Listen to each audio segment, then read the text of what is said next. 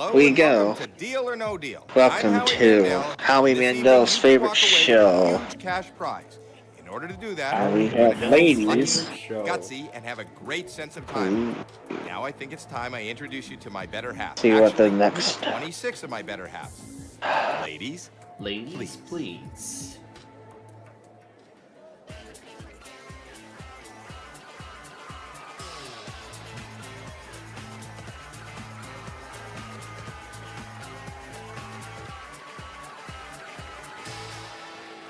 There they are. We don't know what is in each of these. There they are. What color are they? Purple? The biggest prize amount in one of these cases.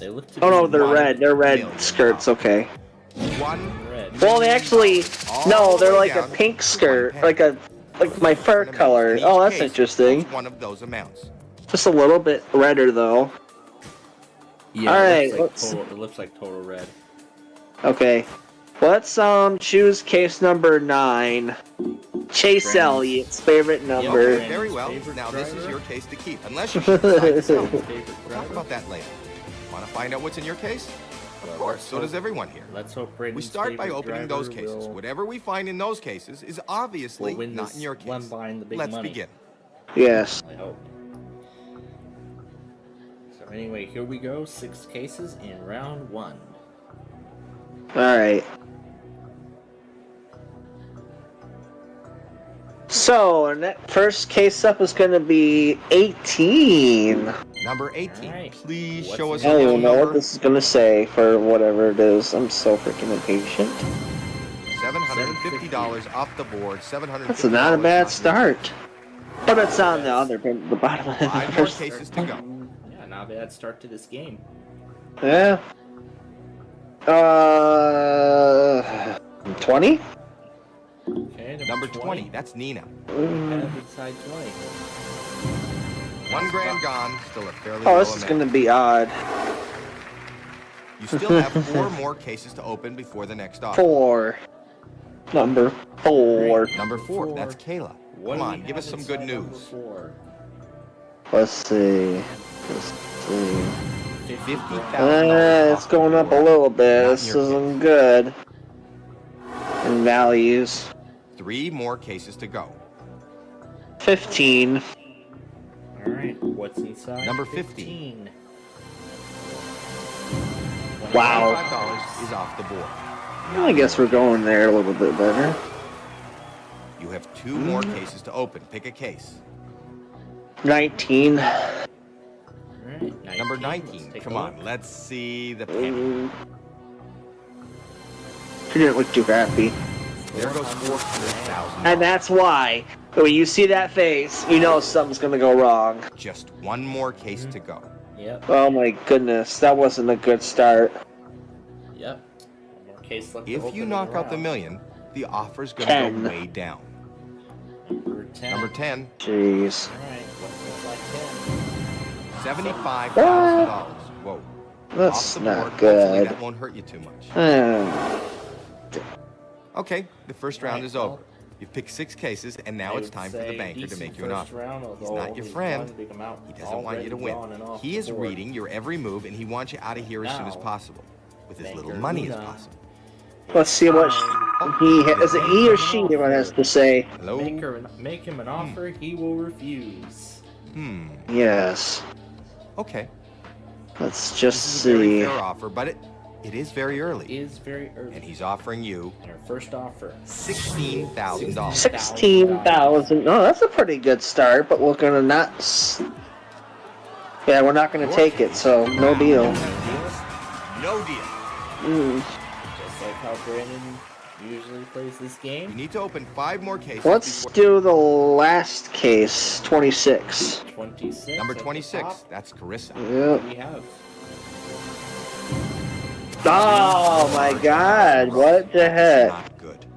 That's gonna go Pick down 4 more now. cases before the next offer. Well, that's if we keep hitting all those big values. 6? $1 million. Number 6. Oh my gosh! There we go. $500 off the board. $500 not in your case. Pick 3 Yeah. more cases before the next offer. Goodness. Yeah. Let's see. If you knock out the 16. million, the offer's good. Number 16. That's Tori. I think I had level 16 get what? That's Oh all right. my gosh. You're still okay. Yeah. Pick This two doesn't more look cases too before the promising next offer. already. Right now. 12? Number 12. Okay, No let's see, huge 12. amounts, please. We're still looking for that penny. $200,000 That'll hurt. Oh my goodness. What did the You hell? still have Curse, one curse, more curse. case So this is only Womp womp. already half of the big amounts are gone. Yeah, 2. 4 huge amounts are still available. Number 2. Two. Number 2. Okay. Oh my god. This- Great. There we go. $200 Now we finally go back on the Good left loading. side of the board. That's weird. That was okay. This is not a Wasn't good. This great, is not not a horrible. good. Not a good. Change Not a the good one. ramification of this round. That Yeesh. bad. Hello, So, Mr. Woo. Baker. half a million was Right. Ona's gonna win this one, 200. isn't he? I'll let them know. Shit. The offer No. went up, and this is a very nice amount of money. Yeah. We're still increased. The offer is Is it gonna be the same with $5,000. 65,000 What? is Moment the of next truth. offer. 65? That's a big jump. Your That's case should have will never still hold happened. $1 million. That should have never happened. Okay, no deal. No The deal. logic is so convoluted. It's just the way this Now you- game was made years ago. 4 Anyway, huge we opened amounts 4 are still cases in available. this next round. Hold on a sec. I gotta reply to somebody's message.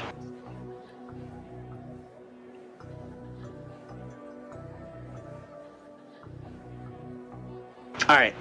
4 cases you said? Let's do the first case, number 17. Okay, Number Oh, 17 Cascade. Let's see what it says.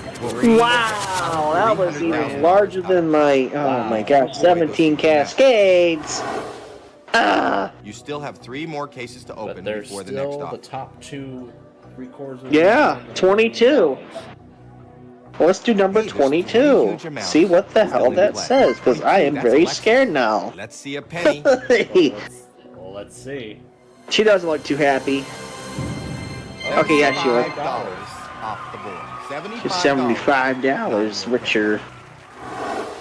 How is that even possible? I get all the Cases to open. Pick a higher case. values knocked off. Hey, 5. there's 3 huge amounts Martin Martin's still in old play. car number. First of all, that's how the cases are. That's how all the amounts are shuffled. They're just randomly placed there. By the Yeah. Number 5. before the start That's of the Nadia. game. All right, Brandon's 5. favorite driver. $10,000. Not bad. Not bad. No, it was just Mark Martin. It was previous car number. At One least, more case oh to go. God, the right side of the board's knocking itself out. Death punches. All right, number 8. $1 million Yeah, we gotta is vote. Yeah, still we number gotta- 8. That's We Jamie. gotta turn our attention to the left-hand side. There we 3 go. small $5. There we go. That's better. Yes, that 5. is That better. was okay. Wasn't great. Not horrible. Let's see what the banker All thinks. What does the banker have to It's say? gonna Oh. not go well. Okay. I'm surprised it's going up after all these tell not him. the high values being knocked off. This is a very nice offer.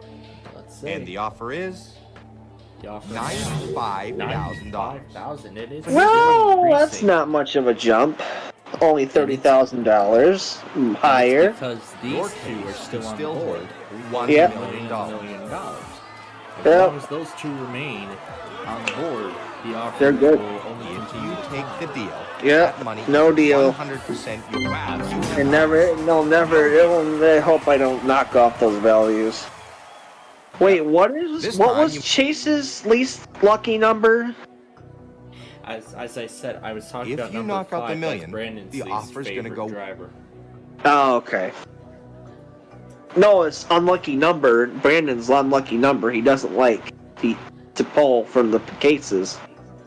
From the cases. Well, that being number 5, which is Okay, so it was number 5. Okay, and then number 7. Yeah, that was the case you picked. Because I know that 7 and 13 are usually unlucky in this game. I can tell you right now, that's usually what happens. Let's choose 7 anyway, see what the heck we have. Number 7. That's okay. canvas. Well, let's see. And that's $1 That's why I hate choosing 7. I'm sorry to say.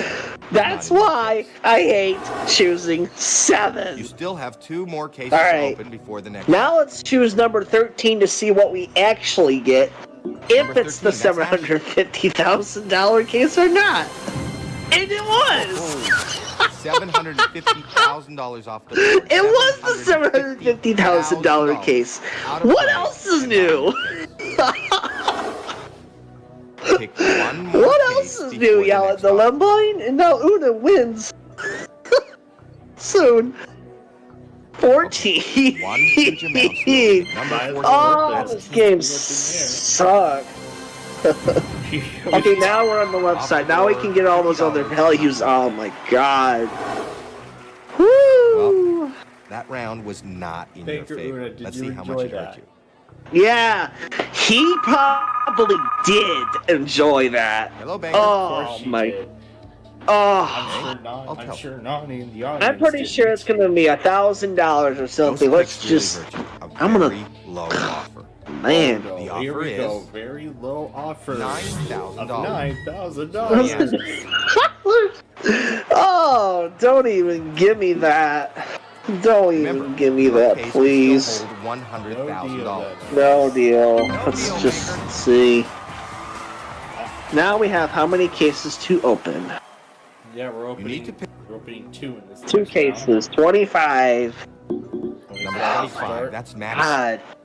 We're not even gonna see 6-figure offers now. $5,000 off the board. Yep. Now it's just $5,000. All right. Now number 1. All on its own on the right hand side. 1. Okay, number 1. Let it be low. See what number 1 says. $100,000 case. It better not be. Very $100. Awesome. Oh, I forgot to turn off. Round. Exactly where you want 'em. Hold on. Yeah, I'm pretty sure. All right, then. Pretty sure it's too late for it being. Hello, Banker. Now because. Yeah. That was so bad. Yeah, the damage has pretty much been done. Considering what's up, Yep. this is a fair offer. Too late. Offer is $12,000. Now it's $12,000. Think about this. My goodness. No deal. Wow. Right. So now No from here on out, we're opening only 1 case at a time. 3. With this round, we start picking number 3. That's Shannon. Your case for this round. Let's see. Good play. $300 off the board. All right, now we're on the left side. Left side, right Good side. round. Good round. Let's see how much it helped. Wait, what did you say? It's not. He said good round, good round. Let's see how much it helped. Hello? Yeah, but it will not do any good for this. Yeah. Depending on how much it works. Okay. After eliminating both offer's the gone top up. amounts This is a good amount of money, from those unlucky but numbers. is it good enough? And he's offering you What terrible luck. $16,000. It's like here's the- increasing by $4,000 each now. No deal. Remember, no deal, Baker. I will say though, we did not get the $100,000 case yet. Only 5 Well, that's cases the only left. good news right now. Yeah. 1,000 is still on the board. 1 out of 5 chance. But let's choose number 23. $100,000. I don't even know if that's going to be the one. Number 23. That's Oh my that's lord. $400. 3 small amounts in a row. Well, now it's a 1 out of 4 chance. I believe Jeez. you're making the banker nervous. That was a great After we round. talk Let's see what he's got to say. Una again. Hello, banker. Oh my god. Okay, I'll tell him. Alright, this is not going to be a good decent amount of money. wait. And the offer is 21,000? $20,000. Oh, 20,000. Okay, it was $1,000 off. No deal. Wow, you have guts. No deal. I feel like we're ending up in a situation where I'm gonna have to get that. You pesky chose penny no- ready. Yeah. Might as well. 11. One huge amount. Please Number don't. 11. That's Jackie. No, yeah, lucky 11, my aching limb by butt. That's about as lucky as you're gonna get, Planfold. Yep, that's Excellent, excellent. That was an incredible round, and there's a lot of money out there. that pesky Let's see penny what is he's got to still say. up there. Oh. The whole freaking time. Hello, Mr. Banker. It's gonna be one of those scenarios. Okay. I'll let them know. Yeah. This, I think, is a decent amount of money. Wow. And he's offering let's see how you decent it is. $30,000. $30,000. No deal. No deal, Banker.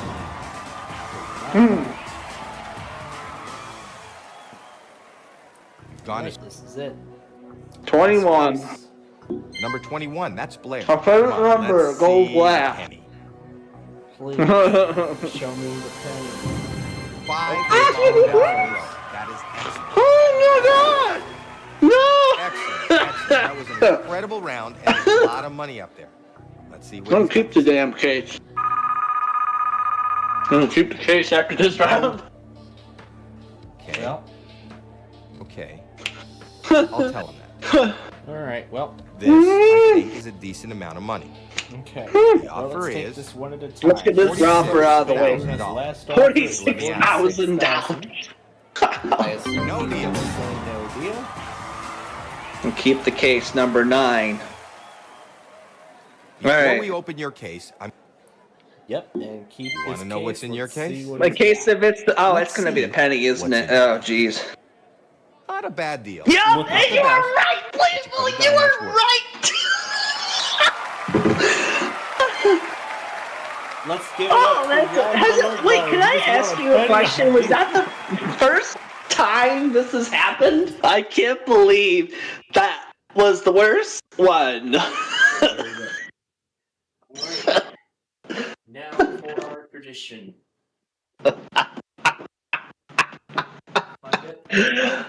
I am publicly humiliated on Plainfield's own stream. And now, ladies and gentlemen, I cannot believe I'm about to say this, but here is... Here it is.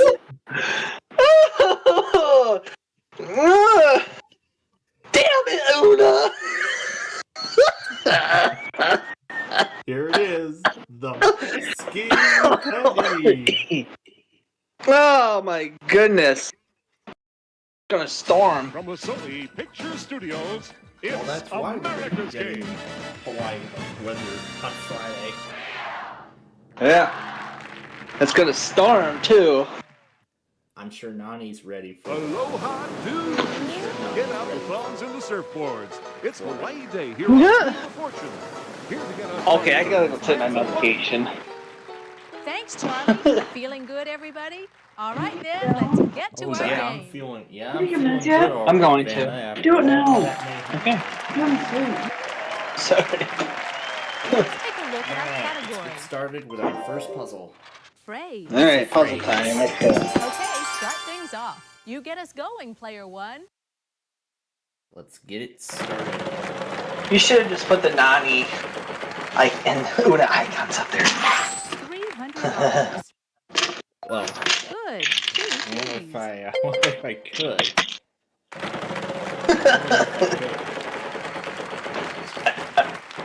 We had them up there for $350. for our random character A single in extravaganza up there. for the Black Friday shows where we Random character extravaganza. I thought we were doing that anymore. symbols, $500. ampersands, and Hands, exclamation point, equal sign. I just can't stop laughing each time I watch these random character Yes, we have two extravaganzas A's again. for you. I mean, the reaction, especially last week. Yes, there's an E. Where In I fact, there filled are up the two whole of them. puzzle board, with nothing but tildes, and There are it was three just the eyes. blue square going across the screen, and that was it. There And that is was an O, everything. just the one. Oh. All the vowels are now gone. And I mean, I have been watching these moments over and over and over. Oh, almost $1,000. A pair of S's. Well, yeah, the $1,000 is the.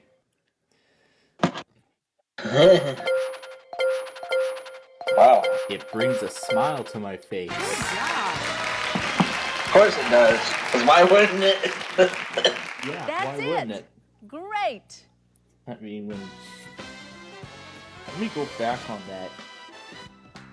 On the Let's see screen how where you're I did all doing those after this characters. round. 7 days ago. You must be a This is wheel watcher, Friday. Player One. You should just name the characters Another Una and round, Nani. another puzzle. Let's check it out. Yeah, where you said about the underscore. We've got a and prize on the wheel this time, Charlie. then I Tell went us to the about it. Star and all that. Vanna White. It's like snow business. It's an all-expense-paid skiing adventure in Alaska. I'm A glad thrilling she's still polar on the getaway show with priced Seacrest at as the new host. $4,150. Yeah. But it doesn't feel the same without Susan. This round, our category is Just kidding. fictional It's characters. fictional characters. Oh! Puzzle. And now This my time, opponents player will 2 get a goes chance to first. play. Okay, here I go. Yep. I'd like to spin the wheel. P2. And Come on, show me the now it's Una's turn. Alright, $600. How about L? There is no L's. Blimey. Yep, no else. Player 3, on to you. I wish there was a Yalek in there, but there's not.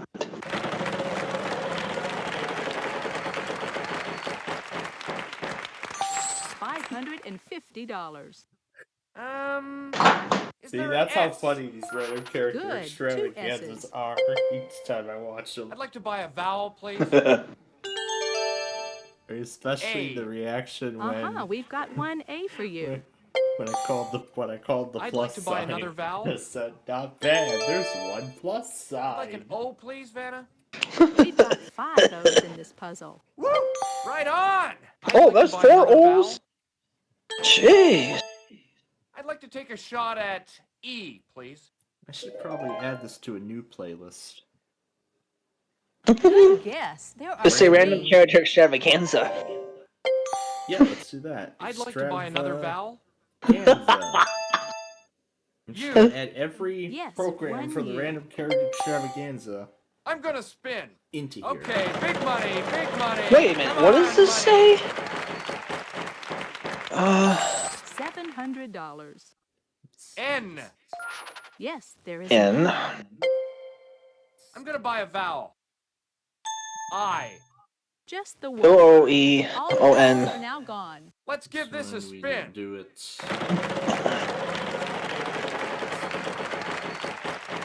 Oh, no. Huh. Ooh, that was so That close. was so close. Bad luck. Bad luck. For who? Third player? Player 1, good luck. With the big bank. Alright. Time to play. Let's see. $550. $550. It's called the C. There are 3 C's. See? And in fact, that actually gave it to me. Cookie Monster and Oscar the Grouch. Hey, well done. Aw. Nice. Both were in Sesame Street. And still are to this day. Congratulations. Outstanding. Wow, I can't believe Sesame Street's still on. I mean, yeah, it's been on forever. Let's see how everybody's doing after this round. Oh yeah, the Oscar the Grouch is the trash can character, isn't he? Player 1, Yeah, what that. can I say? Woohoo. Excellent start. Yeah, Big Bird's still there, Cookie Monster, Elmo, There goes. Bert and It's Ernie. that time again, the jackpot round. Who else? We've got a prize on the wheel this time, The Charlie. Muppets. Tell us about it. Oh. Why not Ask have me a that ball again, playing look into your my favorite eyes. sport? An exciting prize package valued at $8,985. This round, our category is before and It's after. before and after this time. Oh. Player 3, you start us off this time. Okay, here I go. Aw. I'll spin the wheel. Yeah, that's cool.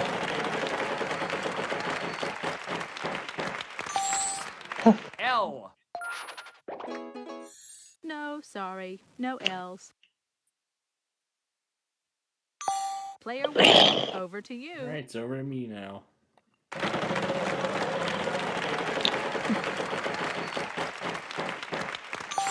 It's the regular cycle. Yeah, duh. T, show us. Of course, it's too early to solve. The jackpot. All right. All you have to do now is solve the puzzle. Well, unfortunately, Van, it's too early to do that. That was only the first letter of this entire puzzle. R. A couple of R's. And I have that prize that I gotta solve the puzzle to win. Oh, stop. That The jackpot express is growing. cycle. $800. You mean the quick cycle? There Yeah, are that's some 2 speakly H's. washers. There we go. And it's by the E now. Yes, there's an E. In fact, there are 2 of them. Okay, how about the O? A pair of O's. Okay, let's buy the A. Just 1 A.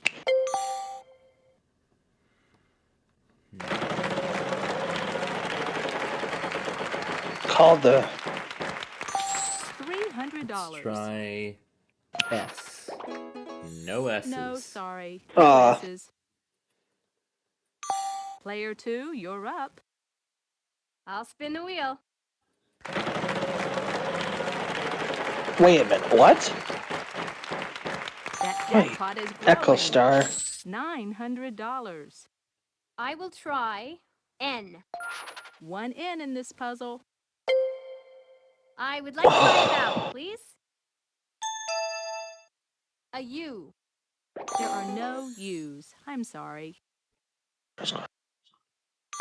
You're up, player 3. I'd like to spin the wheel, please. Okay, come on now. But wait a minute. I'll take a W, please. Yes, there is a W. What?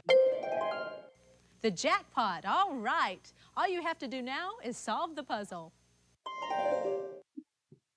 I'd like to spin the wheel, please.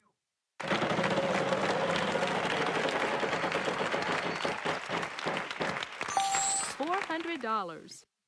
C is in cake. Good. 2 C's. Can I buy a vowel, please? Wait a minute.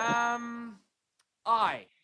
There are 2 I's. That's it for the vowels. That's it I'll for the spin the wheel. vowels.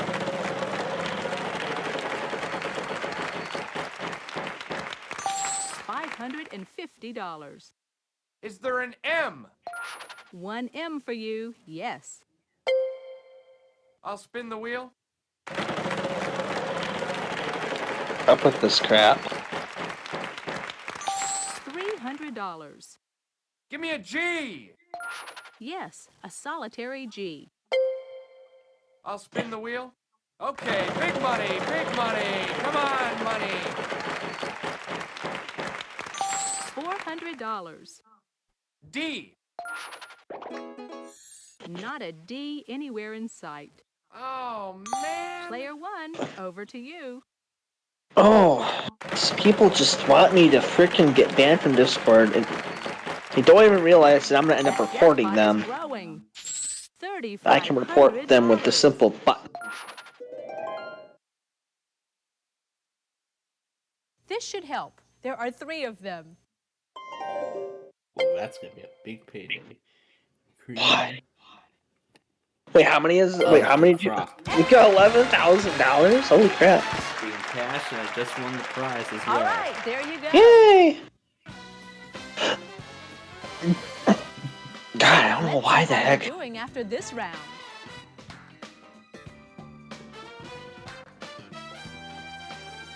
Good job, player 1. You've got the lead.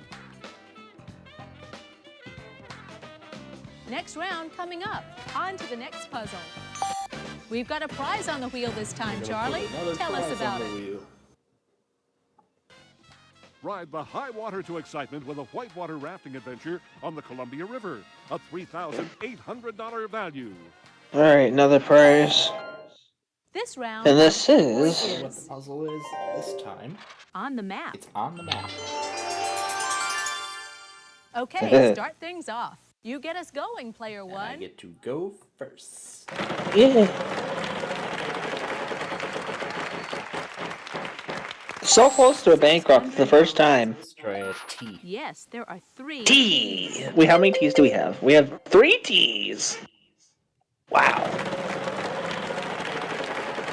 All right. Let's see. $300 for who? Try an R. An R. Sorry, no R's. Aw. It's your turn, player 2. I'd like to spin. Yeah. $800. Well, he's gonna end up making it over a bank. How about L? 1L. L. I know. think it's time to purchase a vowel. I'd like an A, please, Vanna. 2 of them.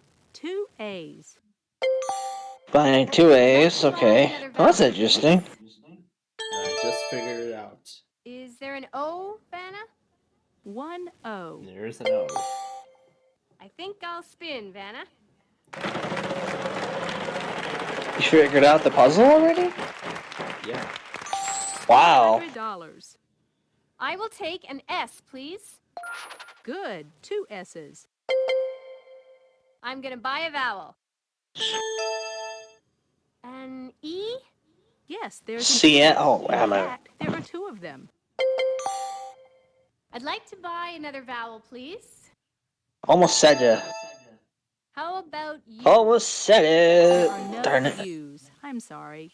And now we can just solve the puzzle. I already know what it is, too. Player 3. I'll Yep. spin. You could just say Grasslands, Jalen County. $550. Vanna, I'll try an N. Well, A I pair don't of think N's that for kind you. of puzzle is in this game's Buy a database. vowel. But you could try to make it, Playfield. You got files. I. 1 Well. I. Show us. All the vowels are now gone. I'd like to spin, please. All right, give me a big one. Thinking to hack the game. $900. Would there be an H? Yes, there is an H. I'd like to spin, please. Yeah.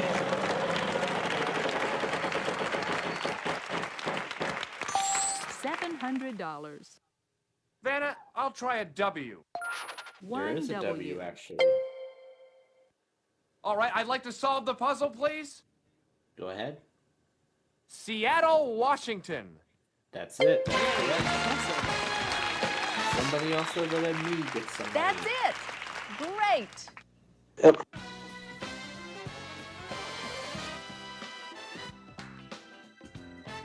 That's the end of this round. Let's take a look at the scores.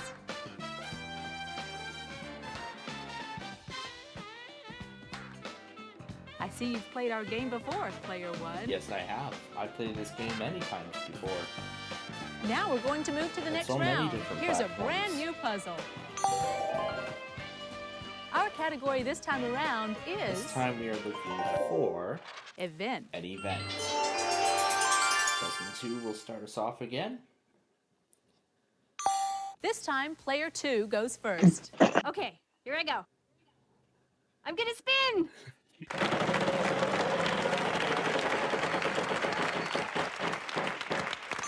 $800. I'll try an L. Not a single L. Player 3, on to you. I'll spin.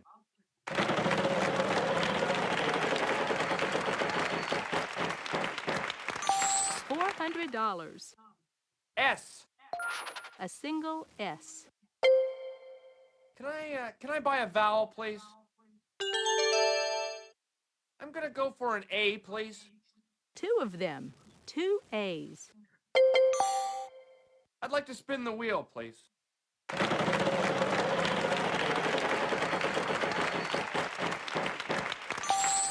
$550.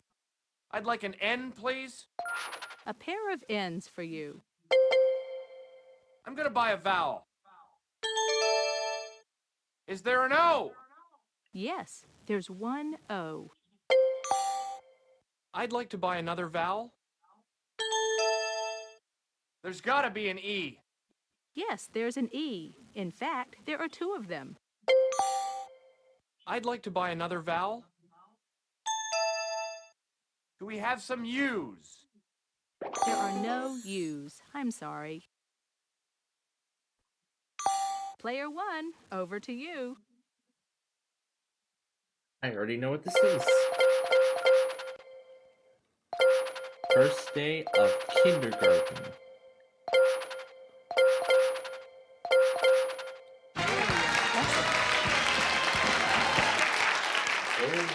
That's it! Great!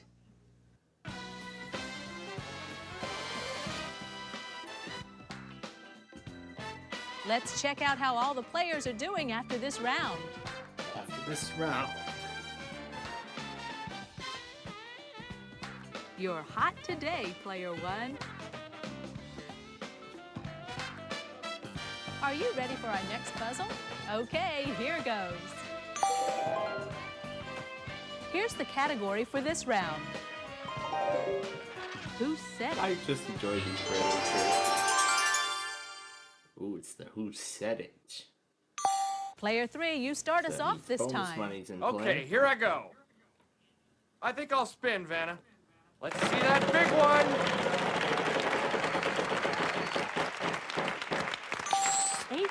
$800. L. There are no L's. Sorry. Oh, man. Player 1, over to you.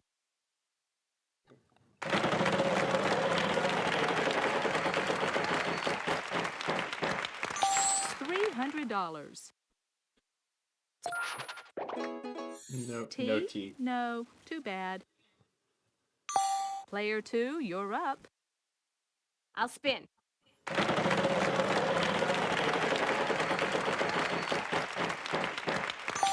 $500.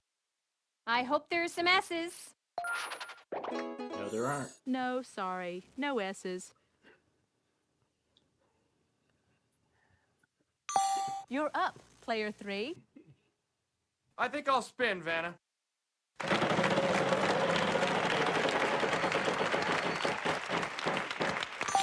$700. I'd like an N, please. There are no N's. Sorry. Oh, man. Player 1, good luck.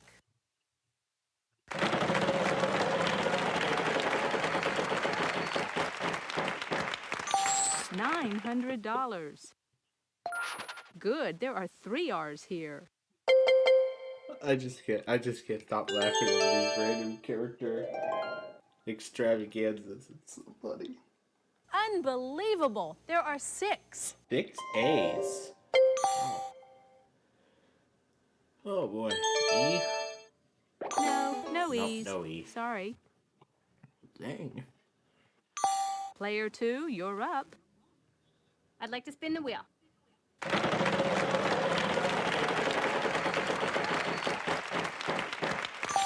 $600. Maybe an H. No H. Sorry. Player 3, on to you. I think I'll spin, Vanna. Come on.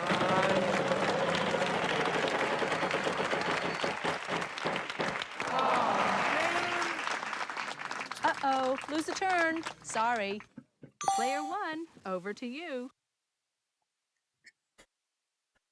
Let's do what I should have done. No O's for you. And there's Sorry. no O. Player 2, you're up. Let's give this baby a spin. Come on.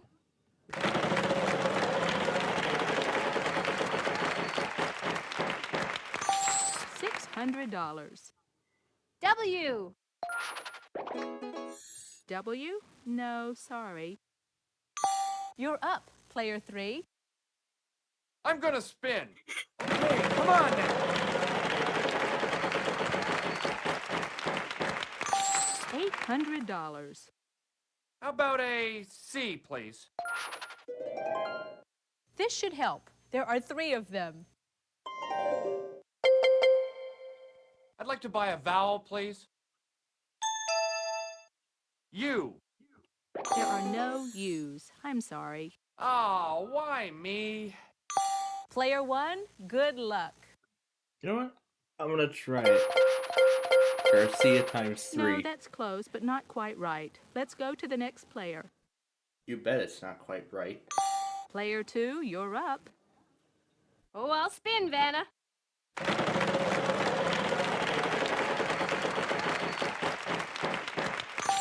$1,000. How about an M as in mom? There are 3 M's here. Woohoo! That I sound love it. means that all I'd like to remaining solve the letters are puzzle. vowels. Marcia, Marcia, Marcia. Hey, well done. All right, there you go. This puzzle has a bonus question. I believe it's answer C. Aw, too bad. You still won the It doesn't round, show though. us who it actually was. What a shame. Let's see how all our players are doing after this round.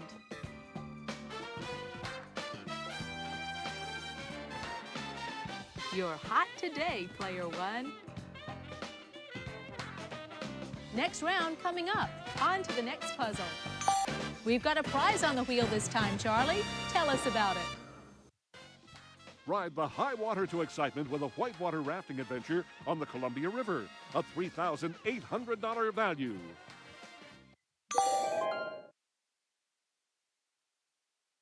For this puzzle, the category is phrase. This time, player 2 goes first. Okay, here I go. I'd like to spin.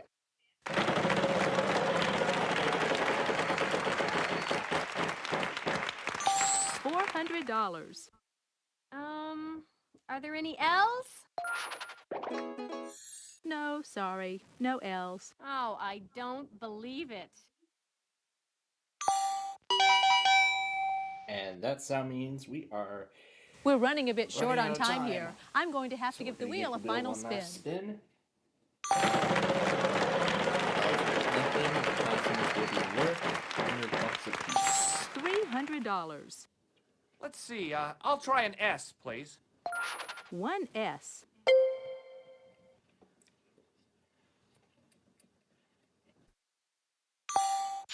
Player 1, over to you. All right, a T. No T. Not a single T. It's your turn, player 2.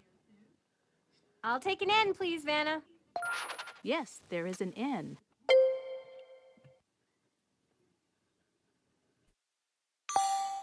You're up, player 3.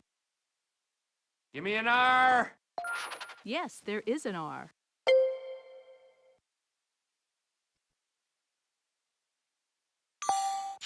Player 1, good luck. M. No, not an M in sight. Player 2, you're up. Is there an H, Vanna? 1H, where is it?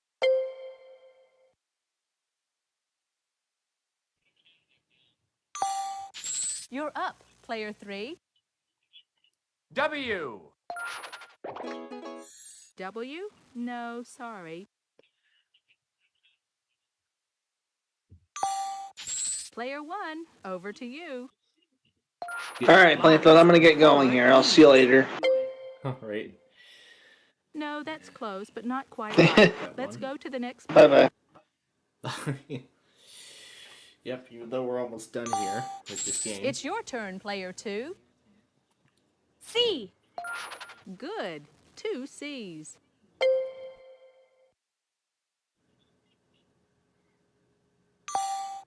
You're up, player 3. G. Not a single G. Player 1, good luck. Let's do the 2 of them. 2 A's. I've reached a decision. Hey, well done.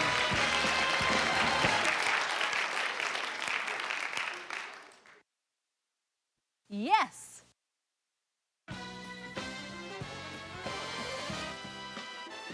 Before we move to the next round, let's check out our cash totals so far.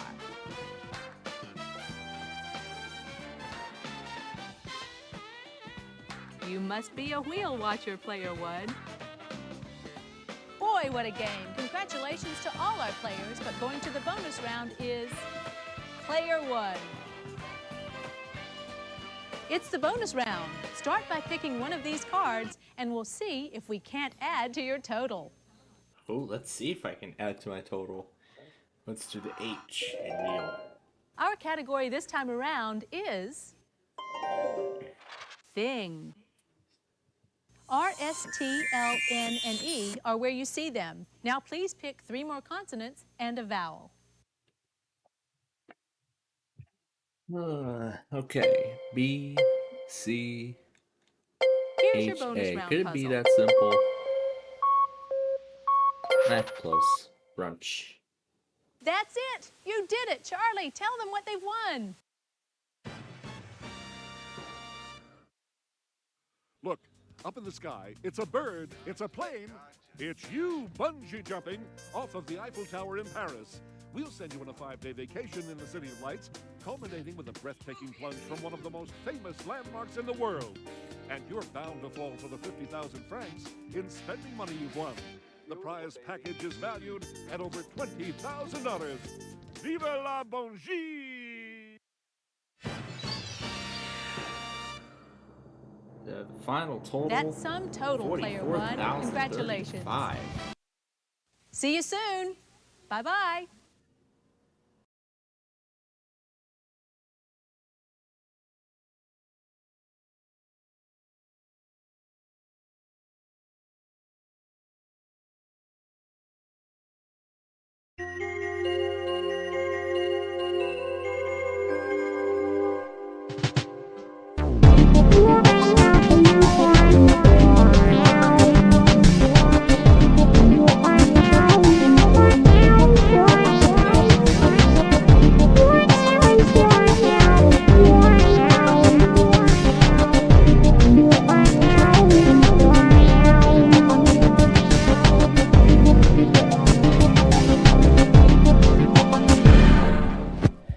So here, this is a Dell Latitude E6540.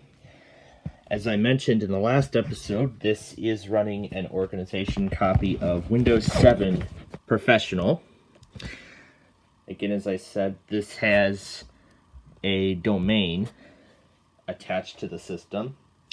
So what we're going to do in this episode is we're going to be restoring this machine back to the way it was when it left the factory.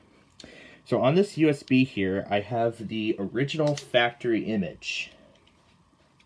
So I have the original factory image on a USB flash drive.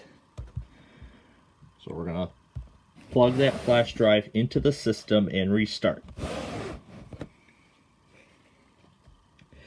Now on many Dell computers, the boot key is F12. There we go, preparing one-time boot menu. You can see there's no support assist OS recovery because this computer is from 2013. So we're going to boot off of the USB. And it says, now it's loading the files. Oh yes, I remember the orbs going along the screen. There is already a difference from a standard installation of Windows. Well, basically, essentially, if you purchase a retail copy, because you don't get this screen, because this is a special screen, so you have to, so it puts my language is, and it translates it into many other languages. So essentially you just click it, and then it's just a standard installation. So if you were to go out and buy a standard copy of Windows 7 and you were to install it, this is the first screen you would see. And pretty much everything just goes as it is. So we're going to go ahead and install. On this particular machine, I actually did use a Dell recovery USB, and it was right after I hit install now where it was stuck for like about maybe like a minute up to 2 minutes, I believe. I think it was either like 1 minute, maybe up to 5. And during that time, it was actually in the process of formatting the hard drive. As soon as that happened, though, as soon as it got to the either the license agreement, like here, or where do you want to install Windows, right where it got to that, it went to a support assist recovery screen saying that your system has having trouble starting and your system is being scanned to see if there's any hardware problems. And then as soon as I aborted the test, then it just shut down. Oh, getting Windows ready. Ah, yes, a really outdated system. And yes, this is the media from Dell, Windows 7 Professional Service Pack 1. We had to accept the terms. We cannot upgrade because we are not within Windows. In fact, we are going to be deleting this partition. So this is a 500 gig hard drive. I can already tell. So this here is the organization installation of Windows 7, and then this is the system reserved probably for the recovery. So what we're going to do is we're going to delete this partition. And there we go. All of the organization stuff is gone. So we're going to go ahead and OK to erase that partition. And now we have the full partition free. And off we go.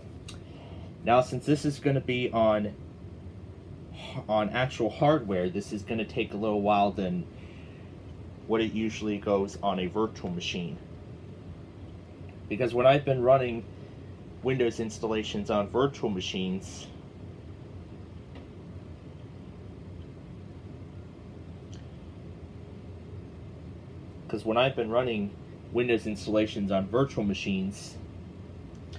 they did not take as long, and it looks like this may be the same story here. I mean, we're already at like 8%.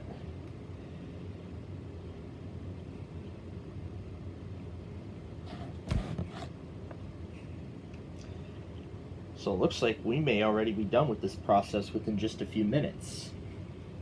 But here's that Inspiron again from the last episode. Yes, again, I showed off how depleted the battery is. It's very, very depleted. I mean, it's so depleted that the battery won't even hold a charge anymore. And it does make sense, too, because the last time I used it was back in, I think, like a few months after I got my new laptop. That's where, you know, I was just using it and then it just suddenly shut off, and then it was just doing a whole color pattern like thing, and every so often just beeping and stuff like that. It was just terrible. And in fact, it had been doing that for over a week. Well, actually about a week it had been doing that, and then when we were in touch with Dell support, it just suddenly started working again. It actually decided to load Windows.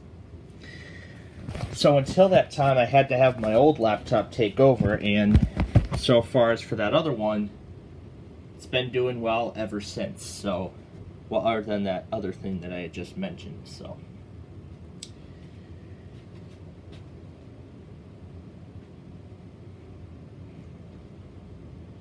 This is going a lot quicker than I thought. I mean, we're already halfway through with the copying files stage of the setup.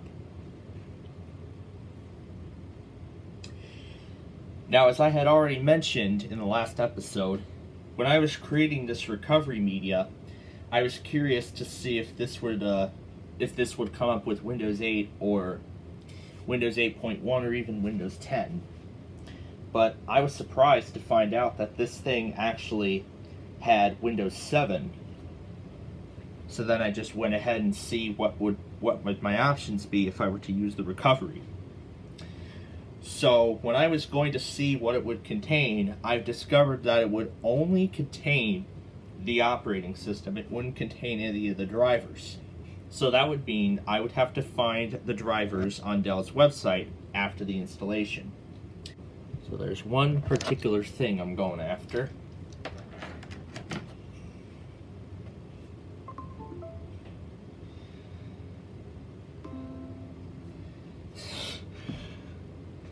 There's a lot of old stuff in here. Select to choose what happens with removable drives.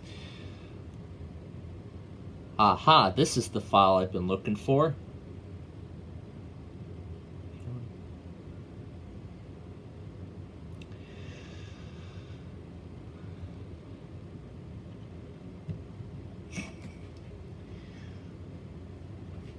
Well, I guess I could call this a Dellosaurus 2.0, and I can't even copy this file.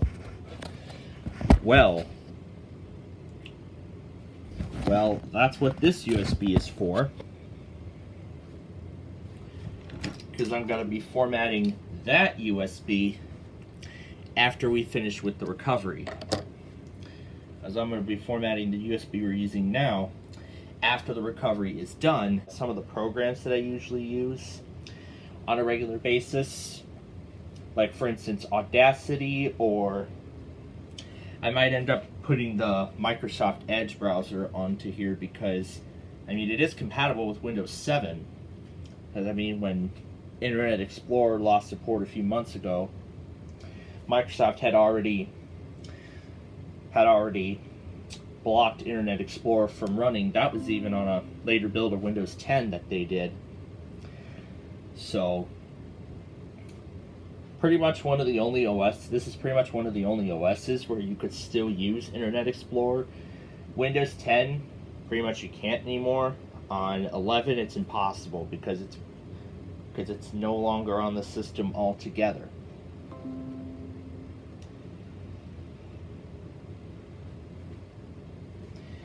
Turn on virus protection. That's because Kaspersky is really out of date. I mean, it's running on databases from like 2021, which is a couple years out of date. Alright, now it is ready for the reboot. So now it's ready to restart.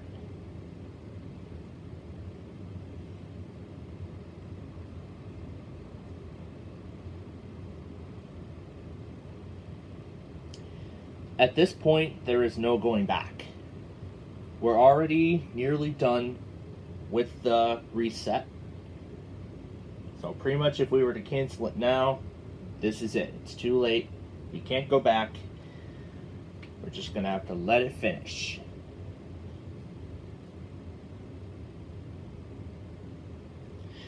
So then again, as I said earlier, I'll have to supply the drivers after the installation. So now it's adjusting the display. And it's ready to wrap up. Because even if we were to try and cancel it, it would say cannot be canceled at this point, as it could leave in an unusable state. Yeah, that's right, because even if you try to cancel it, it would say installation of Windows is not fully completed, you must restart installation. So essentially it's like a do-over kind of thing.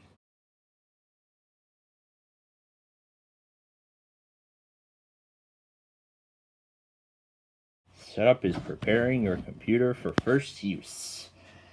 Well, this is actually going to be the first official use by me of this particular machine, however.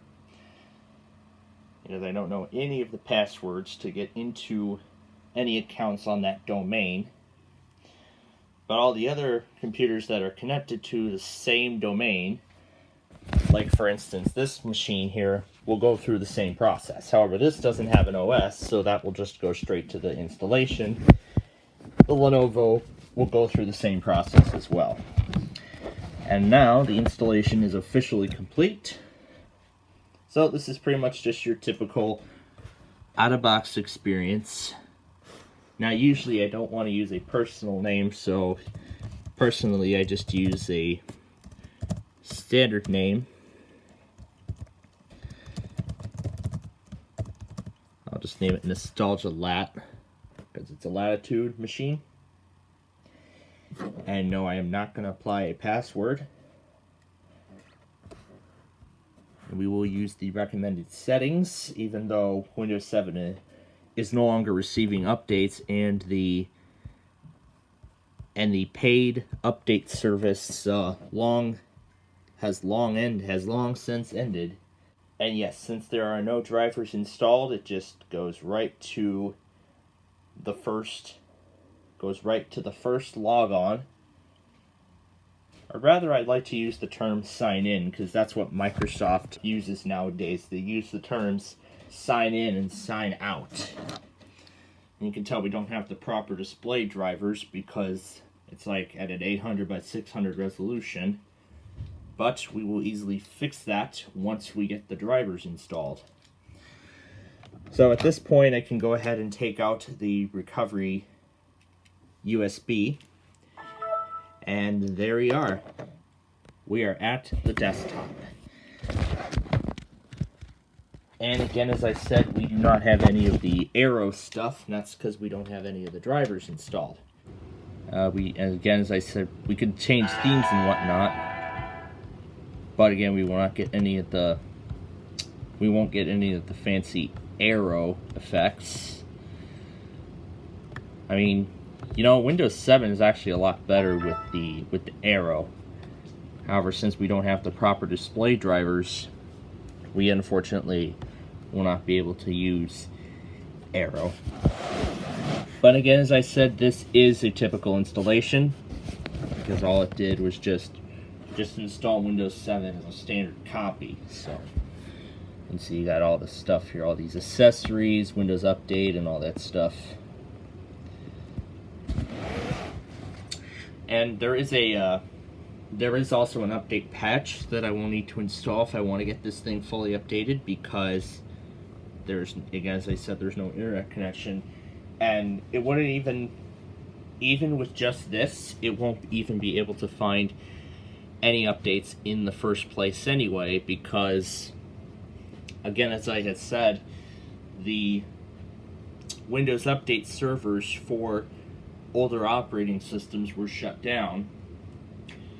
It was most likely sometime after Microsoft ended support for Windows 7. Well, now the good part about this is now we can actually get into Windows.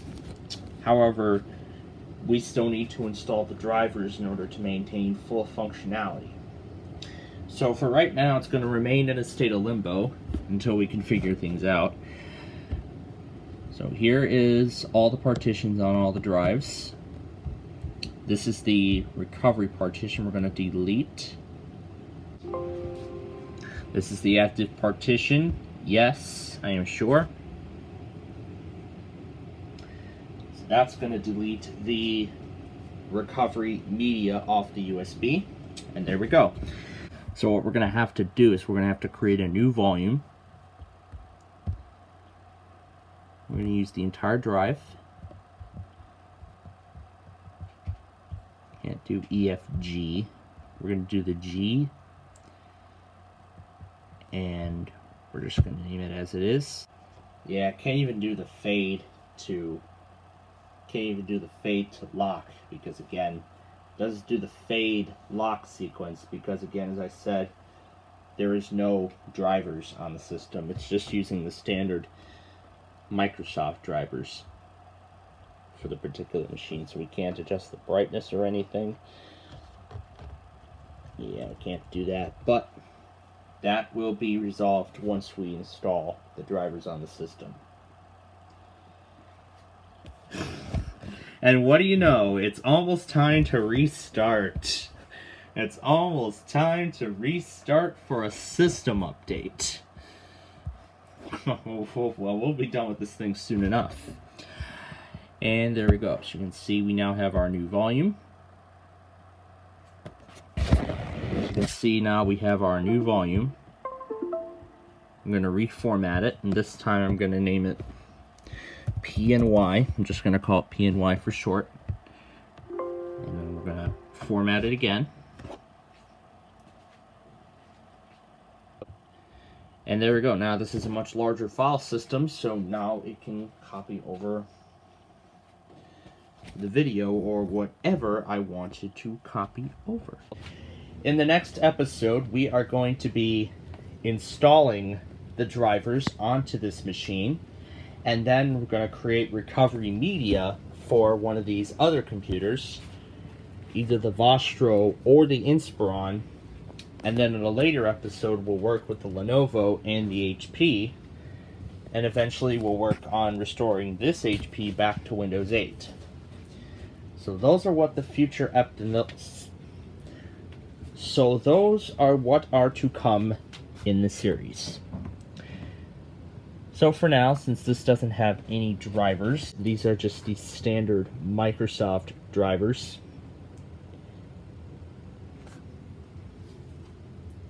So as soon as I get the drivers installed, then I'll start installing some commonly used programs that I use on my regular computer in my office onto this machine. More particularly, let's see if I can put Office on there, VLC, Audacity, and a lot of other programs, and maybe an antivirus too as well. But that will be for a later time. So until then, this has been Nostalgia Paradise. Thank you for watching, and we will see you in the next episode.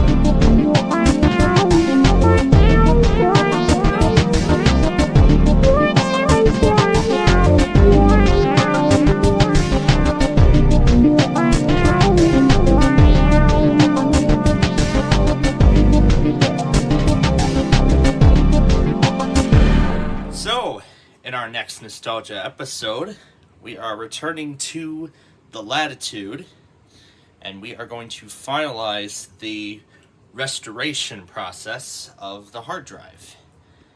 Again, where we last left it, there are no drivers on the system. So that's what we're going to be doing in this episode, plus beginning the restoration process, sort of, on another computer. But again, like you saw in the last episode, the HP is now upstairs in my office. Which so far we've had no luck getting no weather radio stream started on there. But maybe we'll see if something like the Latitude can do better. If I decide to do so with this thing, if it is capable, then I'll have to upgrade this thing to Windows 10. Maybe I'll see if I can do the LTSB, which will provide updates for several more years. But what we're going to be doing in this episode is we're going to be installing all the drivers. So again, we don't have a proper display driver, we don't have the Wi-Fi card, but on this flash drive here is all of the applications for all the drivers. So we're going to go ahead and install them all one by one. And I know I have several that are like duplicates. So I'll just ignore the duplicate files. So we're going to start with the audio card. Yes, user account control, can't get enough of it. And while this is going, if we go into device manager,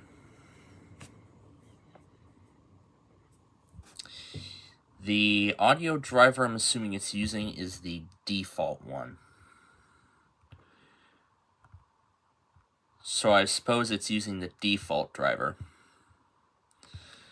And the display adapter is the default one. So everything is default. Realtek HD codec. That is what we are going to install.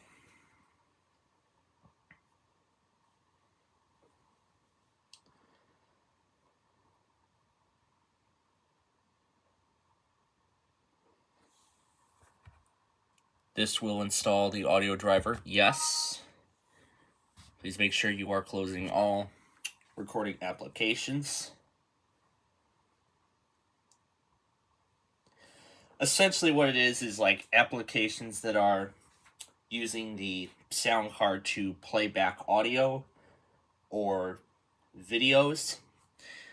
Like what I'm talking about is, you know, Windows Media Player, VLC Player, if it could be something like whatever website you're on that's outputting audio, it's talking about that. Closing that, because what it's going to do is it's going to cut off the audio while the new driver is being installed.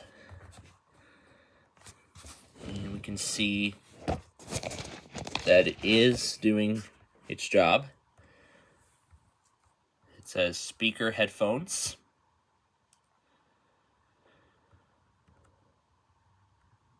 We have no sound, but that's perfectly normal. That's the installation progress. The Dell backup and recovery tool. Network framework 4 is required, so we'll install that too. Oh, it looks like it wants to try to load the website in the up in Internet Explorer. Which reminds me, let's install the network driver next. So let's see, there's an A12. Let's install this one. So the Ethernet network driver, let's install that. Current version, not install, new version. Do you want to continue? Yes.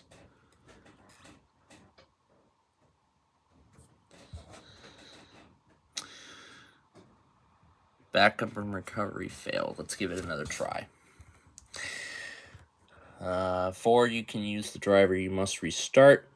I'm going to tell it no. We are not going to restart. Yes, it says successful, but now restart is required. All right. We should be able to connect to the internet now.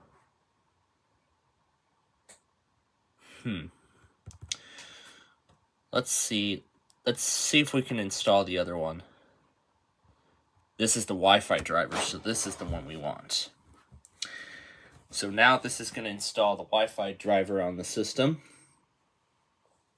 So now this will allow us to wirelessly connect to the internet, and we can finish downloading programs and stuff like that. And what's even better is that we will be able to update Windows. Yes, even though people don't even read the terms and conditions and support and stuff like that. So there we go. We're going to see that menu change.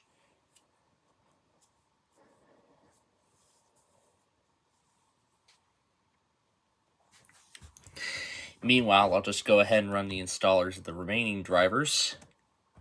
And if there are any duplicates, I'll delete those. Success.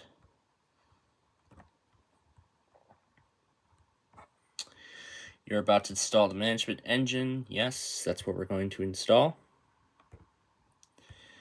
Accept it, and we're going to install it. We're going to give the, we're going to try the Dell backup and recovery tool again. Oh, that's right, it needs network 4. So let's connect it to the internet.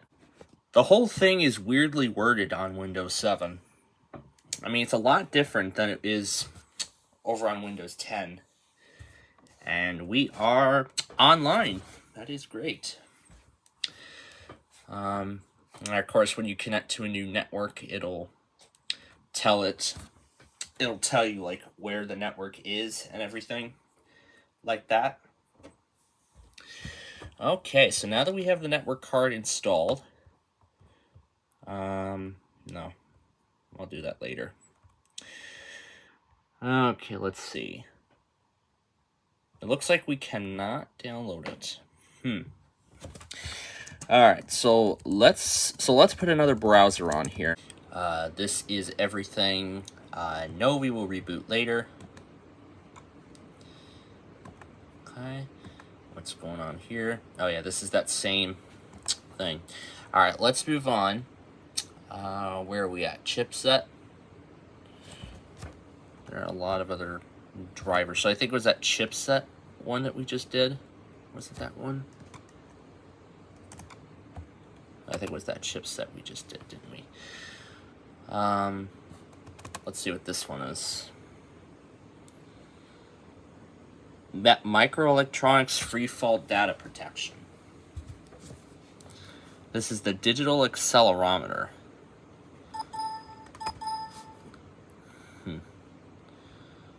Alright, next.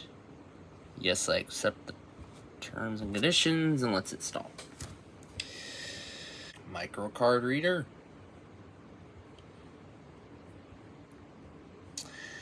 And I see the Dell audio program already. Let's go ahead and just get the display driver taken care of.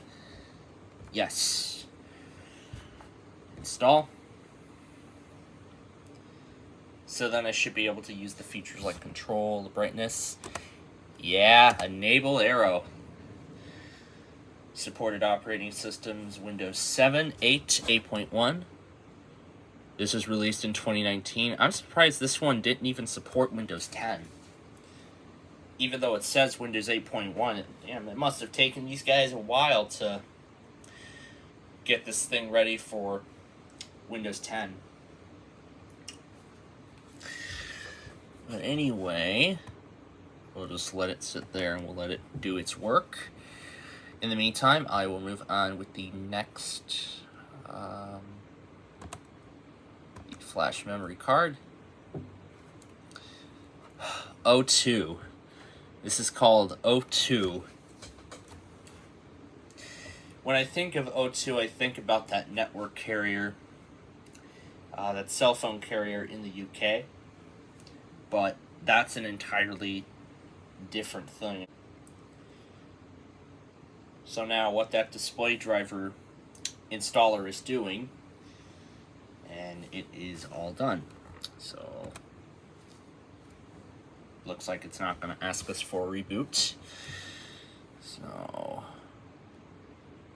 we're going to install the DDP protected workspace driver next. And just thinking about it, it's too bad that Windows 10 does not have those arrow effects. This is about the Dell protection tool and Windows 7. We're going to go ahead and create. Okay. And this is the folder. Let's install it. Invisiga setup. Alright, so now it's installing. And Dell Command Update is the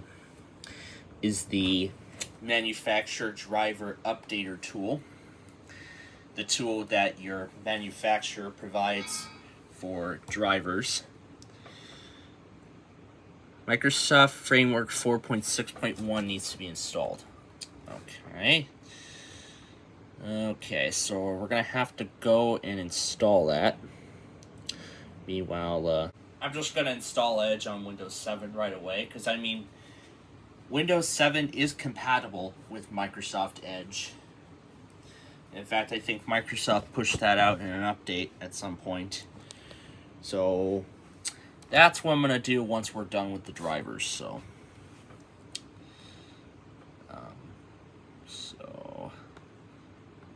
I'm not sure if that's the install driver. That's the end of the memory card, so we'll just hit finish. Again, we'll need to restart for everything. Dell Protected Workspace. Now, I mean, this is true because all of this is... you must restart the system. We're going to do that later.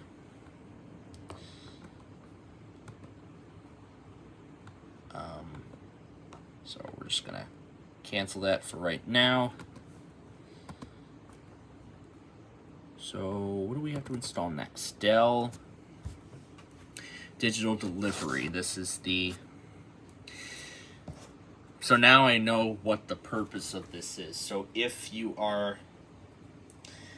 So like if you're migrating to a different computer, or if you had to reinstall Windows, you could re-download applications that you have purchased from that tool. And this requires 4.5. That is great. So I'm gonna delete the ones that have been done, and then I'll finish the process later. So next is the touchpad driver. And this E6540A27 is a BIOS update. And it says it's supposed to update it to A27, but I want to see what BIOS this is running. This is A27, and oh, it looks like it's already running .NET Framework for me. Nice. This is running A24, which is from 2018, so yeah, pretty outdated BIOS. Now, I'm going to run that last, because it might just end up restarting the... It's probably going to end up restarting the machine.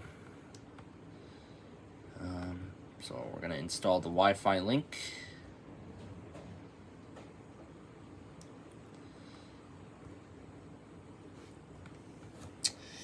Now, the display driver does not work at the moment. However, it will take effect when we restart.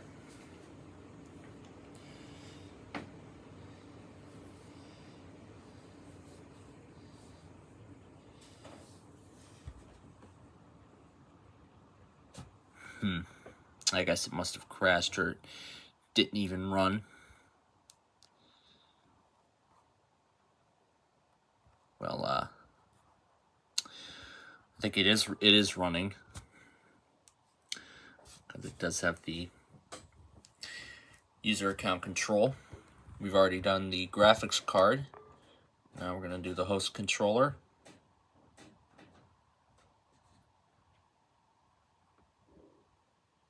So I think it's installing the Wi-Fi link in the background. Yes, I accept the terms. This is for Windows 7. So now we'll let the driver install. And this is an Ethernet controller driver.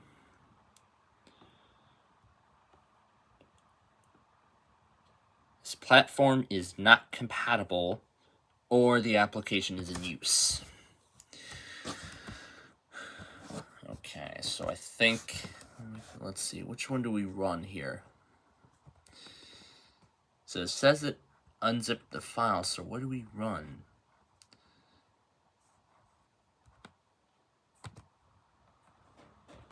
Well, that's because we're going to wait to restart. Alright, so this is the 0 minutes. I find that weird. So, yeah, I think this is part of the update process. So,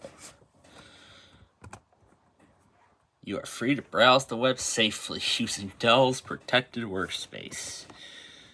And that's what we're going to continue with a little bit later on here. So what do we do? Do we like launch a security catalog?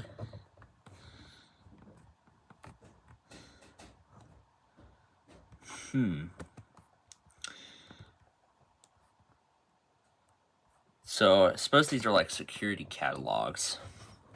Okay. All right. So next we have to install the network application. And I think we already did the network driver. This is ProSet Wireless. Great, the Inspiron just rebooted. Oh boy. Now we'll see what that does. Alright, accept the terms. I guess it must, I guess that must wait before continuing any further. Alright, the serial driver. This is rapid storage technology, and we'll do the system utilities as well. That should be the last of them. The rapid storage requires network 4.5, which is already being installed. Accept the terms, install.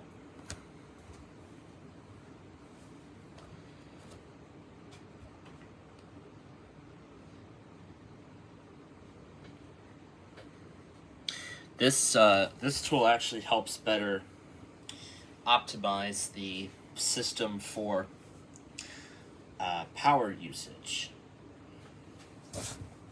That's what this tool does. So maybe we'll need to restart before we can try these again. Alright, that's installed. And now let's try this again. So we have the ProSet. So we have the ProSet wireless card. We have all the Intel management. We got the Dell Command Power Manager and Workspace. Okay, that's all installed. And now we are going to finish by installing the BIOS. This is Dell Data Security. This also requires Framework 4.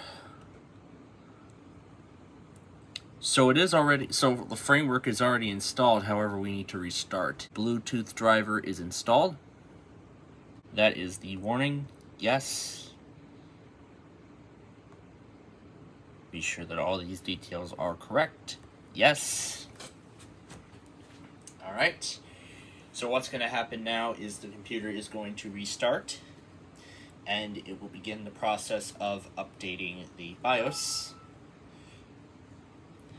And in addition, this will also configure the drivers.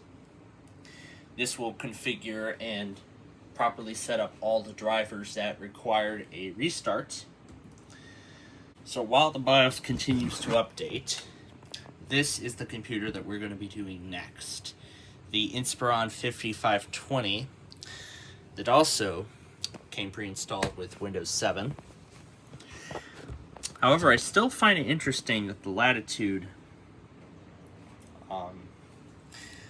has the Windows 10 or 8 logo, even though this is Windows 7 pre-installed. So again, as I mentioned, I believe that when Dell manufactured this, they pre-installed Windows 7, but then I believe the user had the option to upgrade to Windows 8 or 8.1, I think it was. But I mean, it is compatible with Windows 10. If it is compatible with Windows 10, then I might just end up upgrading this to Windows 10. And I'll see if I can upgrade it to that tiny release of 11. And if I can, then I will. Which probably I will not be able to. This is just like the BIOS update on my two main computers. So that the only difference is the logo. And the update is successful. I might just end up upgrading this to 10 and then leave the next computer we'll be doing on Windows 7, because when I was looking at that on Dell's website, it says it's not compatible with Windows 10, but that's alright. This thing does support 10, so I might end up upgrading this to 10 and then leave the Inspiron on 7. But I'll see what I can get installed on it. And as we can see, now we have the proper display drivers. So now we have a much bigger screen. We're not able to lower the brightness just yet.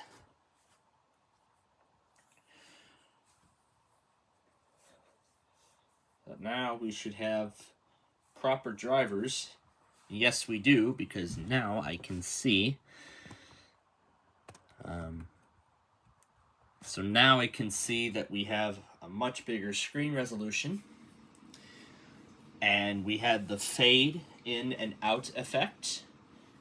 However, it was just doing the system assessment after installing the drivers. And there we go. Windows 7 in its true glory. Just amazing. Well, let's take a look at the Dell Audio program, see what that's about. That's the security warning before executing. And are we able to control the brightness? Yes, we are. I see the Dell Audio program. That's good news. And yes, this has the Max Audio Pro.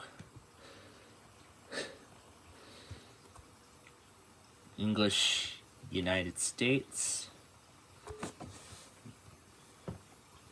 So now .NET Framework 4 should be properly configured.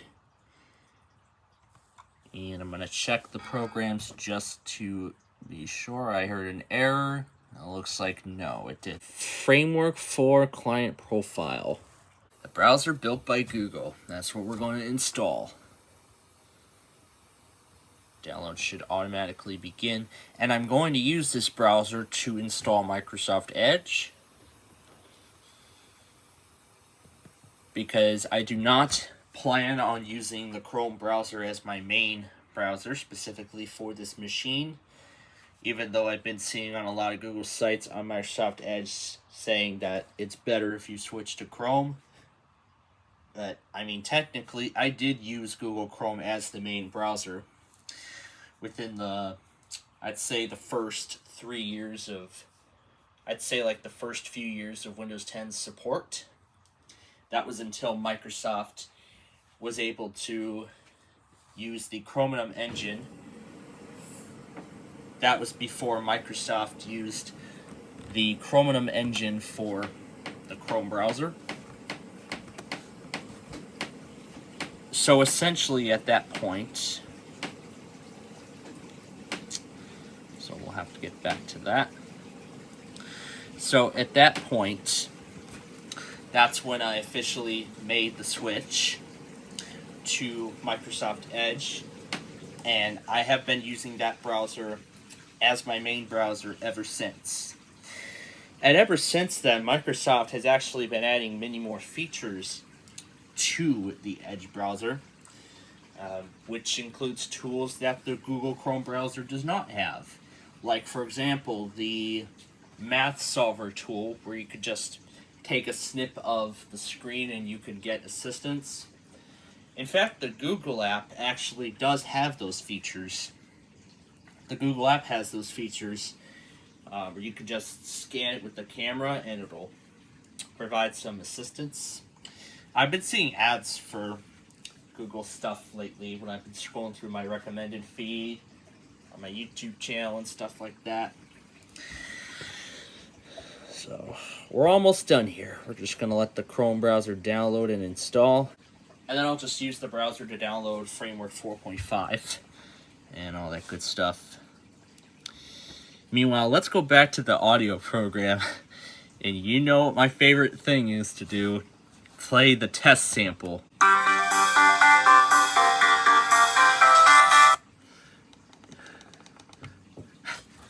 I really enjoy the test sample. I could just play with it all day if I wanted to.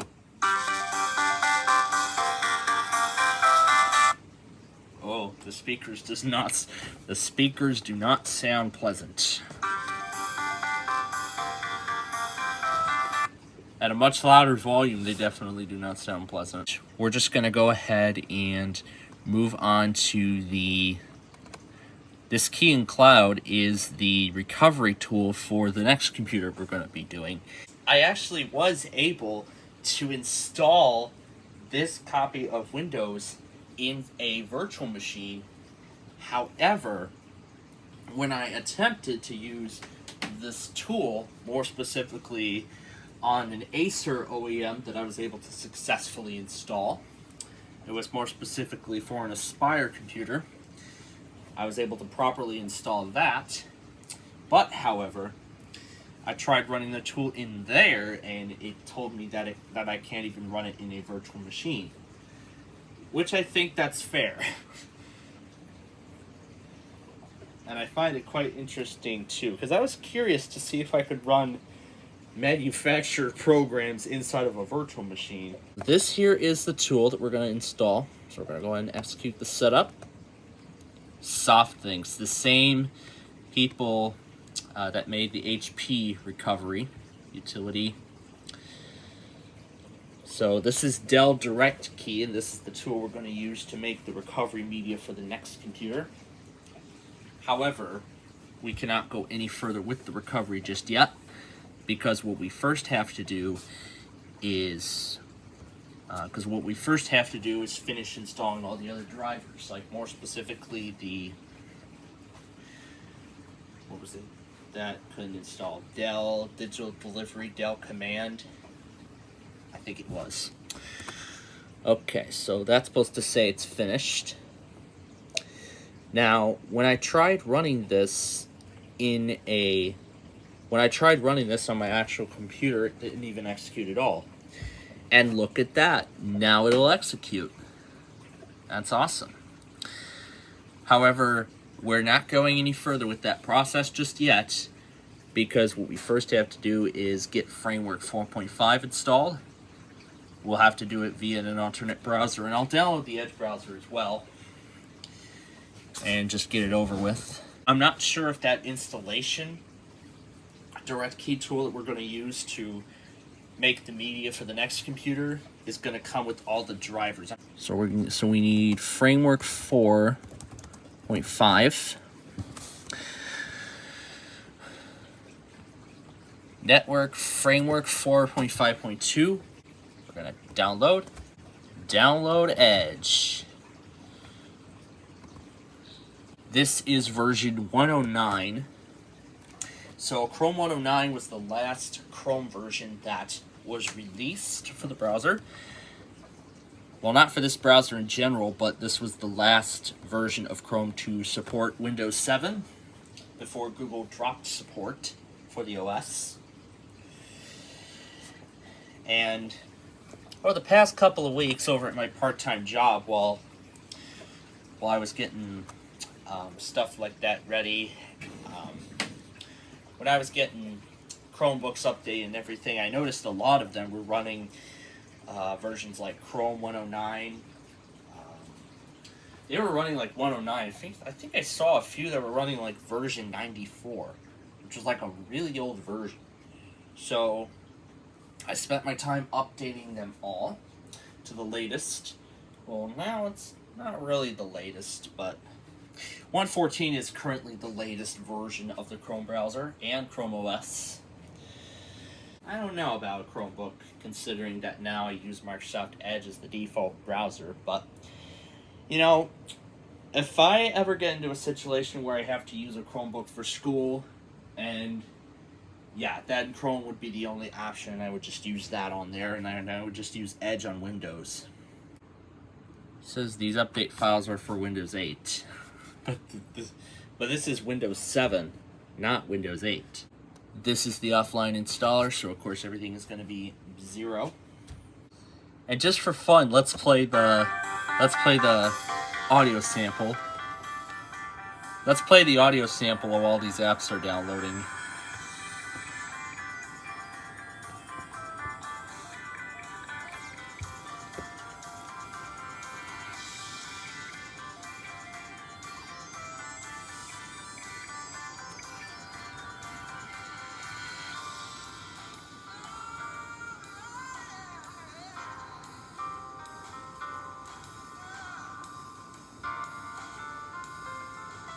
It's like a mixture of jazz and such.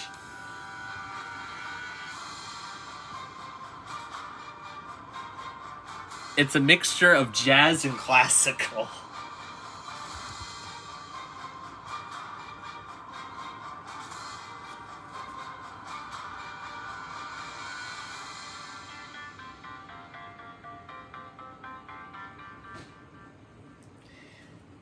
You know, ever since I first discovered that program, I would always go after the audio sample. I wonder if I could find the MP3 of the audio sample anywhere. Let's see if I could find it. Where will we go? Program files. Okay, waves. This is all of its files. I guess not. Let's see if it's in Dell. Command Power Manager. No, it's not there. It's not even going to be in the x86 either. The backup and recovery tool, that's what we were going to try and install. But we never got a chance to do so. Alright. So, we have Edge. We no longer need Chrome. Now that Edge is doing all the work. Google Chrome. That's the one we want to remove. Let's just play the audio sample again. I'll just set it right there and let it play in the background.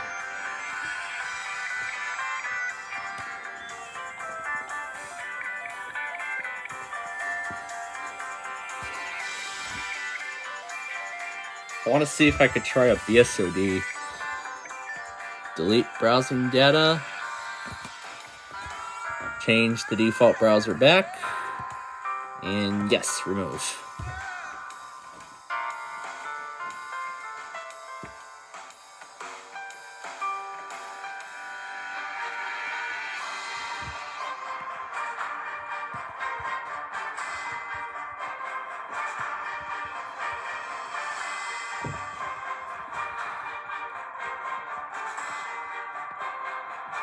The uninstall survey actually loads. No, Edge is going to be the default. You just uninstalled Chrome. We're sorry to see you go. Please help us improve by filling out this short survey. What is your primary reason for uninstalling? Neither of those. Here's the reason why. We're switching to Microsoft Edge. No, I don't want data from... Not going to sign in. Yes, go ahead. Make it more useful. Microsoft Edge is no longer supported on this version of Windows. Upgrade to Windows 10 or later to get regular feature and security updates. Yeah, so I see even Microsoft pulled the plug on support on Edge on this specific version. Oh well, at least it's decent enough. I'll see if I can upgrade to LTSB. The same message is coming up twice. What version is this? So this is also 109. So this version of Edge is also 109. So that's the last version of Edge that is also supported. What were we going to try and install previously? Oh yeah, the backup and recovery, I think that was. What else? Digital delivery? Yeah, I think it said backup and recovery was unsuccessful. Were we also going to install... Oh yeah, Dell Digital Delivery.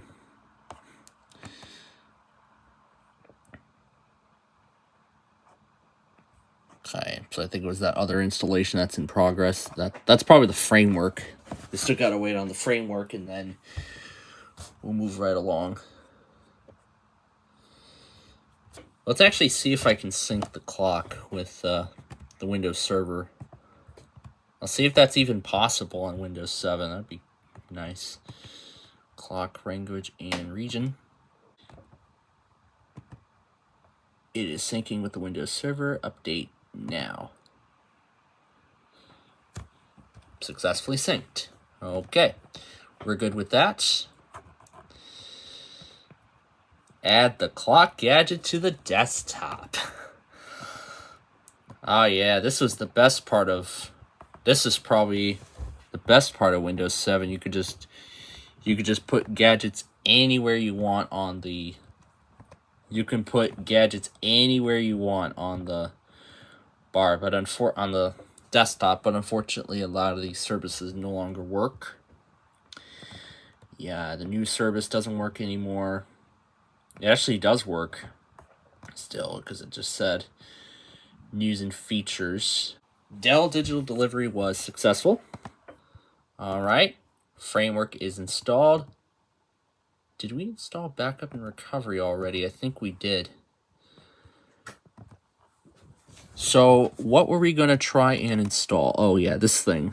This is what we were going to try and install. So I'm not going to be installing any Windows updates for this specific episode, but I will be doing that with the recovery of the Inspiron, which we will be doing in the next episode. Okay, so we've got this machine substantially updated. This page cannot be displayed. That is wonderful. But anyway, so we've got this thing substantially set up. We have all the drivers, well, nearly all the drivers and original software installed, so that's great news.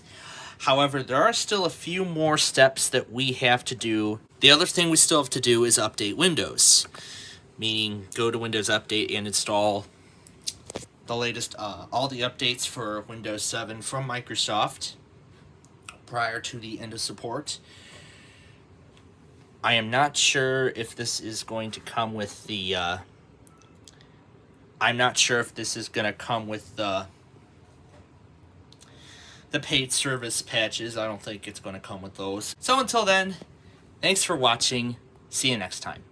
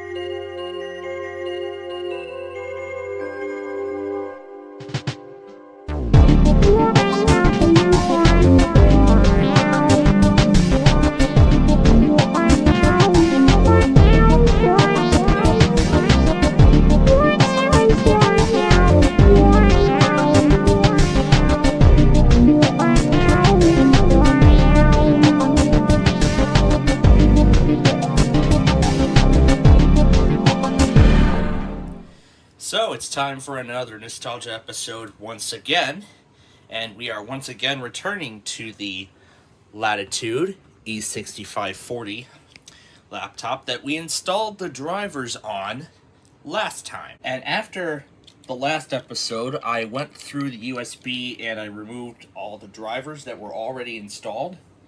So then all that's left are the pieces of software that have not been installed. And what we also did not get to last time was updating Windows. So we're going to go into Windows Update. And Dell Backup is finalizing the installation. And yep, there are the updates that we did not install last time. So we are going to go ahead and we're going to install them. These optional ones are from 2019. So it was a year prior to Windows 7's end of support. So it's about 90 updates in all. So we're going to go ahead and begin the installation of them. So those updates are going. We'll go ahead and close that out and just let it do its job. We'll skip the scanning because I'm going to do something different with it. The backup and recovery application actually did successfully install. As you can see right now, it is finishing up its process. So I'm going to delete it.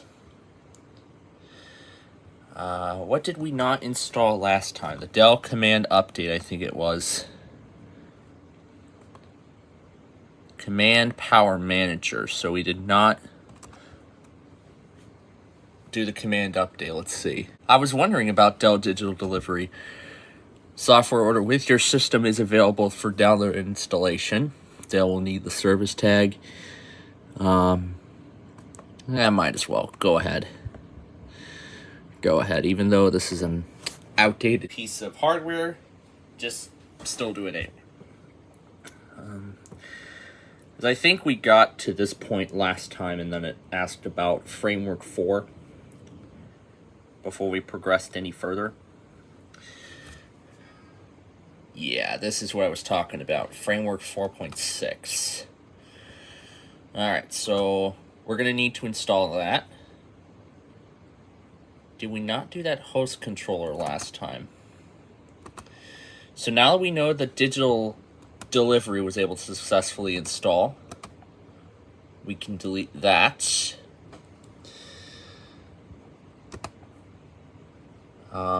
We got to get Framework 4.6 installed first.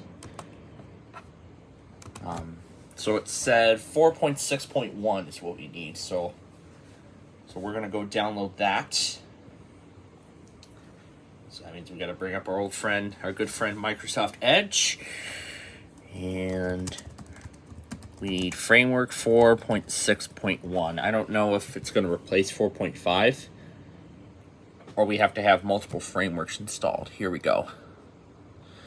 Here we are. .NET Framework 4.6.1. But what we're also going to be focusing on in this episode is the restoration of the Dell Inspiron 5520, which does not have an operating system installed since the hard drive was wiped.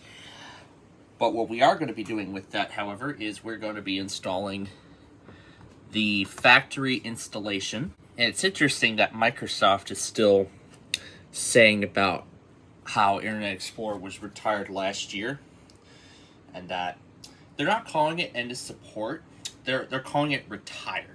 So pretty much depending on what version of Windows you have, it'll determine whether you're still able to use Internet Explorer or not. So like, let's say you have Windows 8 and the only browser that came with it is Internet Explorer.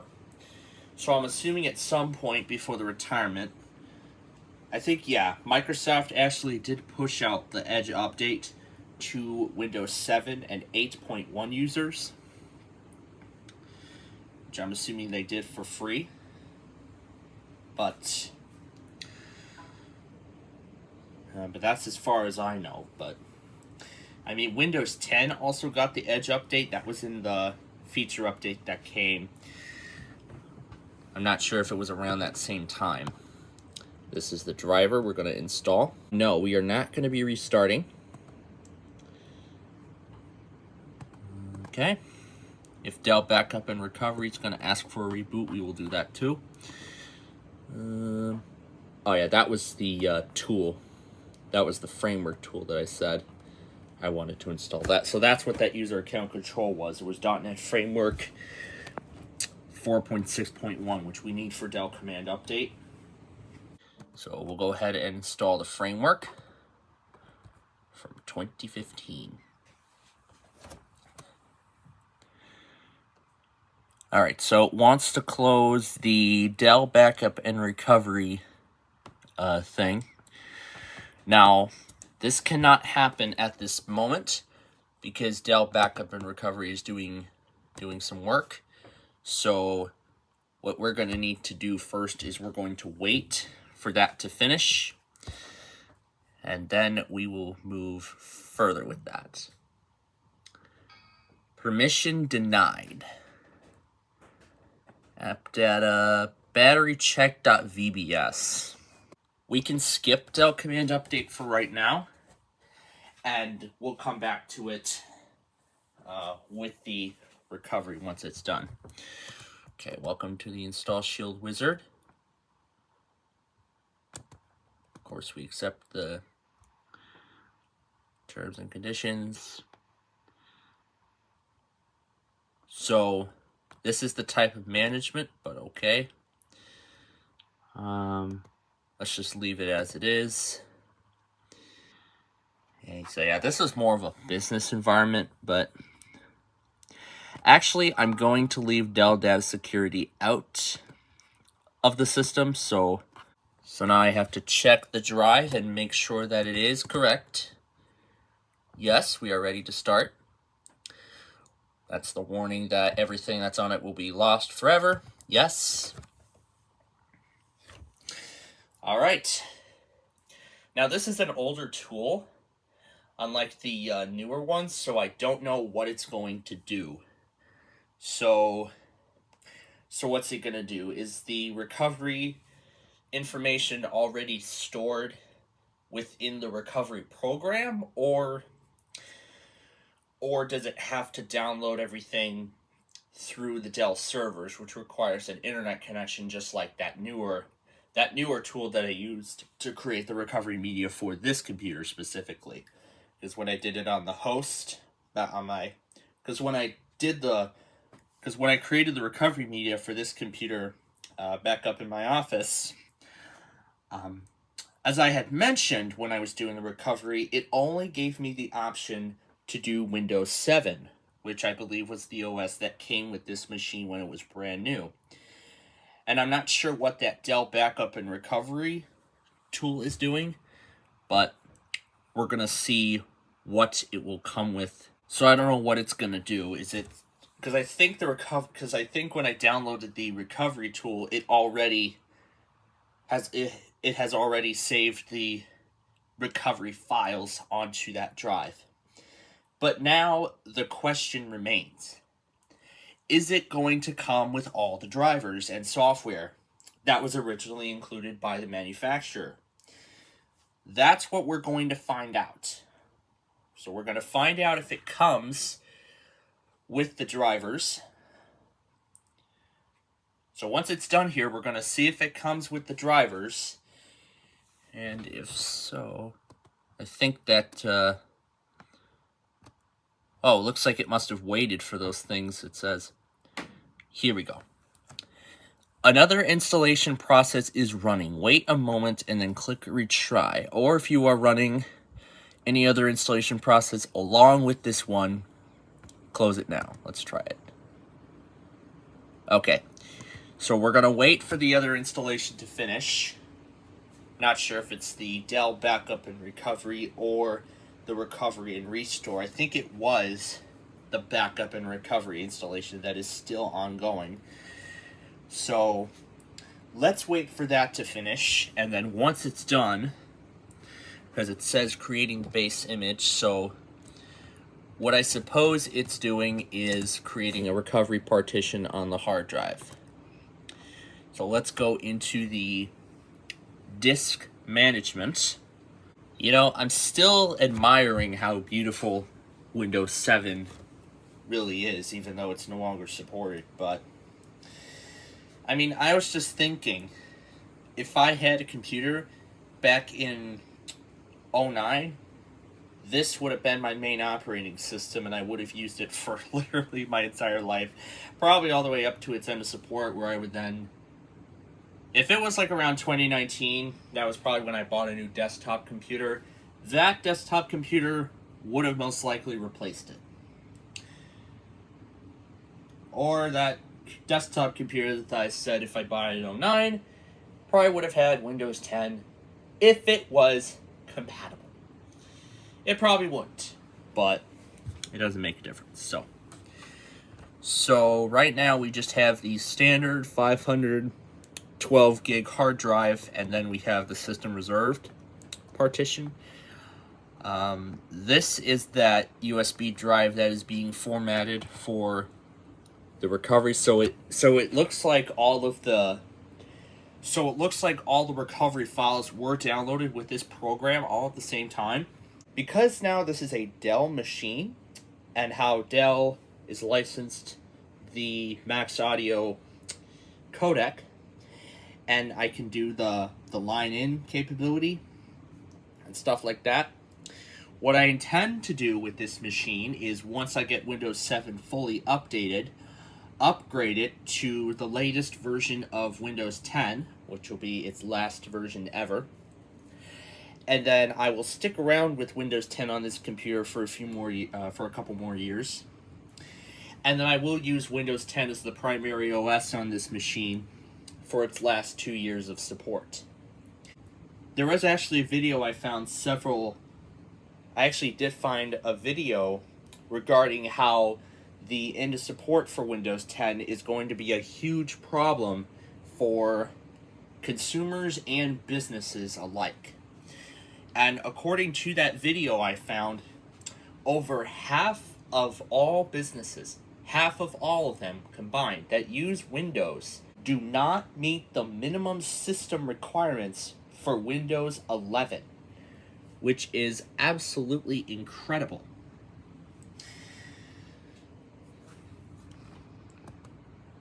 Okay, so now we can use the media. Let's head over now to the Inspiron, where we will begin the restoration. So we're going to put in the USB. Is this HDMI? It is USB, okay. All right, so let's put it in the USB. We'll turn it on. And on Dell machines, F12 is the boot key. We want USB storage device. I thought it was going to come with Windows 7, but interestingly enough, this is Windows 10.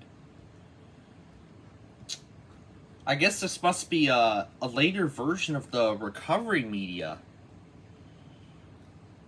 That is so weird. That is so weird. I'm finding a lot of strange things about these computers.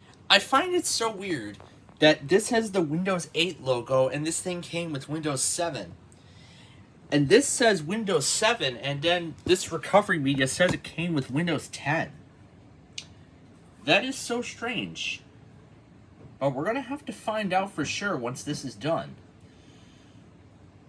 But we're going to find out for sure once this process is finished. So I guess I might end up upgrading this then to Tiny 11. But what I mean by Tiny 11, it's like a slimmed down installation of Windows 11 from Microsoft. Basically what it is, it just strips down all the bloat apps from the Microsoft Store, like Facebook Messenger, WhatsApp, TikTok, Instagram, all that stuff. And it also strips it of the TPM 2.0 requirement. Yeah, the TPM 2.0 and the secure boot requirement, it strips of those. Okay, well, we'll see if this actually comes with Windows 7, because it looked like Windows 10 at the start. But we'll find out. We'll find out when it's done.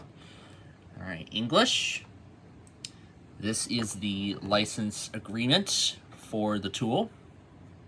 There's the mouse. Of course, we accept. You must scroll down to the bottom. Yeah, this is the entire agreement. And now we can continue. So it's going to try a smart repair first. See if it can repair an existing copy of Windows. So since there is nothing on this hard drive, it's going to skip that part. And then, since there are no files, I'm assuming we're just going to go right to the system recovery. So we're going to continue. So it's analyzing the hard drive of this particular machine. No errors were found. So let's proceed. And this is the smart repair that it's going to attempt to do first. Yeah, the partition table, it can't do this part. That's because there is no operating system on the hard drive. So that's what we're going to do. We're going to reinstall Windows. So we're going to hit continue. There is no data on this drive, so we're just going to skip this part. So Well, personal settings and data backup, well, I said because there is no data on this computer. So, please remove, so it says, please remove any connected USB key or hard drive and then click restart. If the problem persists, plug in the USB key, reinstall, and we will install a fresh copy. Yeah. Alright, so we're going to plug in the USB again. We had some success earlier. Now it doesn't want to work? Come on. Well, now I'll have to re-download the recovery tool and do it all over again. But I'm actually a little curious because it didn't load without the AC adapter. Let's actually see if the battery still holds a charge. Oh my god, it actually does. It's actually still holding a charge. I am impressed. Great. Now I gotta wipe the drive and start all over. Meanwhile, while it does its work, I'll go ahead and get Audacity installed. It installed 3.3. Well, I'm not surprised because this is an open source app. So I am surprised that I can actually run this thing on Windows 7. Especially on a PC from like 2015 or something. Whenever this thing was manufactured. And there's all the sample music. I was wondering about that. And what I usually like to do with the interface is enable the scrub ruler and change it to dark.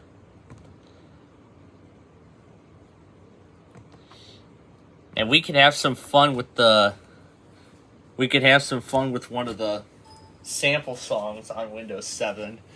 And we could play the whole thing backwards if we wanted to.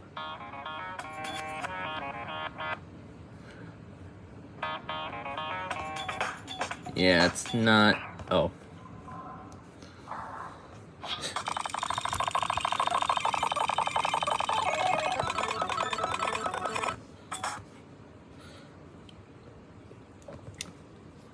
And another one of my favorite things I like to do with music is lower the pitch of them. See what they sound like at a lower tone. My favorite now is 0.8. It's negative 0.8.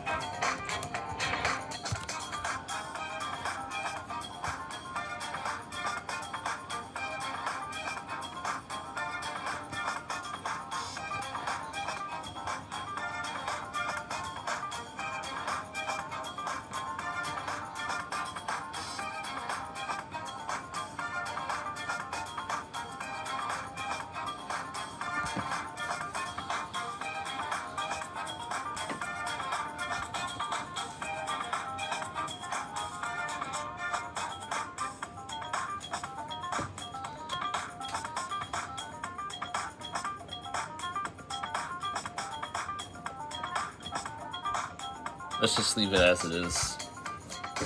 There we are.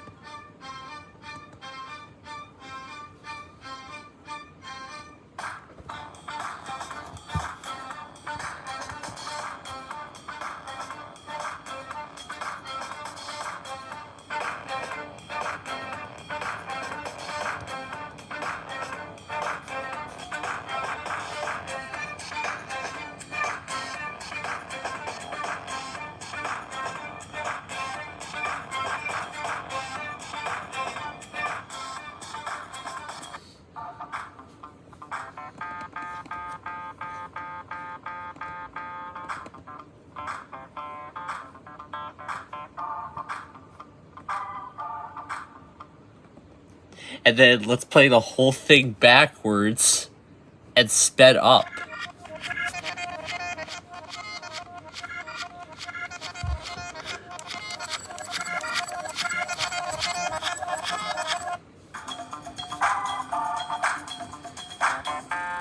So, what I am going to do right now is I'm going to install a plain copy of Windows 7 Home Premium, which is what this computer came with.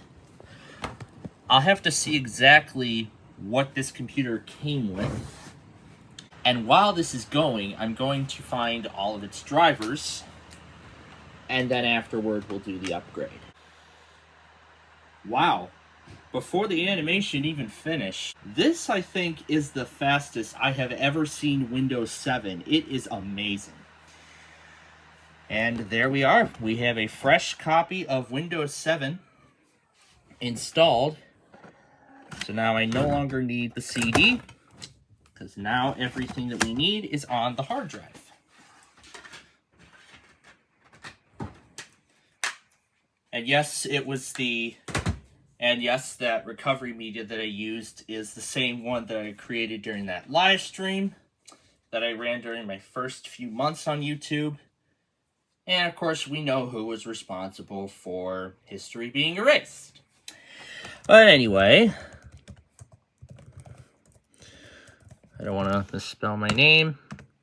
And we're going to call it Inspiron. We're just going to name it Inspiron 5520 because that's what this computer is. We're going to leave the password blank. It should automatically detect the product key. If not, then I'll see what else I can do. Recommended settings.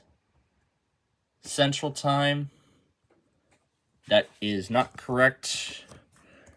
Currently, it is 1:47:31. No, 35. I'll do 35. And again, as I said, it does not have all the drivers, so we're going to get all those installed. Yeah, it did not take us that long at all, and we're at the desktop. That is insane. Let's just see. But let's just see what kind of battery this has. 43%. Let's see if it holds a charge. This still holds a charge as well. That's amazing. Let's see. So we need to get this on the internet if we want to activate it. I'm assuming that is true if we go into the properties here. Yeah, you can see this is just a plain copy of Windows 7. Or maybe I could download a tool like 7-Zip. So I'm going to install 7-Zip as well. This should be 64-bit. And we're all set to go with that. That's the latest version. And because that tool is free and open source, this is 46% done, and it's taking over an hour. It looks like it was successful. All right, we can close it because it is done. This says welcome, next, install. Now I'm going to go grab another. Okay, so all it took was downloading the tool again, and this time using 7-Zip to extract the files, and now we're getting farther this time. So we could have this thing fully restored in no time unless I do the right thing. Now, just for fun, now that we're getting farther this time, I don't think it is necessary to have this copy of Windows 7 on here. So let's do one of my favorite commands, deleting the C drive.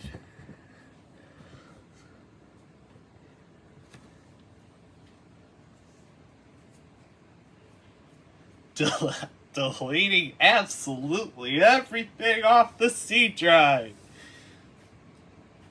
This is just a plain installation. There's no recovery media. Even though this installation will end up corrupted once we reboot anyway, it doesn't matter what we're going to do now because we're going to be trying this whole restoration process again. I just wanted to see how close I could get with installing the OS that it originally came with when it was released, which was Windows 7. And it looks like that's already it. That was fun. And we can now see nothing works. Explorer shell no longer works. Internet Explorer 8 no longer works. Start menu is completely blank. Solitaire has no icon and does not work. Everything in the start menu is empty. Okay, even launch Explorer. I still can, but I'm getting... How are the sounds still working? That's weird. There's all the boot files. Interesting. Let's just restart. Activating the license, and that's it. The drive is not showing up. Weird. What I think could be the case is that for the time, I don't think USB 3.1 was more common. All right, so attempt 2 at the system recovery. Let's let the tool load. English, we must accept. And with Windows Update on here, 45 were successful, and some of them need a reboot. 9 of them failed. The remaining 36 were canceled. That is because we're running out of time. The Dell recovery, click on continue to, did not find any issues that we can repair, okay? So this time we're going to press continue. We're just going to skip the external hard drive. No USB or hard drive. Continue anyway. If you don't attach a drive now, you will lose all your data. Yes, let's continue.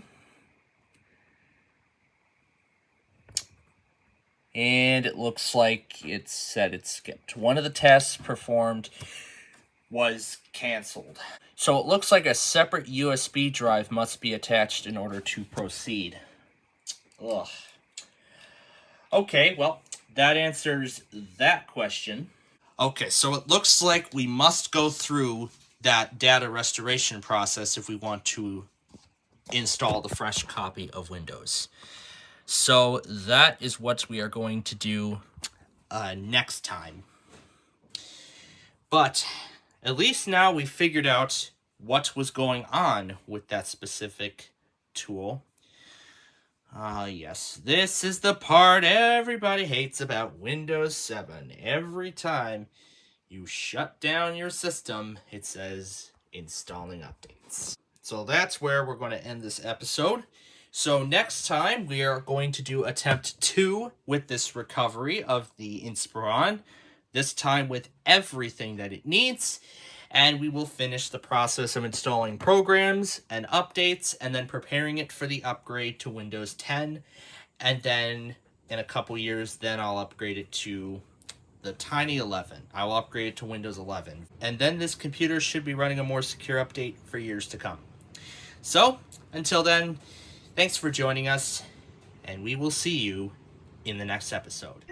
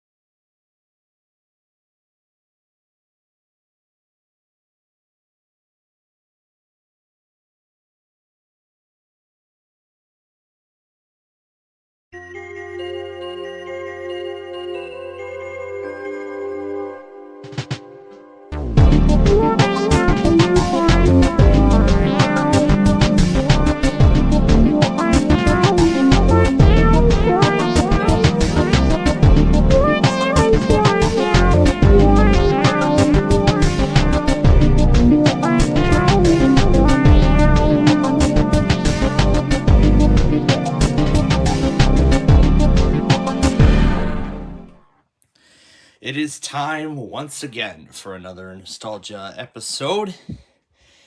So, we took care of a lot of stuff last time. And here I'll do a rundown of exactly what we did. We upgraded the Latitude 6540 to Windows 10. Important updates are available. Go to PC settings to install them. That's a nice little reminder on Windows 8. We also got the Inspiron onto Windows 10 successfully after many attempts. So what I have here are the 2 flash drives that we did. This one has the installer for Windows 10, which will be upgrading the ThinkPad 2. I'm hoping to get a NOAA Weather Radio stream started with one of these machines. And I'll determine which one of these 3, and maybe that one, the Vostro, will be the best for the job. Updates are available. Windows Update couldn't install them automatically. Well, sure, go ahead. Actually, it doesn't matter what's going to happen because we're going to be upgrading this. And like we did before, we're going to tell it no, we are not going to download updates.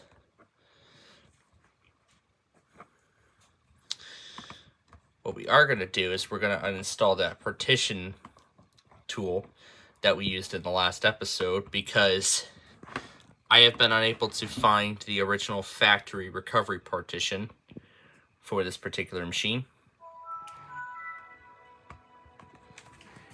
So we're not going to need it anymore. So let's get rid of it. So it says, "We're sorry to see you go." And I'm going to tell it that I'm saying operation failure because it didn't do what I was hoping it was going to do. It was going to, because remember, the whole point was that I was trying to get the recovery partition recovered for this particular computer, but I unfortunately have been unable to retrieve it with this tool. So we're going to get rid of it, and then we're going to start the upgrade. Now, I'm going to actually get rid of Edge on here so we can avoid version conflicts. Now, Edge is going to end up being reinstalled, but still, let's just remove it anyway. So I'm going to get rid of Edge off of there, but it will come back when we upgrade to Windows 10. But so far, as for the Latitude, Windows 10 has been acting very decently. It's been going a little slow, and that is true because this is a mechanical hard drive. And I suppose this is the original hard drive it came with.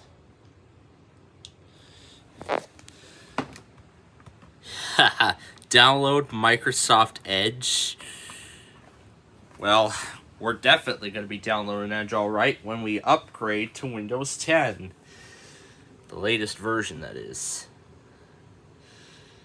Now, if I go to Update and Security and then Recovery, we should still have... actually, I'll just open up Explorer, because we should still have the Windows.old folder, which contains the previous installation of Windows, which in this case is Windows 7.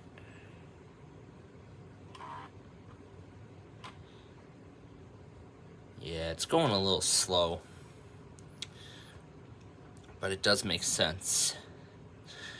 So then again, if I go to disk C, we still have the .old folder. That was the date, August 19th. That was the date we upgraded. We still have the option to go back to Windows 7. And we are ready to upgrade to Windows 10 Pro. So we'll go ahead and close everything out. I'm going to leave Chrome on the system for the time being. And off we go. We are upgrading Windows 8 to Windows 10, the latest version. That is 22H2. Try the new Bing, powered by AI. That's right, folks. AI is taking over the world. Okay, so here we go. We're going to do, this is the service tag that we had. And this is the correct machine.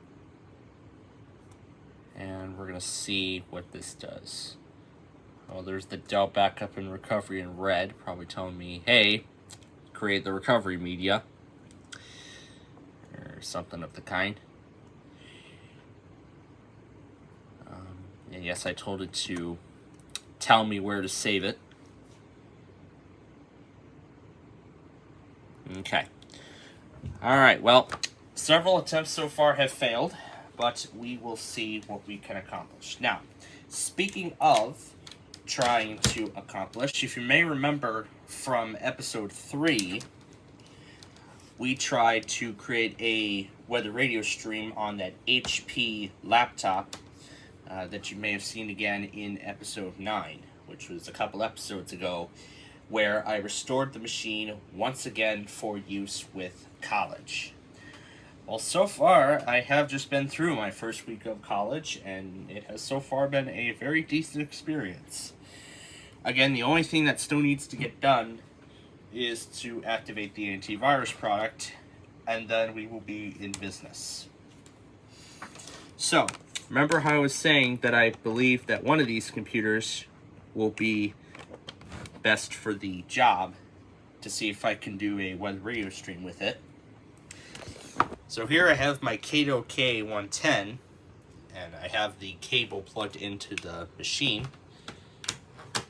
And yes, that's what I was hoping this Dell audio program is going to do. There's no line in option. It says headset with microphone. There's a Skull Candy headphone, and there's a bunch of other options too.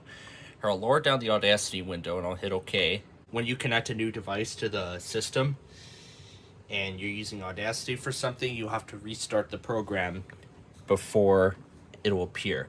So like, for instance, Jack Mic right here. So now this is actually a very big problem with this that I've been having. So I'm playing a couple of audio samples. So here, I'm going to play a collection of MP3 files that I have, featuring previous EAS captures that I recorded, including Air 1 IDs, Amplify themes, KDK tests, songs on EMF, auto weeklies, and everything like that.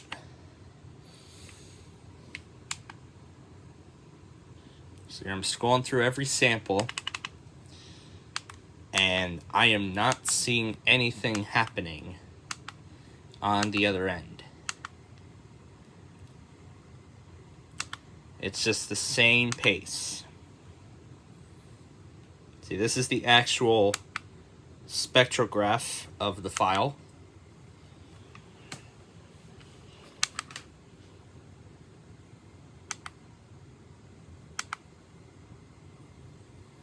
Yeah, and no matter how hard I try, we don't get anywhere, which is such a shame.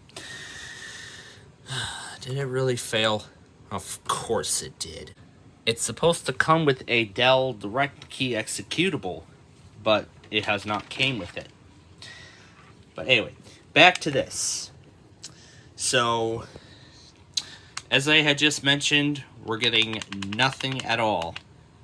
Even on max volume, it does not make a difference, which is totally unfortunate. I was hoping we were going to get somewhere, but yeah, I don't need it. So it's such a shame. Yeah. By the way, I decided to add a totally random song onto there as well, just cause. I thought, why don't I just fill it up with a ton of songs that I have in my other collections and everything like that. So yeah, that's unfortunate. I was hoping we were going to get somewhere with this machine, but unfortunately, no luck. But maybe we will have some luck, however, once we get this downloaded. Back over to the ThinkPad. That's the progress right now on Windows 10. Now, just like the Latitude, Windows 8 will be stored in Windows.old and will still be available for about 10 days. And then after those 10 days, then Windows 8 will be cleared and you will no longer be able to revert back to it. Now, I'm sure the Vostro has a lot of audio capabilities considering it's a professional machine. So maybe the Vostro will do something similar. So let's turn our attention to that now and find out, because we still have to set up some of the other things like the other applications that I use and everything else like that. We didn't get a chance to set that up that one time. The only other time we got around to with it was creating the recovery media, and we haven't gotten anywhere since then. So we're gonna wait for this to finish. It's only 500 megabytes. You know, I'm just so happy that I mean, if you may remember from episode 7, which was fittingly because we reset Windows 7 in episode 7 of this show. And if you may remember from that episode, it took me a whole hour just to figure out, you know, trying to break the domain password and get into the system to restore the OS to the factory image, and all it took was going into safe mode. So all it took was replacing the sticky keys with the command line and then using net user commands to create a new user account on the local machine, and then that was enough to break the password and get into the OS. So that was great. But at the same time, so let's see what kind of audio options this has. So if we go to sounds, and in the recording devices, we have an internal mic. We have a microphone line in. Ooh, that is cool. So it looks like we have a line in option. That is nice. So we'll see if that works. However, since we are connected to the internet, let's see if we can. Yeah, that's not even going to work because the thing is like really outdated. Sure, go ahead. Update Silverlight. Nobody uses it. Just get this out of here. Configure the Bing search bar. Just go ahead. I don't care. All right, let's see if I can download Audacity from Internet Explorer so we can test this out. Go to download. I bet it's not going to work. But while we wait, let's see what else there is on the system. There's the digital delivery. There's the data safe. That's the online support center. That's the webcam central. And of course, there's no games because this is Windows 7 Professional. See, we got Windows Live. Nice. And what's even better is that I can actually load Audacity. So it looks like it's not downloading. Well, despite the screwed up keyboard, this actually may work. But no, we can't download Edge from Internet Explorer on Windows 7. We have to put a different browser on here like Google Chrome. Yeah, I want this disabled. Okay, it's not loading. I click download now and it says it can't. Yeah, I can't even get to Google's page either.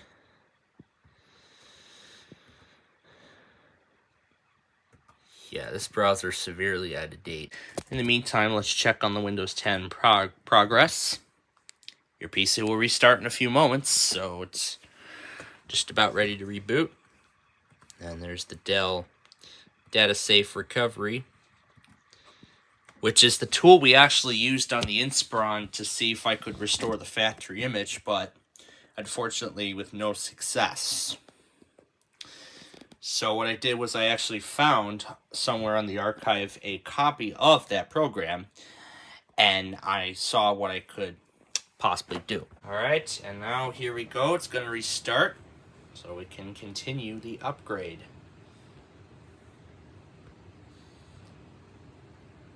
And this is the last of Windows 8 we will be seeing. Keep your PC on until this is done. Installing update 442.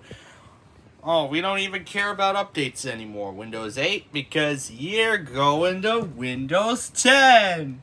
Hey, there we go. There we go. That's what we've been looking for. We have been looking for the executable all this time. It's important that I actually move these files off the drive,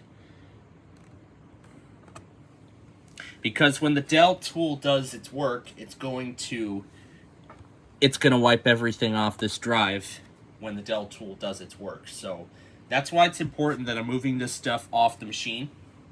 Well, not really off the machine, but I'm moving it off the drive. So we're gonna go ahead and we're gonna install Audacity. Loading your personal settings. I guess it only does the startup sound the first time. If you may remember, we had a lot of fun with pinball the last time we did this. Oh my gosh. API MS WinCRT.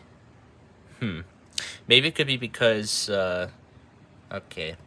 Well, I have another idea. So let's just go ahead and install Chrome, because that's really the only browser I can directly install on this system. Oh yeah, I didn't even realize this thing came with Windows Live. This has Windows Live Mesh and Windows Live Writer. So I suppose this is like a basic Windows Live suite. I don't know if it came with, I don't think it came with Windows Movie Maker. Here we go. Windows Live Essentials 2011. Yeah, let's accept the agreement. And I wonder if this is going to install the remaining Live Suite tools, like Windows Movie Maker or anything like that. Yeah, I don't need Live Writer. And as I expected, didn't install anything else. But it does make sense for a Dell OEM. As I mean, Windows XP actually does have a Movie Maker, but it cannot be used because this is Windows XP mode, so it won't work. That is unfortunate. That is unfortunate that Windows Movie Maker will not work on XP mode, but it is what it is. Why is this in Mountain Time? Why is XP mode in Mountain Time? This is supposed to be, what, Canada Central Standard Time? Why is it in Saskatchewan? How is it in Saskatchewan Central Standard Time? That doesn't make any sense. There we go. There we are. Now we are in U.S. Central Daylight Time. I think we could still run the tour. Welcome to Windows XP from Microsoft, the new version of Windows that brings your PC to life. Experience the best. Experience Windows XP. Yay, we could experience Windows XP on Windows 7. Windows XP Professional shines. I like the music on here. To begin the tour, click any selection. I like the music in the world of digital media. There's actually a couple of the music samples I like from the XP tour. At work and on the internet. Photography, music, videos, computer games. There's no like settings since this is a flash animation. Let's just let this run. Like listening to music and watching videos? Windows XP includes Windows Media Player, so it's a cinch to tune in internet radio, download music or movies from the web, and watch streaming and video broadcasts. Of course, you can also play your own CDs. Windows Media Player makes it easy to create your own customizable jukebox. Just copy your personal CDs onto your computer or download music from the internet. Arrange selections in any order you want. Store the playlist, and the computer will play your selections back, one after another in any order you choose, anytime you like. You could do that on VLC Player too, which actually works better on Windows 10. The abilities of every computer on the system. Name team efforts out of big projects like creating reports. reports and spreadsheets. Windows XP stays on the job, tracking changes and making adjustments automatically, so you'll always get the best performance with the least effort. Make sure these remain on. Data protection inside and out. Windows XP contains powerful new features designed Okay. for your computer network. All right, now that we have Audacity installed, let's see if the Vostro can do it any better. I bet it can, because it said line in. The headphone jack is right here. Wait, was that an aux port? That's an aux port. Streamlined design. Get acquainted with key tasks and basic commands. So that's an aux port. That's an auxiliary port. Simple. First, you'll see the large colored area on the screen called the desktop, and the narrow band at the bottom called the taskbar. And I can record the computer. The computer appears inside frames that are called windows. You can open as many windows at one time as you like, and resize them, move them around, or restack them in any order.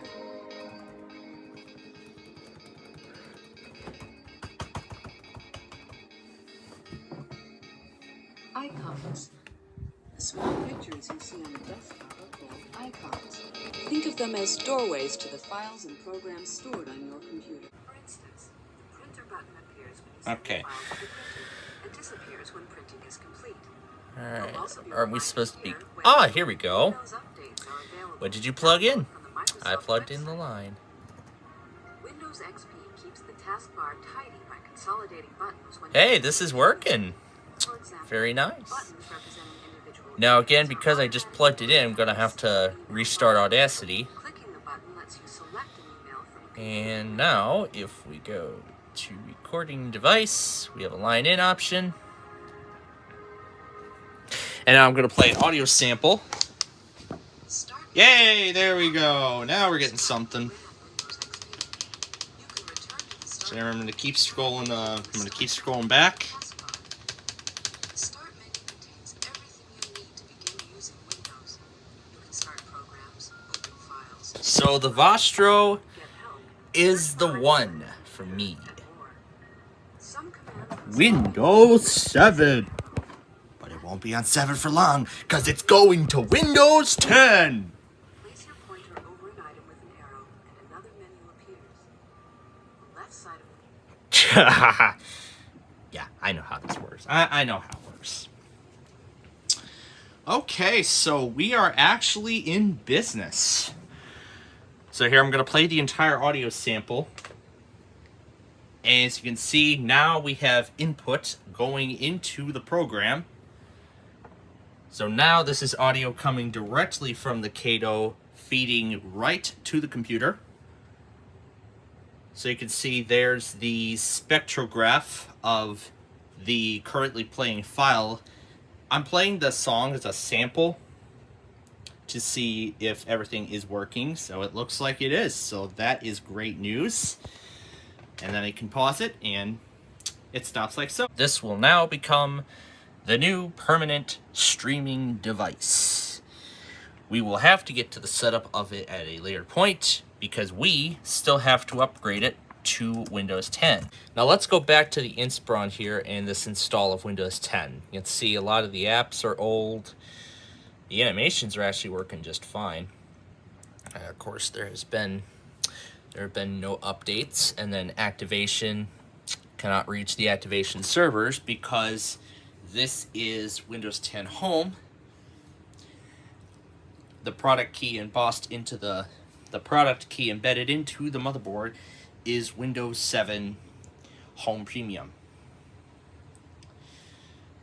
Now, if you may remember from the past several attempts at resetting this particular computer, we had ran into problems where even this tool couldn't find a recovery partition on the hard drive, where it couldn't find any partitions. I even found out about it when I used a generic Windows 10 installation disk that I have. So, the solution to that problem was to install a generic copy of Windows 7, install the drivers, and then it was able to find the partitions of the hard drive, and now we can actually do the recovery. So, let's hope for the best. So with this now done, alright, so we're gonna go ahead and restart USB storage. So I'm so happy that I found a computer that will actually get the job done. However, though, this does need to remain plugged in, which is a big problem.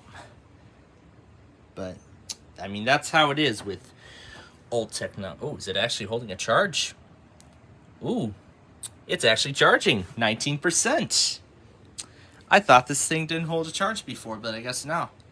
Well, why don't we actually see if that's right? And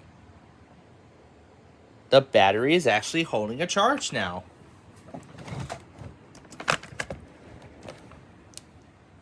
The battery actually now holds a charge. I am impressed. Although there is a lot of cleaning that still needs to get done on it. Speaking of cleaning, I actually did end up cleaning the lid. I did clean the cover on here, and I noticed that there's a bit of damage. That's no big deal. Does the Inspiron need the same treatment? Not at all. Yeah, the ThinkPad's gonna need a ton of it, because I'm not sure if the battery even holds a charge at all. So here we go, English US. Then again, these are the terms and conditions. Again, this is what it's going to do. No errors. Okay, well, we're going to go ahead and move on. We are going to skip this process. Now, if you may remember from episode 7, while we were creating the recovery media for this computer, I decided to run, I of course ran the pinball game. Yeah, of course that, it's my favorite. It's the one that I really enjoy when I go after Windows XP.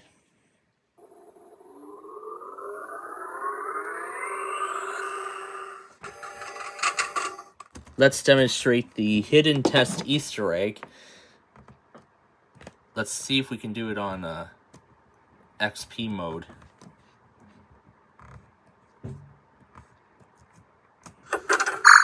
No, you cannot do the hidden test Easter egg on XP mode. So let's just actually play some pinball.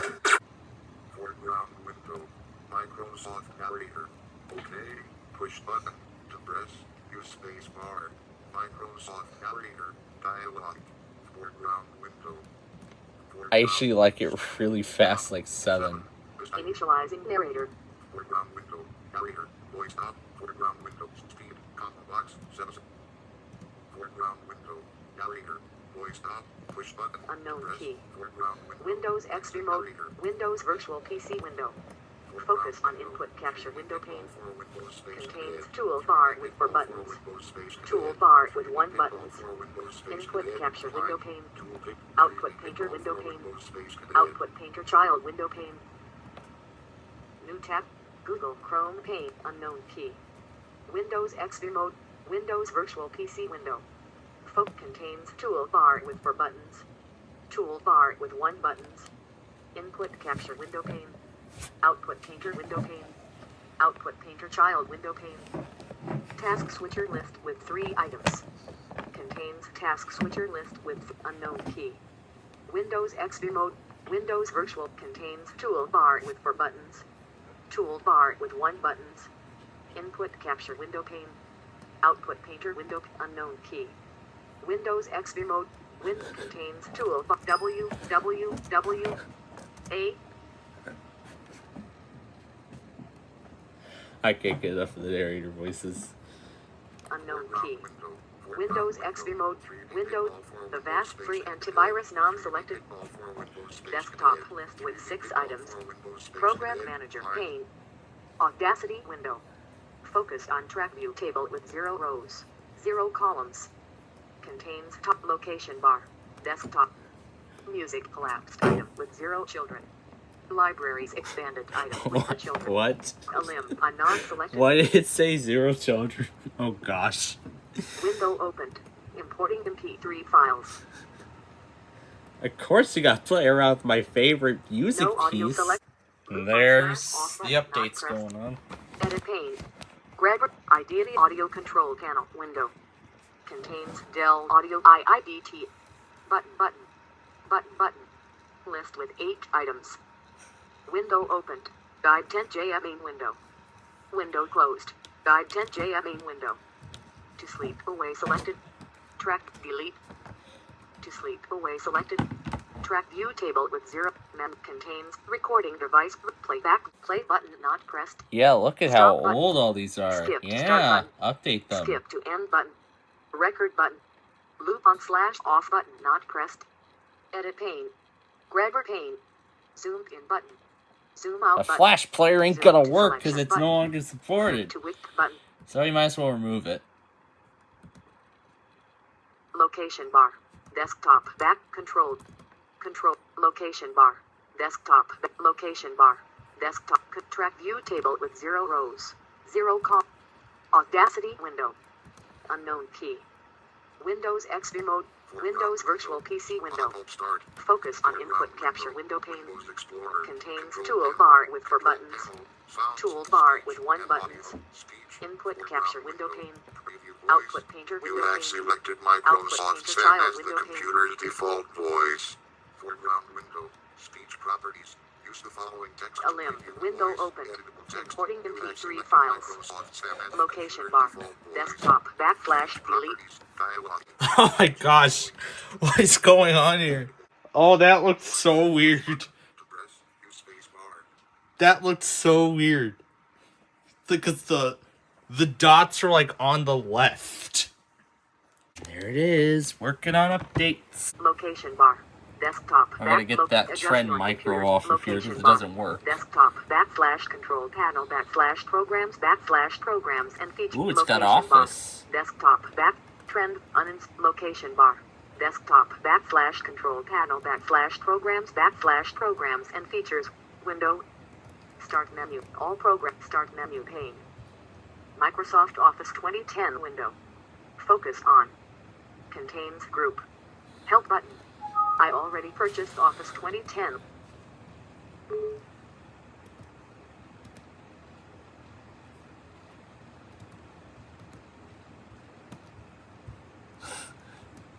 Office 2010 is not going to work.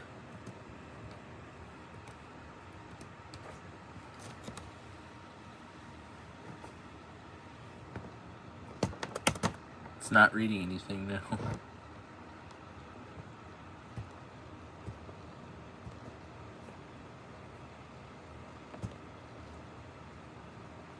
I can't wait to upgrade this piece of crap to Windows 10. Search box. Editable text. Up to sleep away solo selected. Track view table with 0 rows. And I'm 0 just going to let columns. the file play. Main panel pane. See how we can get it to go while we're Record doing slash stuff. record new track shift plus R tool tip. Now we figured out what the problem was. So I went through the whole process again, and now this got me thinking. So I looked through the entire end user license agreement, and it said that it was trying to, it said at the beginning within that agreement that it was looking for the recovery partition on the hard drive, which is not there. So now we know that in order for the Dell recovery and restore to proceed, the recovery partition must be present on the hard drive. So now we know that in order for that Dell recovery and restore to proceed, there must be a recovery partition on the hard drive. And since there is no recovery partition, we unfortunately cannot restore it back to the way it was when it was shipped from the factory, which is such a shame. I was hoping we were going to get this far. And that is it. The ThinkPad has been upgraded to Windows 10. There's the please wait message. This app can't run on this device. Wow. This didn't even say hi, we're getting things ready for you. Just went right to this might take several minutes.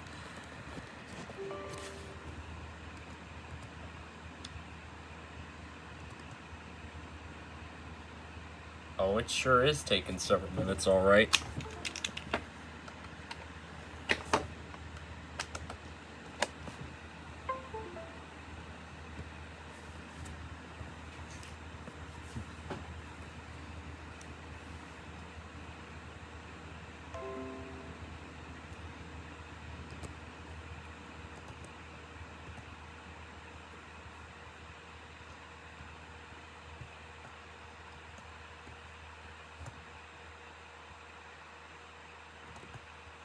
That's the framework.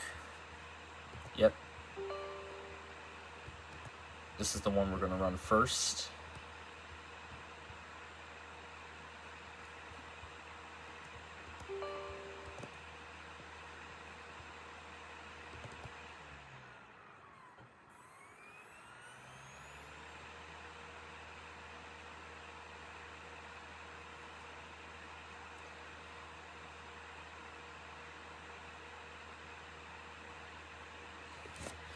Just gonna go ahead and install them all at once, like all in one package.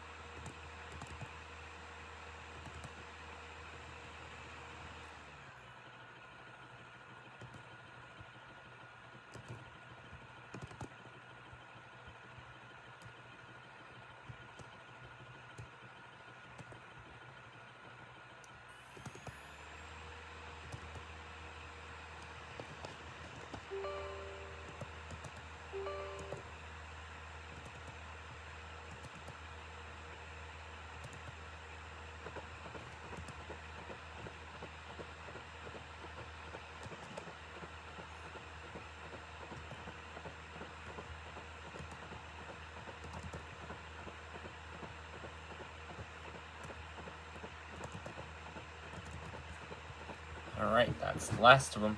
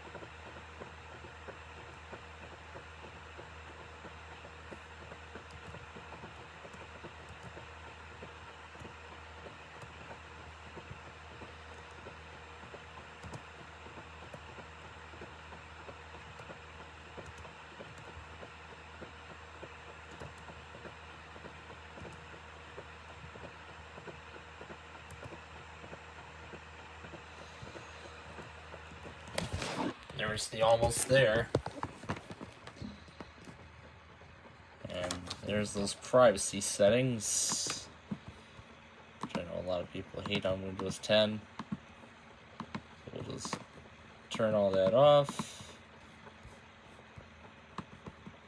If it was my main machine, it would have been a whole different story. And there's the desktop with the new background.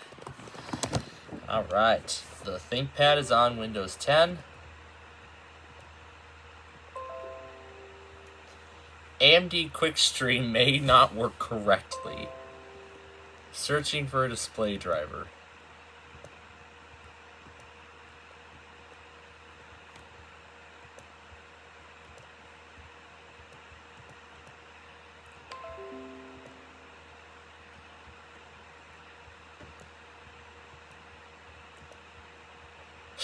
Dell update package is not responding. Alright, where's the .NET framework error? Oh, this one says wait for the program to respond. This was successful. AMD Radeon. Oh, wait.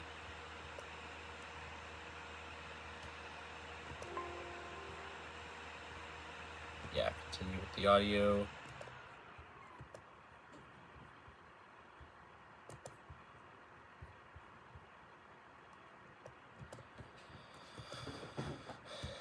I think I hit yes on the AMD. This is Intel. So let me alt tab back to Explorer and run the, what was it, video driver? Is this the one?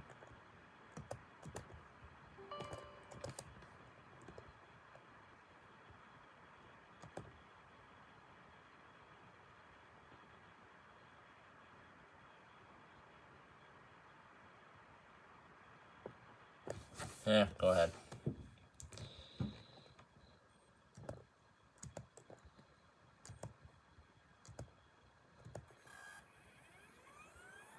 System does not have the driver. Okay. Alright. That answers that question. This is AMD. This is Intel.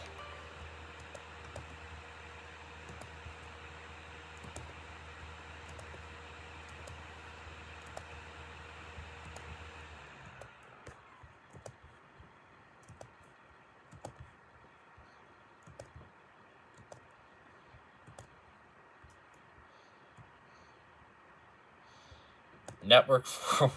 Oh, it's already installed? I guess it must have came with the... I guess it must have already came with Windows 10. Interesting. So that's why we're going flawlessly through the drivers. I thought we were going to need to install the framework separately. But that makes sense now.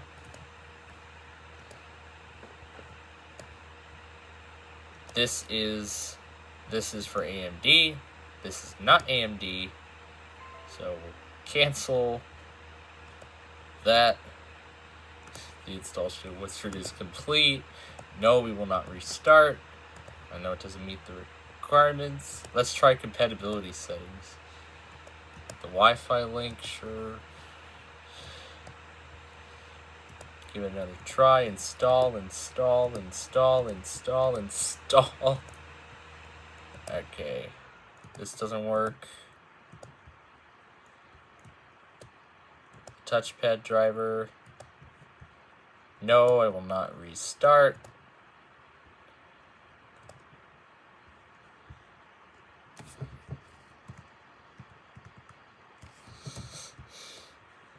We got so many windows popping up. Yep, we're gonna install this thing. This app cannot run.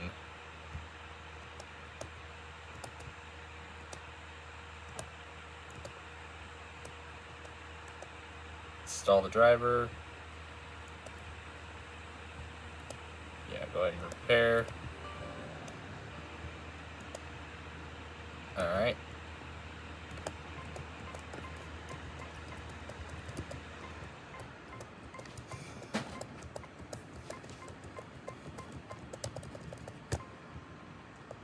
And of course, now this is a new driver. Can't run this one. This one was a success.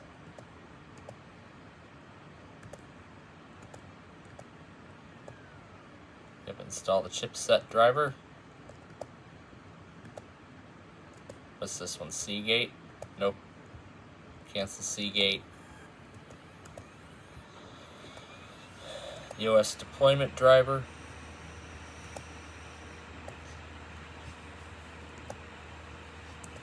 Monitor type.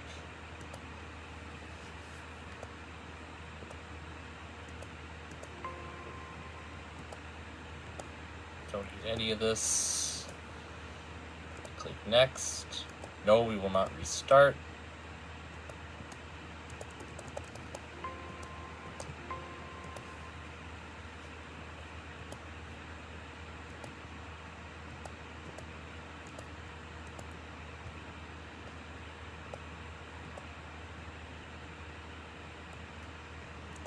Well, that's because it's already installed, so.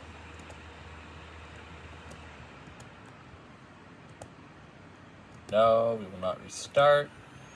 This is done. This is done.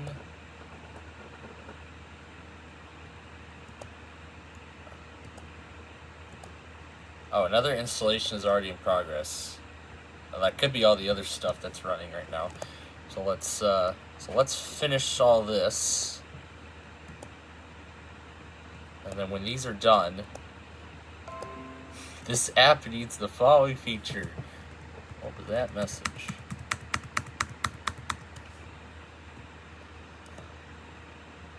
Wide-eye display software cannot run.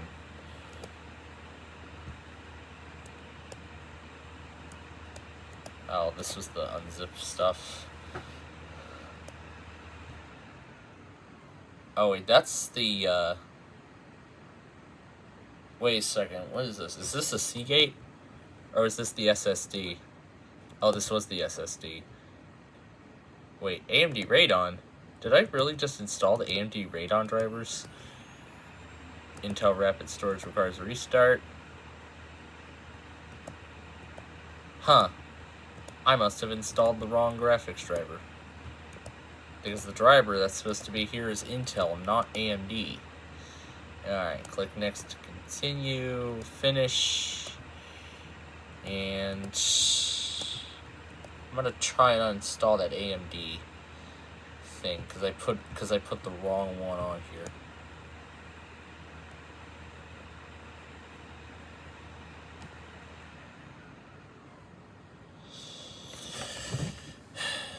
Oh wait, maybe if I go to Device Manager,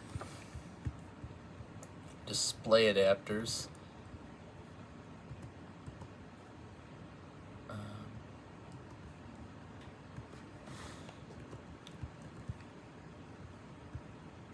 It said AMD HD. I didn't get it. It said it completed successfully. Here, let's try the Intel graphics again. Did it give like a compatibility error or something? Alright, which one of these was the network driver we were trying to run? Was it this one?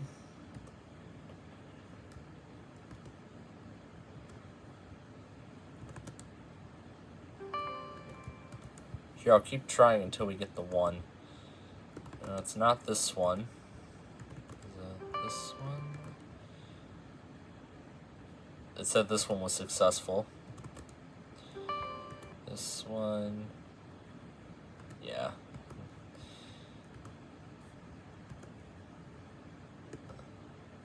So it says that it doesn't meet the requirements to install the Intel software. Okay. So I guess it was the Intel stuff then. Here, then I guess it must be this one then.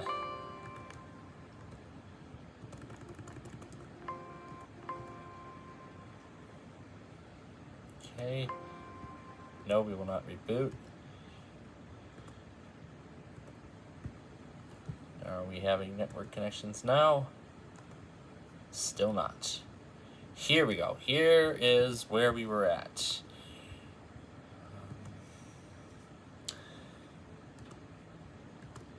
So that didn't get us anywhere. I'll just escape on these 2 command lines. Broadcom cannot run on Windows 10. Okay, the wireless installer was successful. Alright, let's try that again.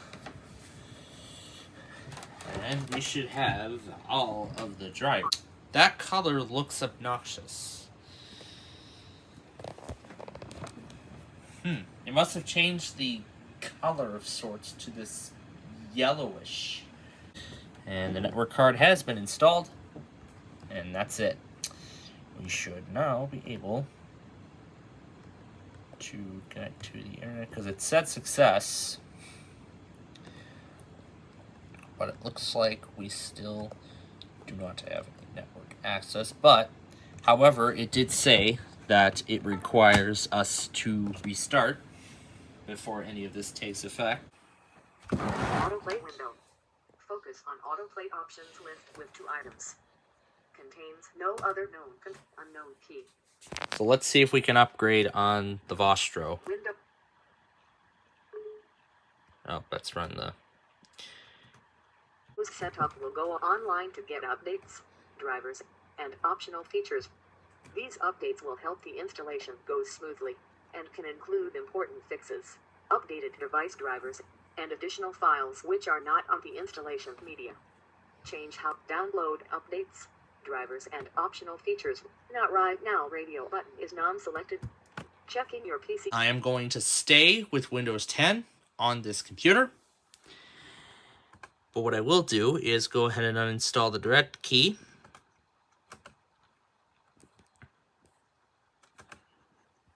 The tool that we used earlier to try and reset the Inspiron, which didn't go well, but that is okay. So here we go. We are upgrading the Vostro to Windows 10. At this time, I'm going to have the Kato plugged in the whole time.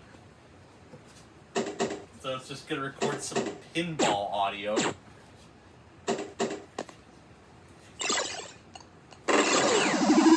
So we're going to see if everything carries over at the end when this is all done. And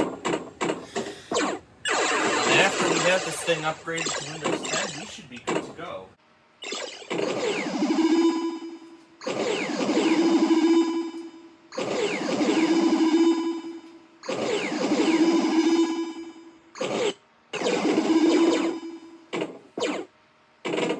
Unknown key. Input capture window pane.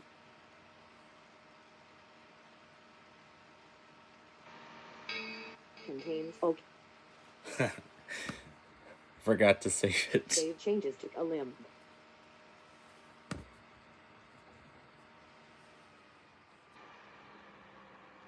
Let's see if it does the shutdown sound.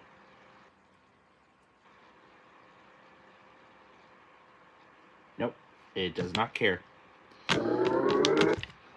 That was awesome. Some final pinball footage before the upgrade. Alright, here we go. And when we see this again, we will see it on Windows 10.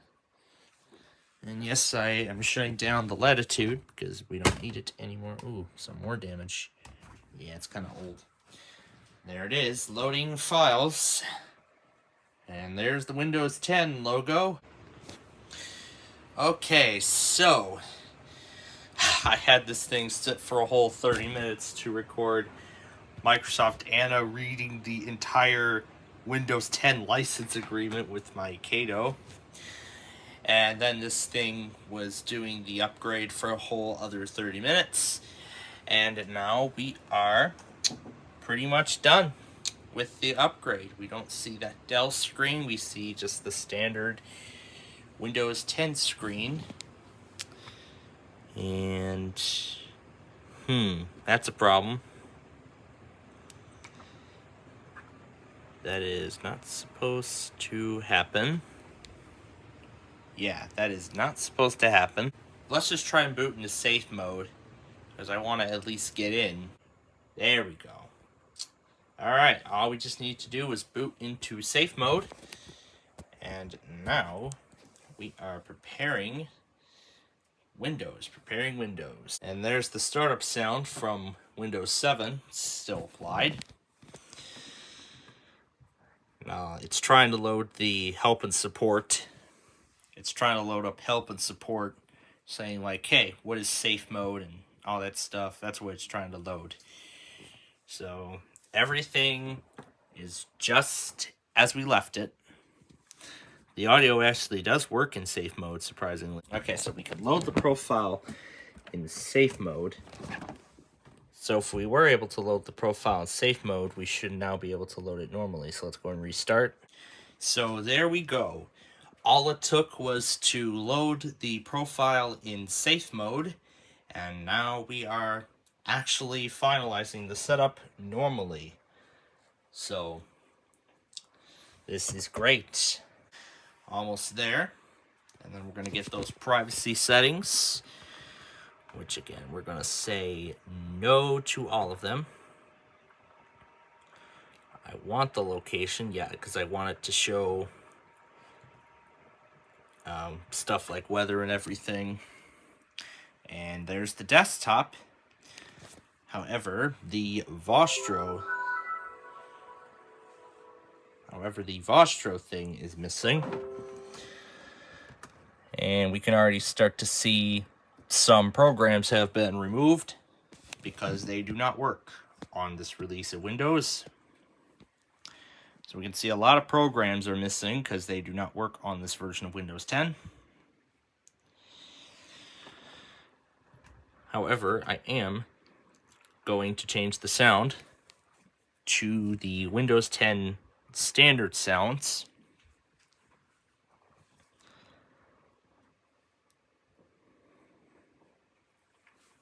So I suppose the original Vostro background was part of Windows 7. Oh, no, it must have been set to the solid color by safe mode. And then if we set it to picture, yeah, looks like we lost the Vostro default wallpaper, the wallpaper for the Vostro. So it looks like we lost that. But I can go ahead and set one of the, oh yeah, I tell it to stretch and it just sets it back to a solid color. I can set it to, yeah, I can set it to picture. And now we get that beautiful Windows, then we get that nice Windows 10 wallpaper. And then I usually like them in, oh yeah, it's still gotta update the graphics driver. There we go. There we are. Anyway, I usually like it on dark. There we are. And it's still in that gray. That usually on Windows 10 I like it in default blue. And if the graphics driver is properly configured, yes it is, we can do the Start, Taskbar, Action Center, and Window Borders. And it looks like some of the Vostro stuff from Windows 7 does still work. However, let's see if I can set it to Windows default. Let's see. Yeah, these are still the same sounds from Windows 7. I'll have to set them manually. Yeah, I'll have to set the sounds up manually, but let's make sure that the Vostro, let's make sure that the audio application still works. And it's already acting much better. And I couldn't be more proud. This is acting much better than that Latitude. It's going pretty fast. So let's see, we have the IDT audio program is still installed. Let's get rid of Chrome, because I'm going to use Edge as the default browser. We are not seeing any audio prompts yet, but a lot of the stuff did carry over, so that's great. However, the thing we lost is Windows Virtual PC. The Virtual PC is the only application we lost during the upgrade process. But it's good to know that we have the rest of the Windows Live Essentials. Windows Live Mail, Live Messenger, Movie Maker, and Photo Gallery. Those have all been carried over. I think those were actually installed during the upgrade process. And see, there's Microsoft Edge, and there's Media Center, which previously worked with Windows 7. Doesn't work anymore. But if I go into Windows.old, we should be able to find the wallpapers. And then we can set them back.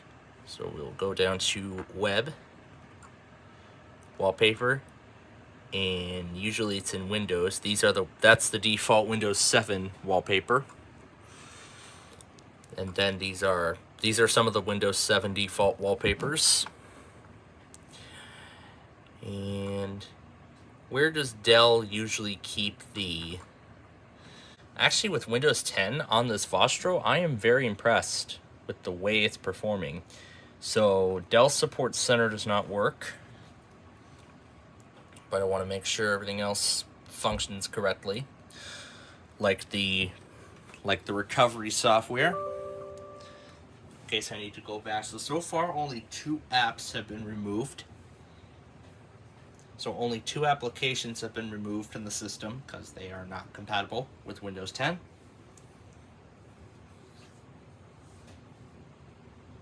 And I am still not seeing any options.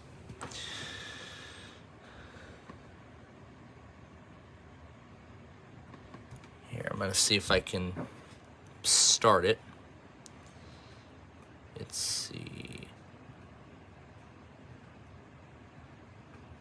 Cannot access Dell Data Safe, but and here's a message saying that it has not been able to detect the recovery partition on this computer. It may be missing or corrupted. So that means, what that probably means is that Windows 10 may have messed up the partitions during the upgrade. But if we want to, we still can go back to Windows 7 and we can retrieve and then I can retrieve the factory partition, which I probably should have done. But as we can see, the recovery partition is still present on the hard drive. So the factory recovery partition on this hard drive is still present. And we're already here. And you can see we cannot restore to the factory state because this is Windows 10. And this is not Windows 7. So I could say the upgrade was formally successful. However, I am not seeing any prompts. However, I'm not getting any prompts saying what device did you plug in and other stuff. Okay, here we go. Let's see the latest audio driver. And let's see there. Ooh, they have a digital TV receiver a digital TV receiver driver. That could work with Windows Media Center. However, I'm going to have to figure out a way to get that reinstalled. So as we can see now, we can see the search bar is up to date, and we can now start to see weather conditions. However, what I'm looking to do is get the audio reinstalled. So let me check the audio. The latest update is August 9th, 2012. So let's try reinstalling the driver. Now we don't have an option to activate the personal Office. I already purchased Office, or go online to purchase Office. Okay, well, the camera battery is getting low, so here's what I'm going to do. I'm going to continue to figure out getting Windows Media Center installed, and if I cannot get it installed, then in the next episode we will revert it back to Windows 7. We'll check out a little bit more of Media Center, create the recovery media for this machine, and then we'll upgrade it to Windows 10 again. So we'll see what ends up happening. So until next time, thanks for watching, and we'll see you in the next episode.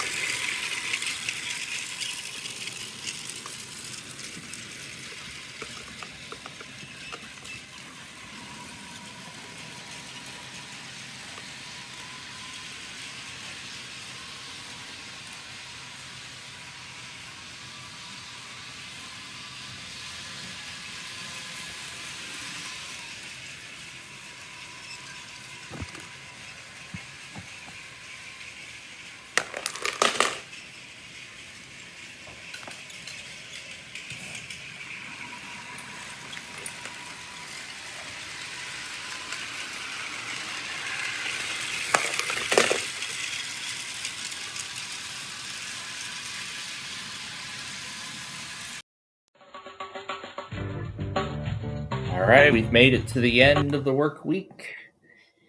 Let's do number 2 as our platter. And we will start this off with 20. Wow. The first pick, the cake, is gone. What a shame. Anyway, 17. 10.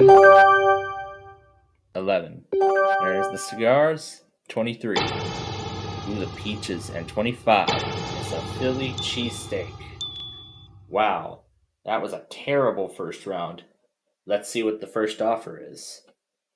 Oh, there's the $8,000 ginger. But it's early in the game. Okay, 5. Fried rice, 16. Zucchini salad, 7. There are the oysters, 22. Bunny cake, and 19. Meatballs. Okay. Here comes the offer. And it's some pasta, some nice, delicious pasta. I'll say no. All right, here we go. 4. Mushrooms. And there's the first of our 2 bonuses. We have $20,000 boost on this offer. Fresh dead chicken, 15 is wing stew, and 24 is banana surprise. All right, so the offer. Oh, look at that, we're already up to the honey semifredo, but no thanks. All right, 9. Vomit bun, 13. Cinnamon bun, and 1. Red onions.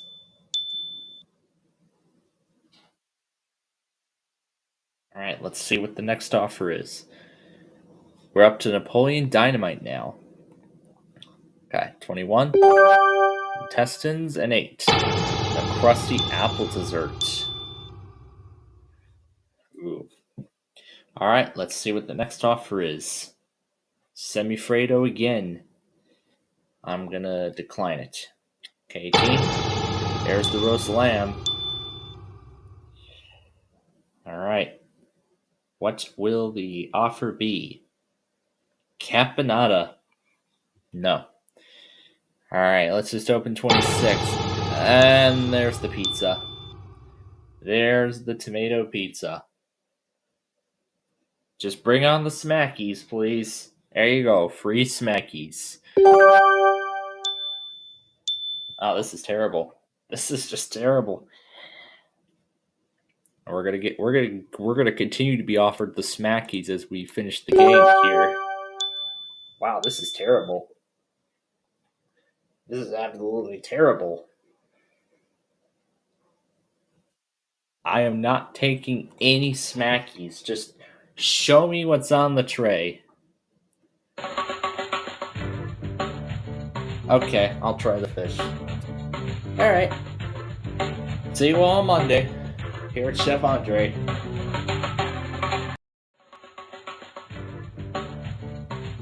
Here we are at a new work week here at that same old Chef Andre restaurant.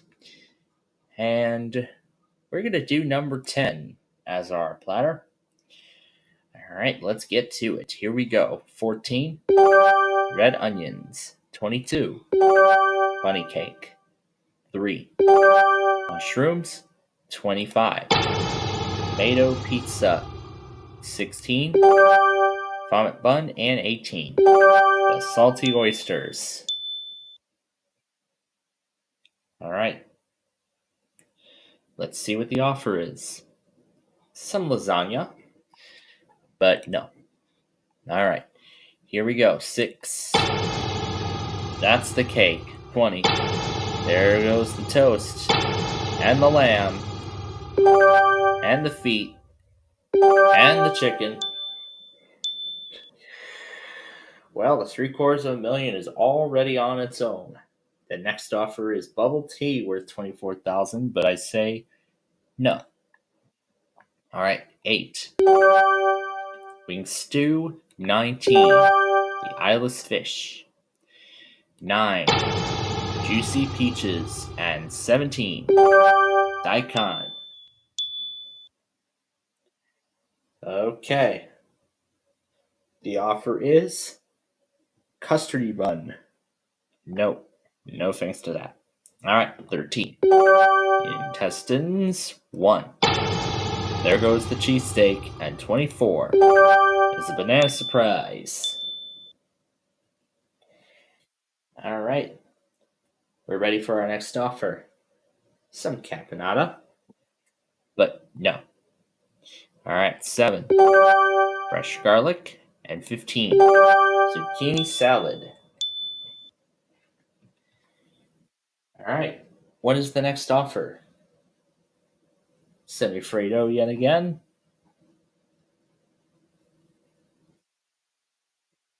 Okay, I'll take the semifredo over the dessert, but what was on the tray? Was the dessert on the tray? No, it was the puffy fish. But I really enjoyed the semifredo tonight. Maybe I'll get to have it again tomorrow, or maybe something better up the chain, but we'll see. That will be next time, you'll have to find out.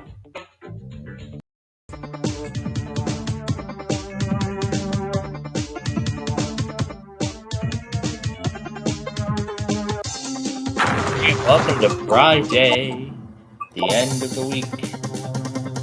We're going to start with 11. Okay, left side. Add 25%, otherwise we'd have lost 25%. Alright, 21. Left side. $500,000, otherwise we're added 0.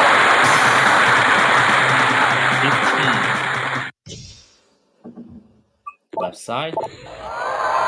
Lost it all, but the good thing is we got it out of the way early.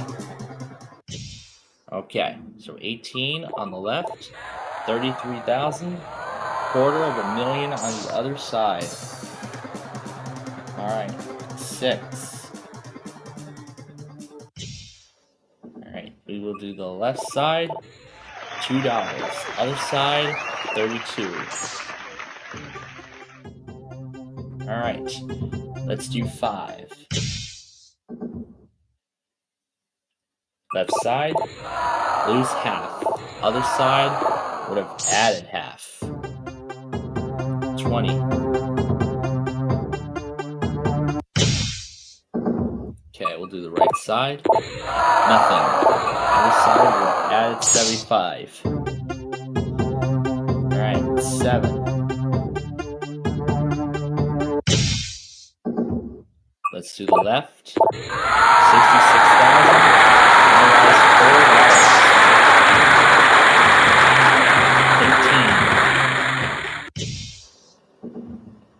18. Left side. $64. Otherwise, random 3. 17. Right side. $8. Other side, nothing. Alright, number 3. Okay, we'll do the left side. Random 1. Otherwise, 2. Number 9. Right side. There's random 4. There's 16,000. 19.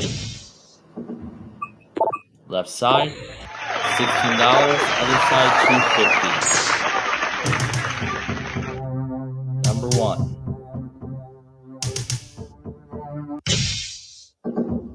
Okay, right side, 8,000. Other side was $1 million.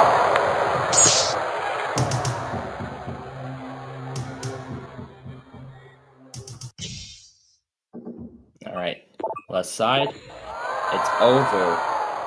We won only $196,186 today.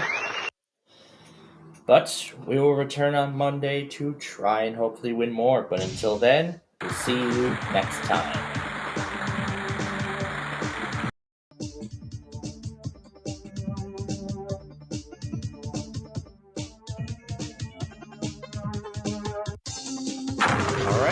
welcome to a new week here at the tower. Let's get started with number 20. All right, right side. 500 bucks. Other side, random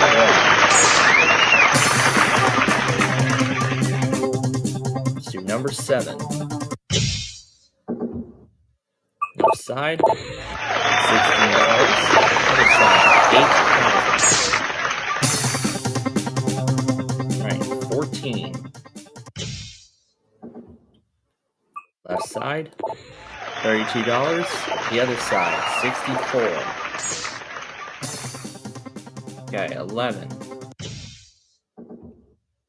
Left side, $8. Other side, random 4.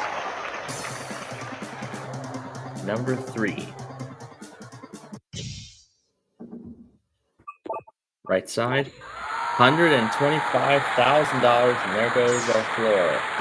That's the other one. All right, 17. Let's do the left side, and it's over. So we finished today with $125,556. Let's go ahead and open up the other side. There's the blank card. And that is the game. That is our show. Let's take a look at the rest of the board. There it all was. So, we'll be back tomorrow to try and win some more here at the tower. But until then, we will see you next time.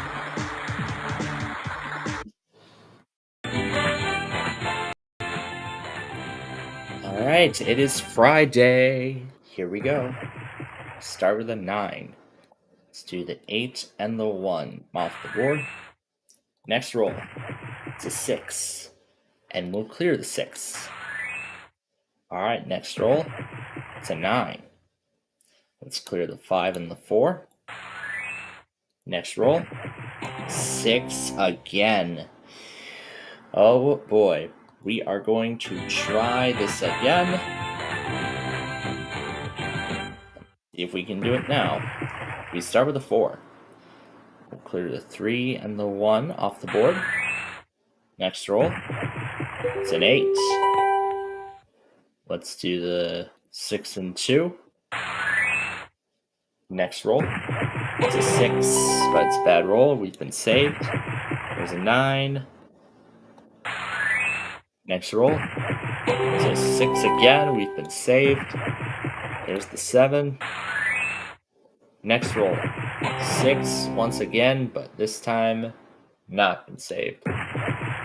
There's the 12. Clear off the 8 and 4. 2 chances to see a 5. There's an 11. And there's a 7. So close. But we'll be back on Monday to try this again. Maybe win the 10,000, I hope. But until then, we'll see you next time. Alright, welcome to a new week. Let's get going. First up is a 6. Let's clear the 5 and the 1 off the board. Next roll, it's a 4. Let's clear the 4. Alright, next roll, it's an 8. Let's clear the 8. Alright, next roll, it's an 8 again. This time we'll clear the 6 and 2. Okay, next roll, it's a 4, unfortunately. But we are going to try again. Maybe we'll win it this time. Okay, first roll, it's a 4. Let's clear the 3 and the 1 off the board. Next roll, it's a 6. Let's clear the 4 and the 2. Alright, next roll, it's a 6. Next roll, 6 again. There goes the marker. There's an 8. Alright, next roll is a 7. That leaves the 5 and the 9 all on their own by themselves. There's the 3, unfortunately. Well, we didn't do it again today, but maybe tomorrow we can. But we'll have to find out. Until then, We'll see you next time.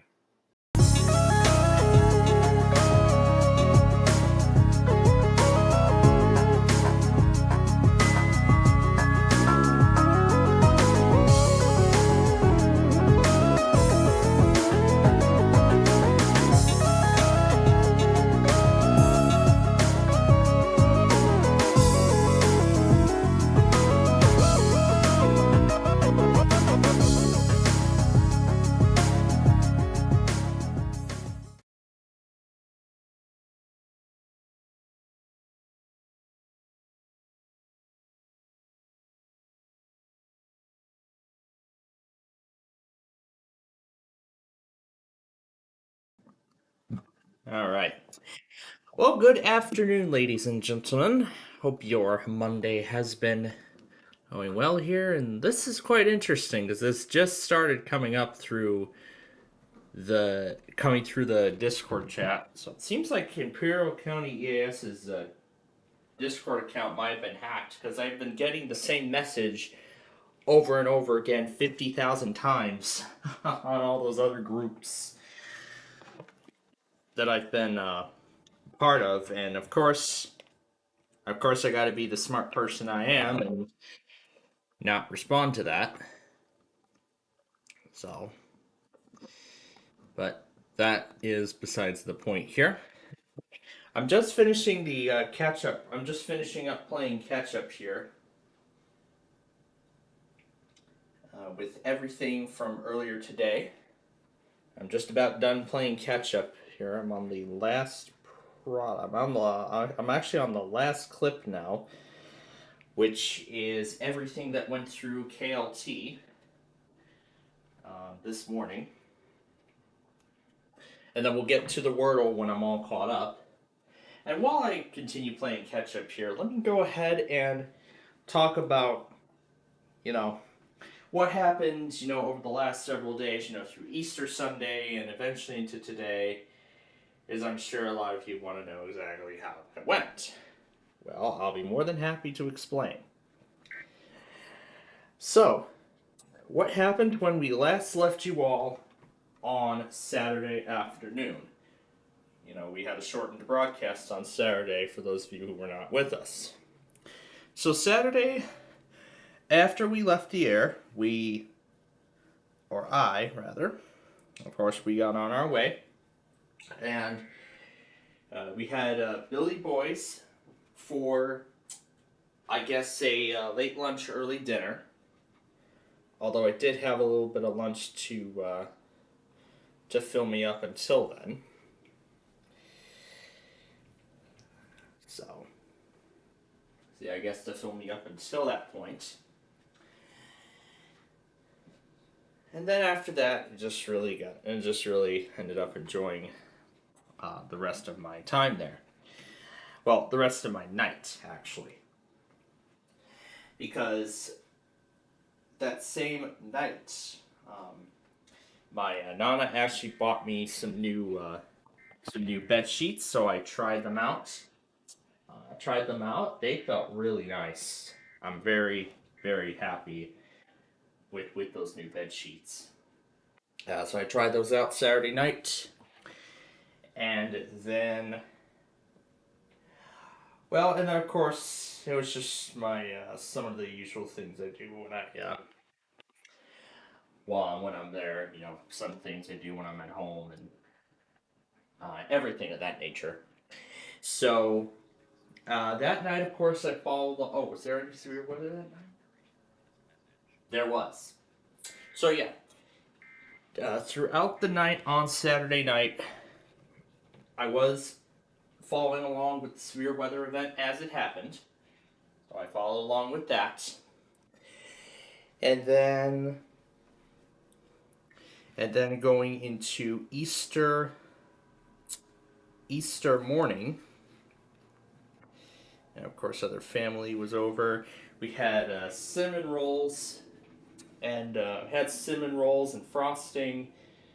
Well, with frosting for breakfast, it was pretty good.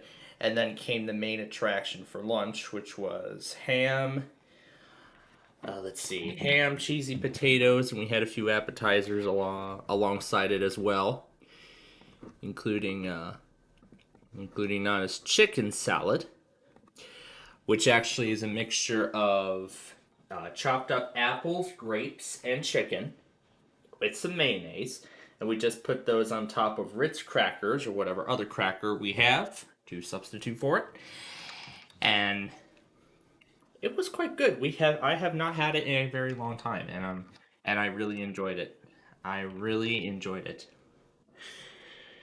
And then, and of course, as I originally expected, GSN did air, and I did actually watch, their 4-hour marathon of classic tic-tac-toe with Wink Martindale.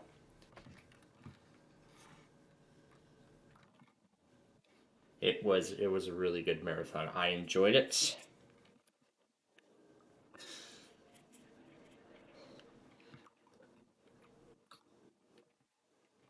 Spat. Spat. Ah, spat is actually the word today. Well, let's see what that is. Let's see what it actually. It's a sudden outpouring of or rush of something. To describe a large number of events happening very quickly. So that could be a good term to use. That could be a new term I could use for severe weather events when we have those go at at a rapid rate. All right. So with that covered, let me get the Minecraft thing open. We'll talk about that in just a little bit. I see the overlay. I see, since this is a supported game, the overlay must have kicked in automatically. Make sure that's on so I can join it from the computer. All right, there we go. Okay, so okay, where was I? I was at the marathon. That's where I was. And then we went over, and then of course went over to my my other grandparents, my grandma to be exact. And of course we did play. We actually did play several games while I was there. Yeah, several games in fact. Yep, that apparently is the case, but he's yet to acknowledge it. Well, anyway, let me march on. So, as I was saying, so then we went over to my other grandma's house, and we actually did play. Not only did we play a couple games, but we also had we had some other family members over as well. So.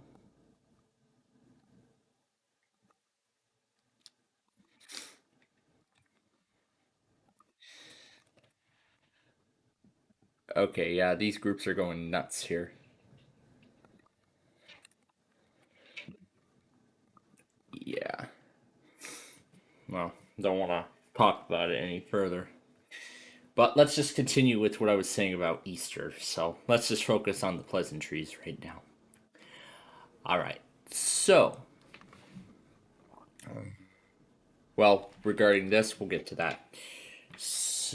Ooh, it's morning birds. We'll get to that video in just a little bit.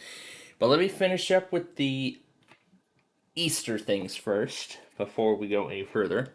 So, then what happened on, let's see, so we did play several games.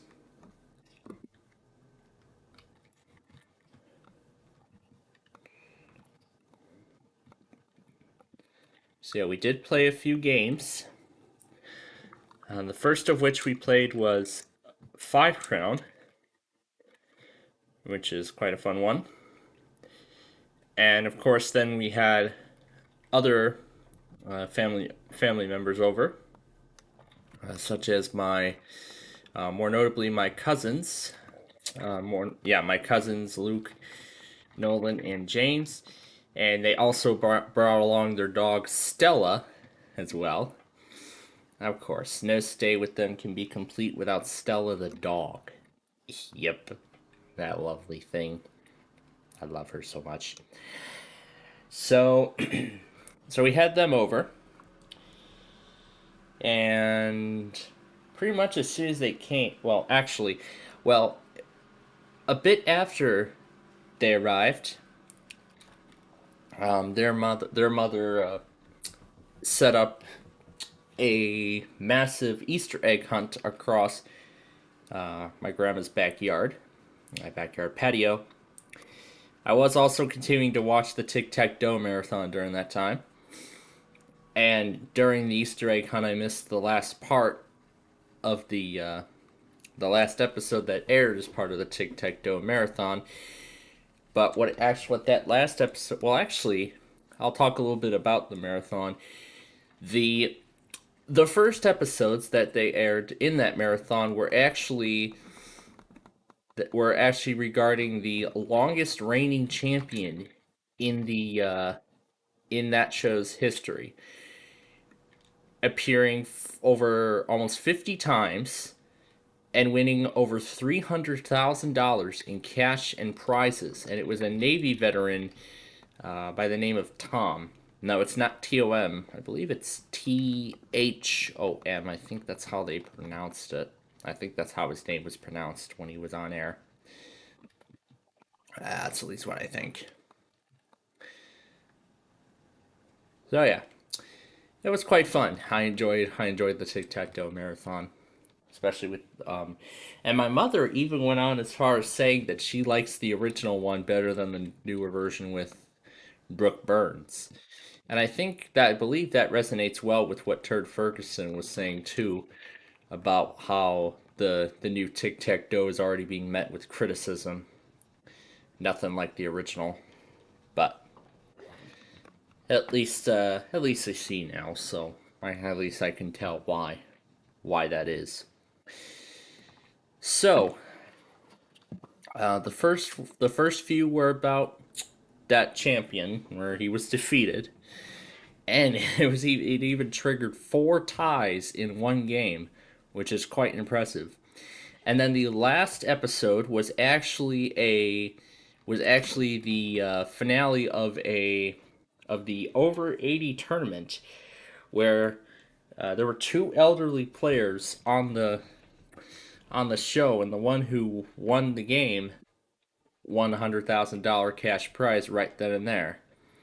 No fluff, no having to beat the dragon.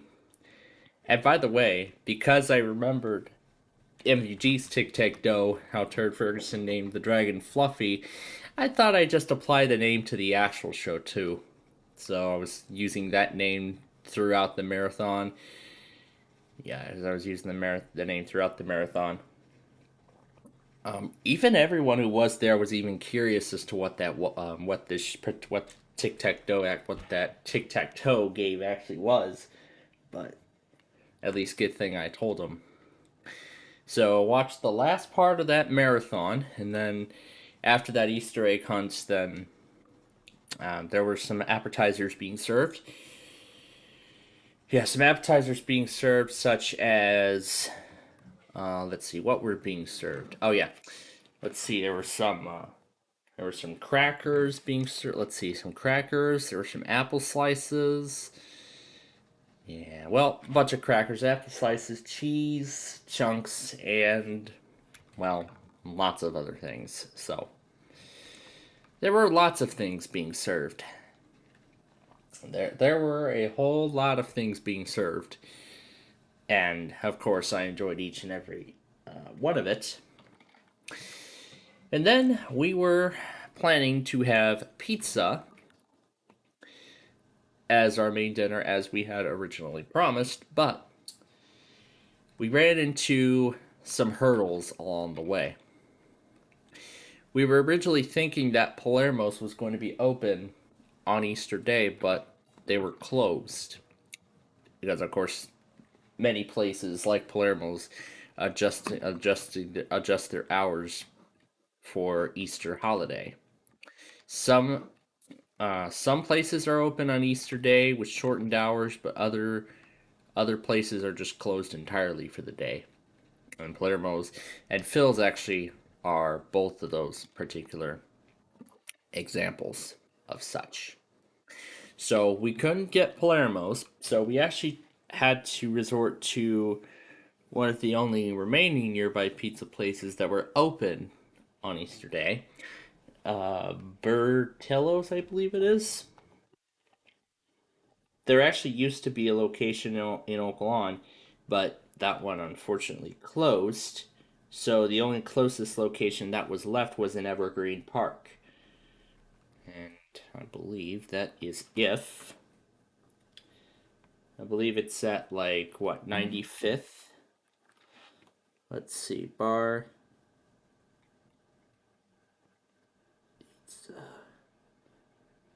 Pizza.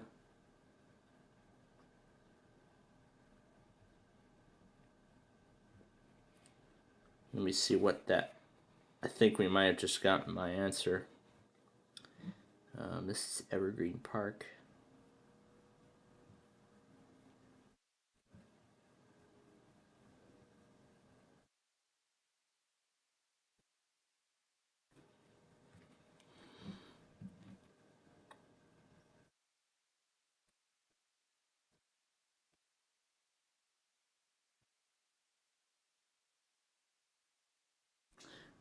Barcos. Yeah, this is it. Barcos.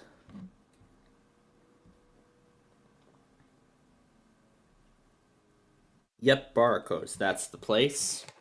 That was the place in question. So that was the only thing that was open. That was only open yesterday. So we ordered pizza from there instead and had it delivered. And had it delivered to the house. So we had that for dinner. However, of course, AFV still had a new episode.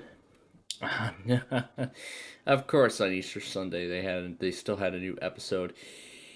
But, and of course, in true Roku fashion, and I'm sure Southern PA is going to get a kick out of this, the Roku stick was not cooperating.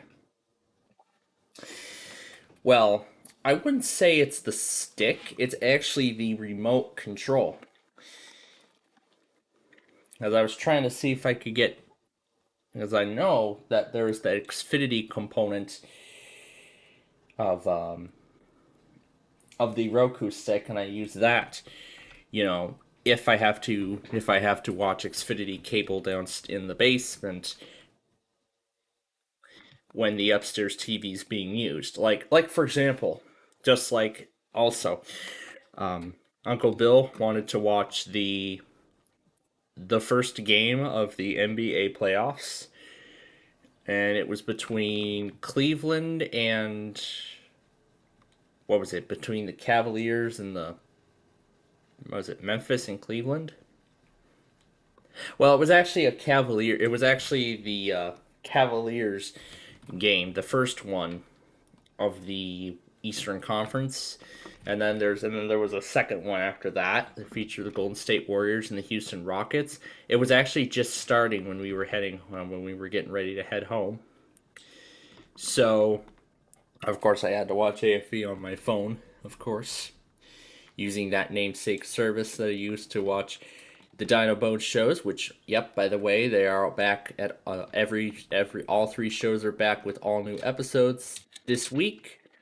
So I watched them all during my lunch break, and I had leftovers of the pizza today too, for lunch instead of a sandwich, which was pretty interesting. So I actually did like that pizza place, and that actually is a good alternative if we can't get Palermo's or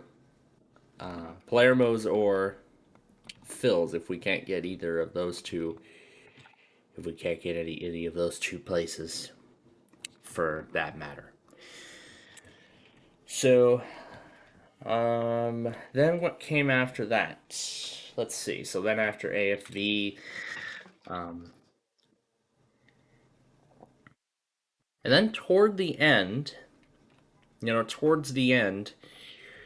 We did actually have a little bit of dessert. We had a lamb cake. So yeah, lamb cake, and of course my mother's homemade chocolate chip cookies.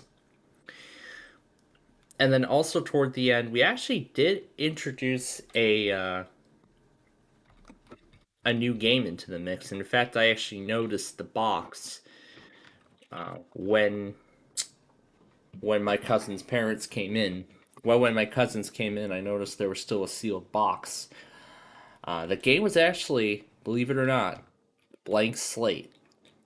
Now, where have we heard that name before? And yes, it was actually the board game that inspired the failed GSN Games Show match game reboot with Mario Lopez as host. And yes, I did watch all 65 episodes of the only season they ever did. And in fact, it failed so much that they actually moved Blank Slate off of the primetime slot and aired it in the afternoon, all new. That goes to show how terrible it was doing. And then after that one season, that was it. They did not even bother making another one. So yep, it was just one season, and then it was all over. No more slaying. It was a complete flop. But I don't know how well Tic-Tac-Toe is going to do, but I guess we'll have to see what happens. I guess we'll have to wait and see what happens with Tic-Tac-Toe when all 65 episodes air.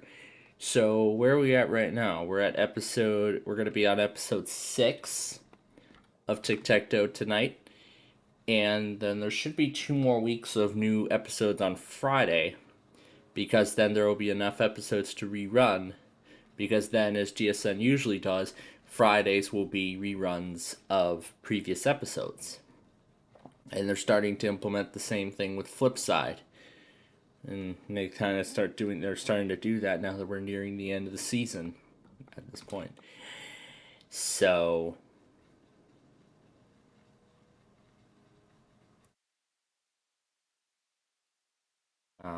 yeah. So we did play a round of Blank Slate. And yeah, it was actually quite fun, although there were some things I couldn't come up with ideas for, right? A lot of these I actually came up with ideas like straight away, right out of the gate. And then soon after we played Blank Slate, and of course we also later on, well, I guess even before that, we also got our additional Easter baskets with other goodies, including, let's see, I got white cheddar Cheez-Its. Yeah, that's the kind. I like that kind too. Me and James traded cheddar Chex Mix for the traditional.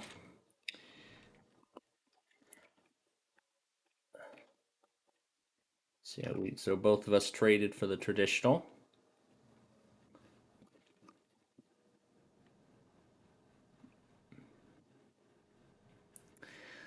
And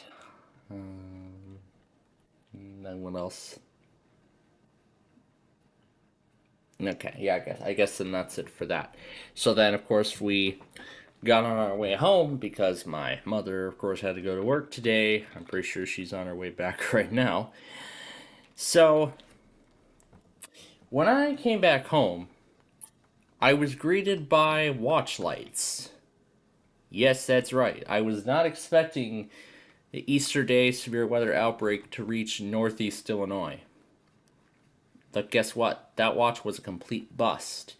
Because just after midnight, they actually canceled it. There was just that strong thunderstorm at 10 till 10:30 p.m. and that was it. Nothing else. And then they just canceled the watch right then and there. There was actually one more tornado warning, too, in that entire event. Oh, yeah, and then there was a severe thunderstorm warning for Paducah.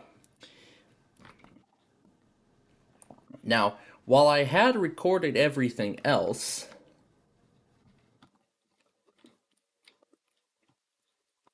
while I had recorded my station, during that whole Easter festivity, I was not thinking about the catch-up strategy that we had been utilizing, in previous events, that we had done, where I just play each product one by one, and then when new ones come, I'll just stop it and then let that go, and then I'll just resume that other product where it is. I find that catch-up process to be more effective. I mean, I would not want to sit, I do not want to be, sitting here just cutting off pieces of the video when I can just throw the whole video in at once. I find that to be more useful. So, well, as soon as I got back, of course, I unpacked, and then let's see, and then later, in fact, even the day before, I noticed that there was one more correction I needed to make on the HTML document for my class. So as soon as I got all settled in, I made that correction really quickly and then began playing the catch-up game. There was one more tornado watch from Memphis that, yes, was also, but almost, a complete bust. As I said, there was only that one tornado warning, and that was it. Nothing else from Memphis. Paducah only issued one severe thunderstorm warning, and that was the end of that.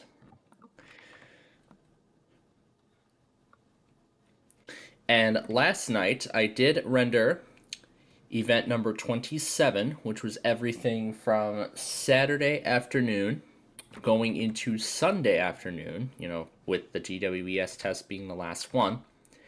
And then everything from yesterday is in number 28. So I rendered number 27 last night, got the Monday test before calling it a night, and then played catch up in the morning, and then rendered the 28th video, and I got them both uploaded and scheduled. Both of them are uploaded and scheduled now to Premiere. However, the thing I'm deciding now is when we should, what times we should premiere these. So currently at the moment they're set for Saturday, but I have yet to determine final times for these two premieres especially. And yeah, furthermore, I hope you all enjoyed that 294 Street View video that I wasn't planning on making, but there was that one chiptune that I really enjoyed. I could not resist the temptation. I've explained that even before we went on our Easter break, so I just couldn't resist the temptation. I just could not resist at all. And I haven't gone back on the other Amtrak yet, but I did see the California Zephyr before Jeopardy. Now what's happening? Well, I'm very glad I did not restart the station and remove the Monday test monitors. I'm very grateful. Okay. Well. Okay. So let's see. Other things that happened today. The website, the album shows, and that's about it, really. So that's really everything that happened with me when we were last with you all, on Saturday night. Let's see what these Japanese birds are up to this afternoon. Well, it's actually already the next day in Japan, so I guess it's morning now. Yeah, it's already the next day in Japan. Yeah, it's already Tuesday there. I see we're almost at the end. Yep, that's how that's how his birds say good morning.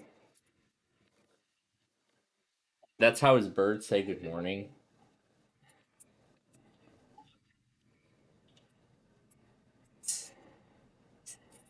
gonna speak? Probably not. Oh yeah, and also Saturday night, I forgot to mention too. My nana was quite curious of the birds, of his birds. You know, when he was doing the bird stream last night, that night, and I was watching it. So yeah, she was very curious about those birds. You know, I told her a little bit about them, so she was curious on the breeds and everything. But of course, she's much older,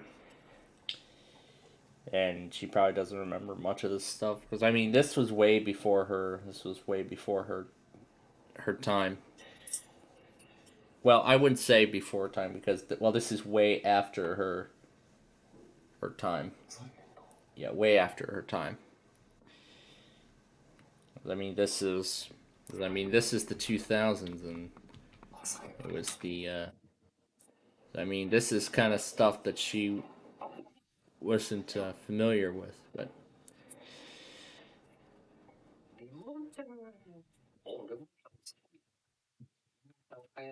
it's just a 2 minute video saying good morning to these birds. I think he does videos like this every once in a while.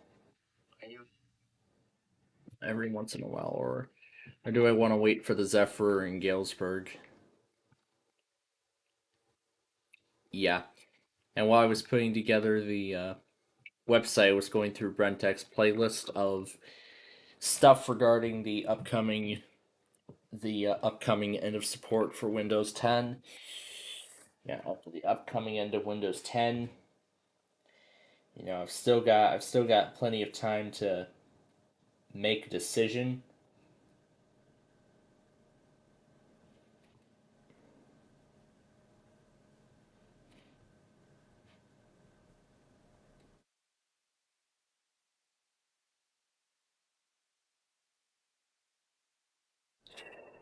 Remy's Cascade.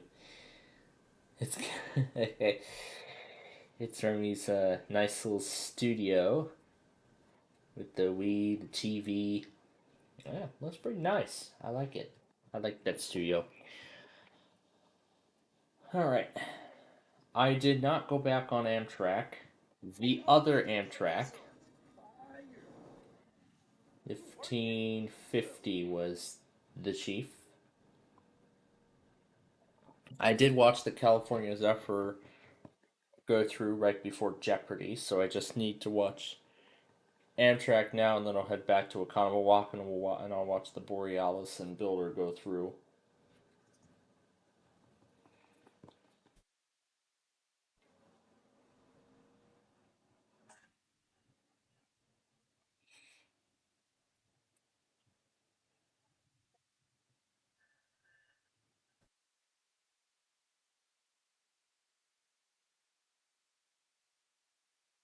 There's nothing special at the back. Alright. There we go. Saw everything that I needed to see, Amtrak-wise. Wait a minute, that's not the playlist I wanted to pin. I didn't want to pin the playlist of Windows 11. I wanted the playlist of the end of Windows 10. Save. Yes, that's the playlist I want. And refreshing. There we go. There's the playlist of the end of Windows 10. And yeah, I'll also save the playlist of the Windows 11 24H2 update just to also follow along with the problems and stuff that are still plaguing this feature release. Oh, it's just been terrible. Very terrible. All right. So, I guess with all that discussion out of the way, now we can get to our main event here, where we left off on our Minecraft show.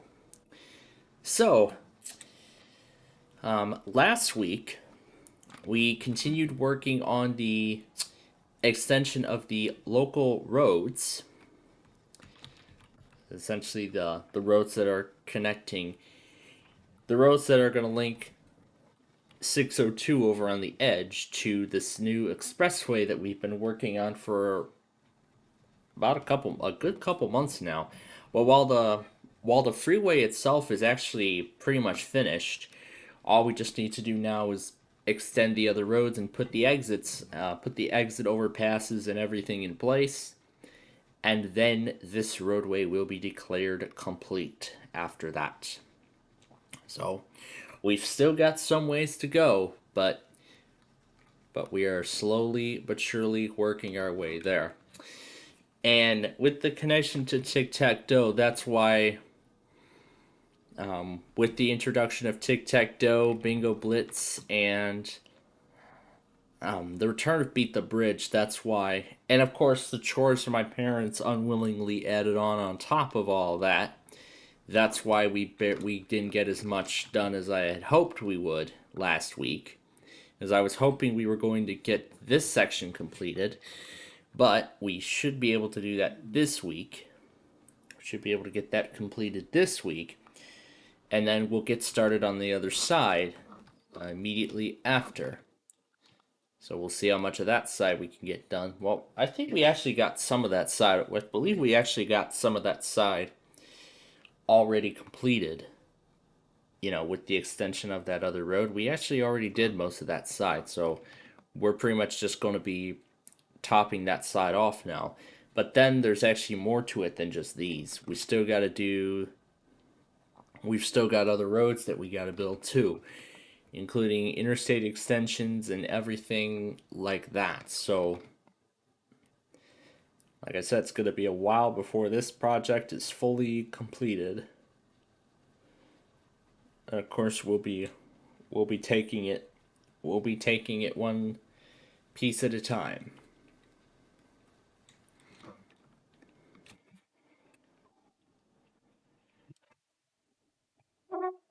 But yeah, it's a good thing now that I have those playlists. Saved, so that way I can keep up with the upcoming end of support for Windows 10, and also the issues that are still plaguing the 24H2 feature update. So, but yeah, we will just have to.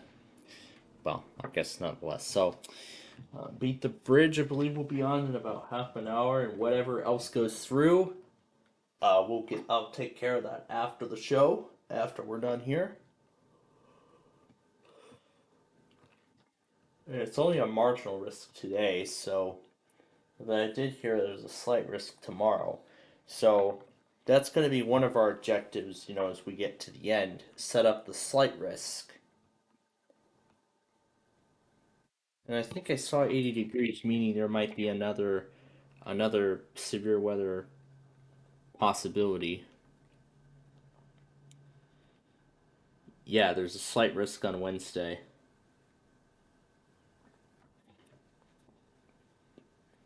But it's out west. So I don't expect much from that, but we'll see. Alright, how many more sections do we need how many of these do we still need to do? Let's see, I think we have like 3 left. So let's see, it's 2, that's 3 actually right now, from my count. So 4.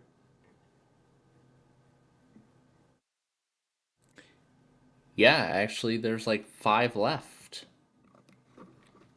So yeah, there's actually 5 more of these left. And then this side will be fully finished. Well, the side roads will be fully extended. So, yep, just 5 to go.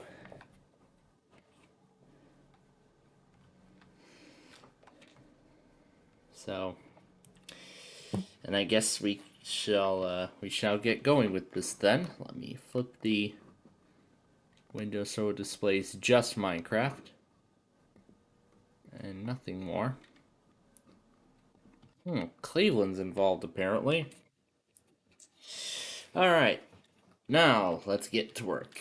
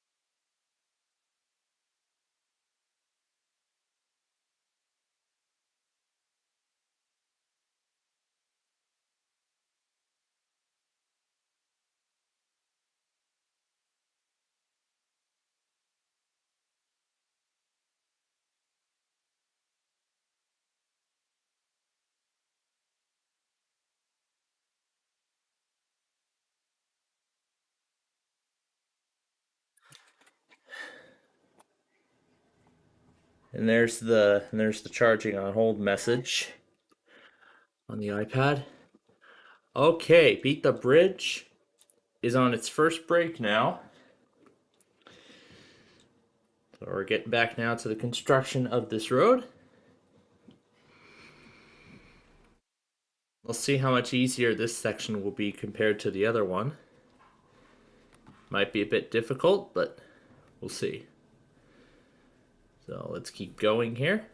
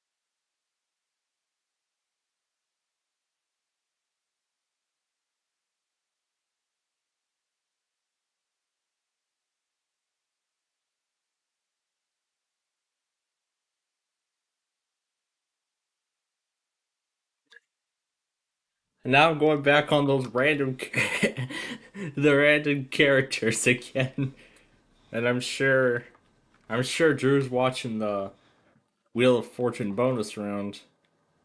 I'm sure he'll be watching the Wheel of Fortune bonus round when it comes back from commercial. And then afterward, I'll be watching Bingo Blitz. And then after that, did I just hear the puzzle board ding?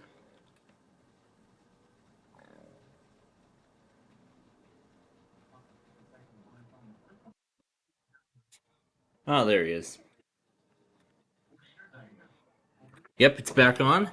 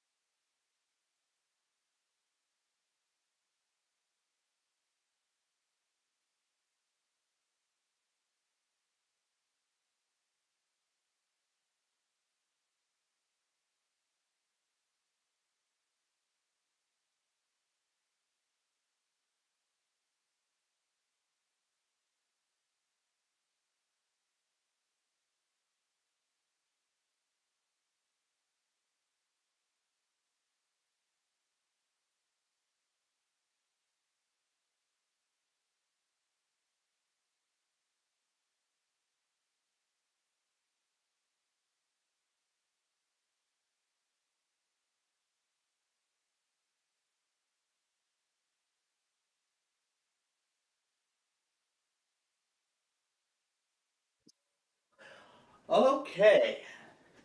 So, took care of all of my shows for today.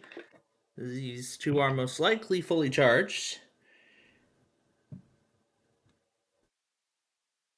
We acknowledge all this crap because WTOP is not going to do a weekly this week because it is DC monthly week. I'll just keep Design Responsive on there because that man takes a long fucking time to even process everything for that class. I don't care though. Oh man, I gotta replace the batteries in this candle again. Damn it, how long do those batteries usually go? Like about a month? Damn, they're quite long, aren't they? Okay, anyway. So, took care of Bingo Blitz, took care of Flipside. So that's it. That's all my shows that I need to take care of. So, now with that done, let's continue on with what we were just getting started. Let's continue with what we were just starting. So, here's where we stand on the project so far. We had just finished the one side. The one side is already done. Now we are going to march on with this side here. There isn't much more of this side to do compared to that first side. There isn't much on this side to do than compared to the other one. So this side, it's most likely going to be, it's going to be a bit more. It's probably going to be a bit faster because there isn't any sort of, like river, like second river that connects to it, which is what made that other side more difficult than this one. So now we're going to go ahead and continue the construction of this side. My other iPad is still hot, but at least it's holding, at least it's stopping charge to the battery, and it's only powering the motherboard right now. And then I'll unplug it and hard reset it, and then plug it back in once it cools down all the way.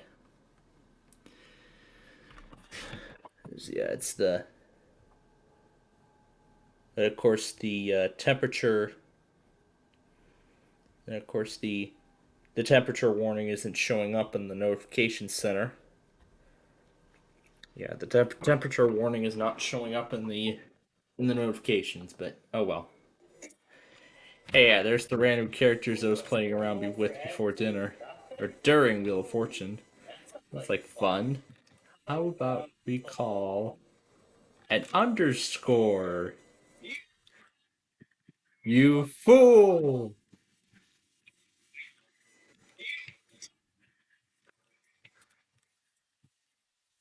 I might just make these their own videos on my channel.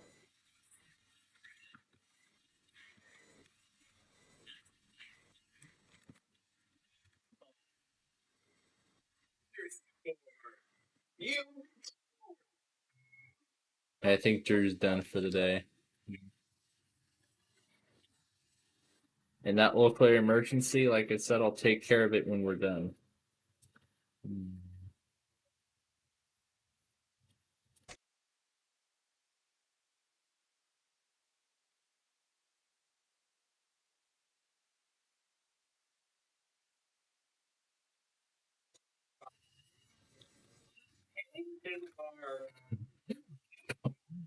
Quotation marks. This sounds like quite. This sounds like a. I mean, yeah, I'm already having a lot of fun with this new segment.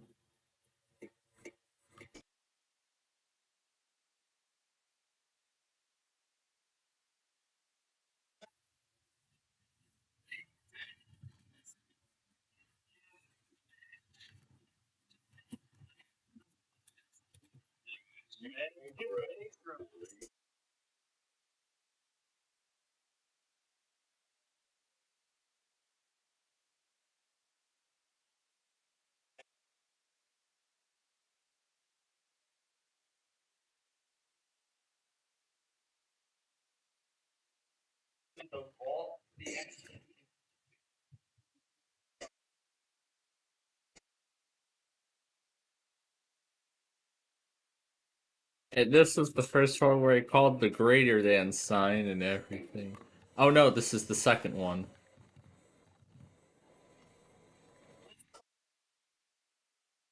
Colon, I was gonna call a semicolon. Here's the first one.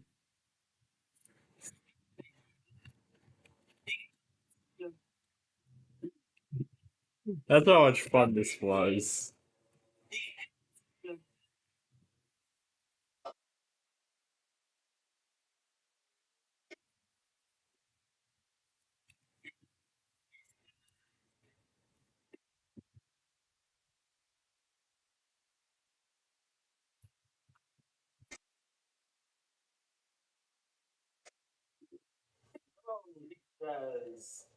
What science? Let's call it Tilda. See,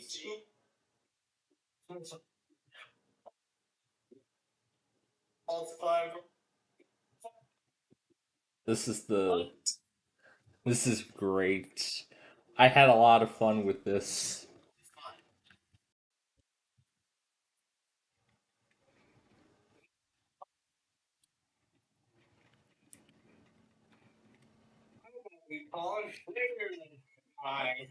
A greater than sign.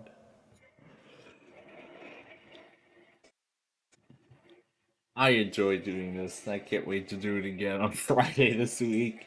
But we got to get through Wednesday and all that stuff.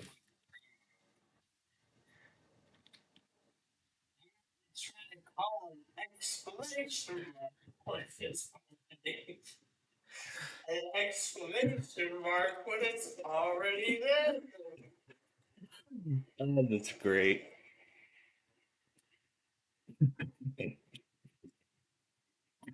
This is great.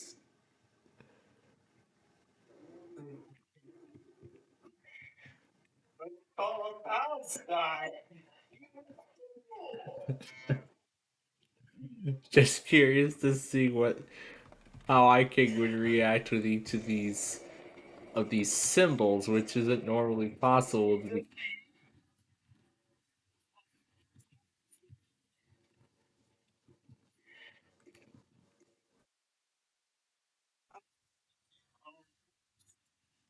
Dollar sign. A dollar sign.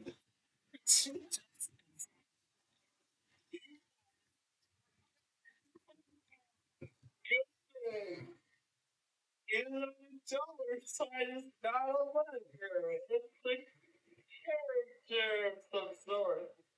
That's how much fun it was.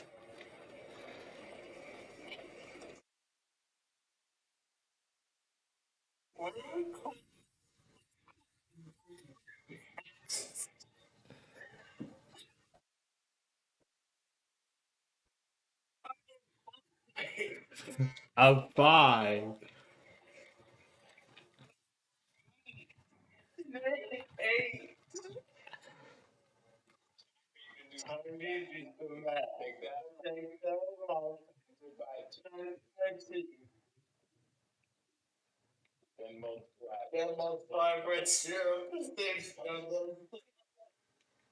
Tough break. No eight. No eights in the puzzle.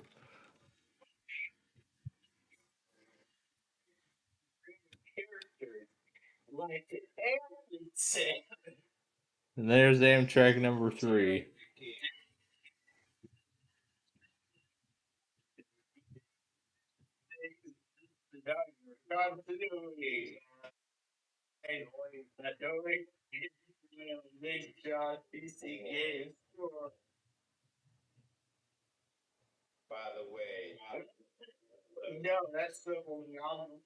That symbol is not in the puzzle at all.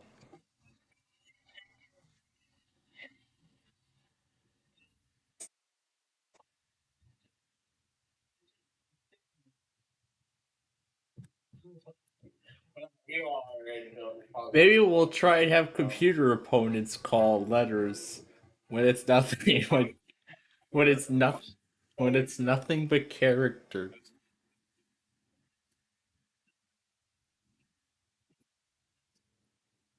There are no fours.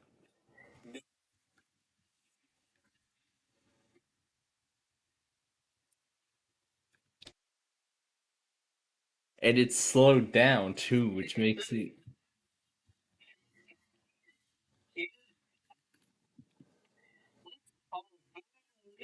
Spin the wheel.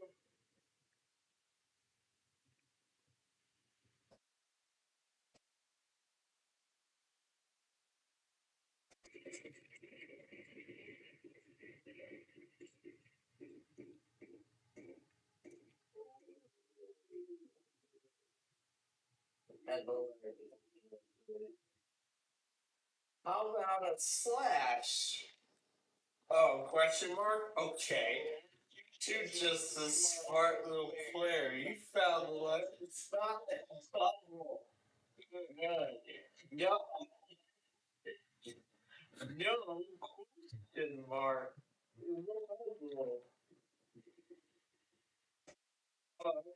What was this? What kind of character should we call it? We called it Tom already. We already called it question mark. Let's call him period.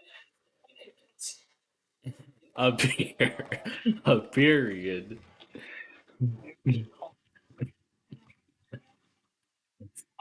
Period. No. No period. Period.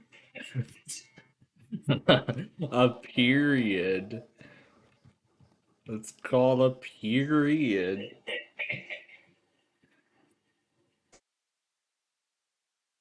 That's how much fun I've been having with this. Period. Let's call an opening parenthesis. No opening parentheses. That other one.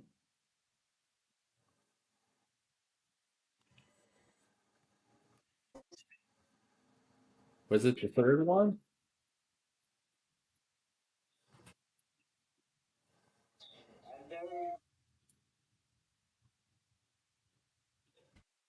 That's not it.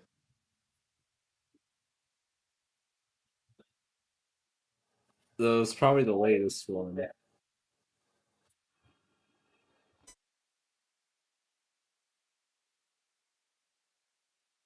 There are 4 opening parentheses in the puzzle. And we need to keep going back. This one was another fun one.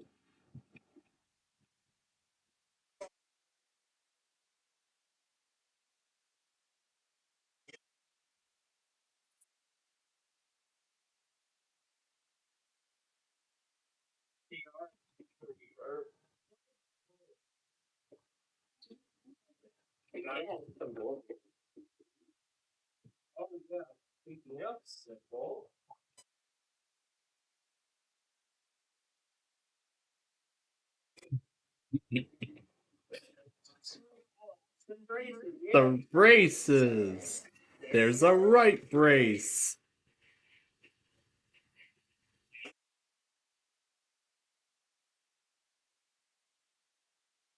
Right brace.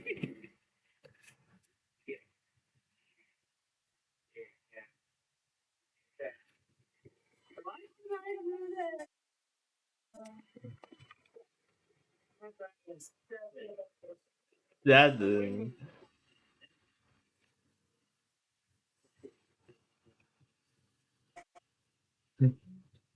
Maybe I just got an idea of what we should do for the character extravaganza this week.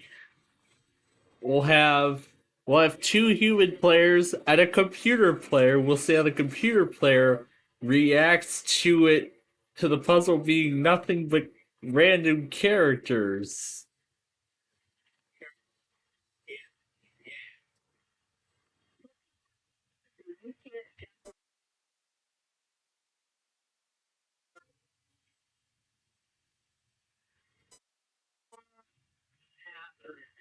Lose a turn.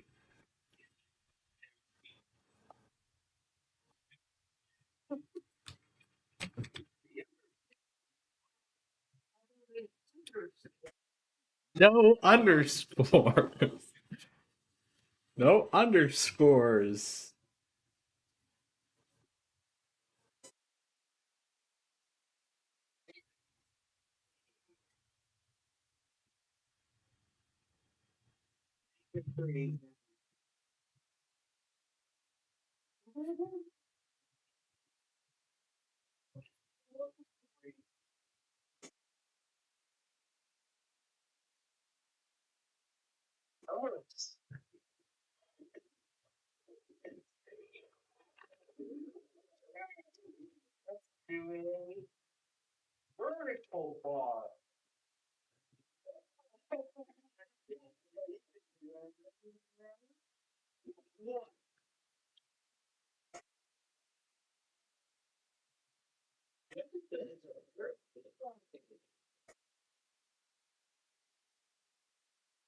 I mean, I don't know what kind of. I mean, I should think too about what random character puzzles we should do.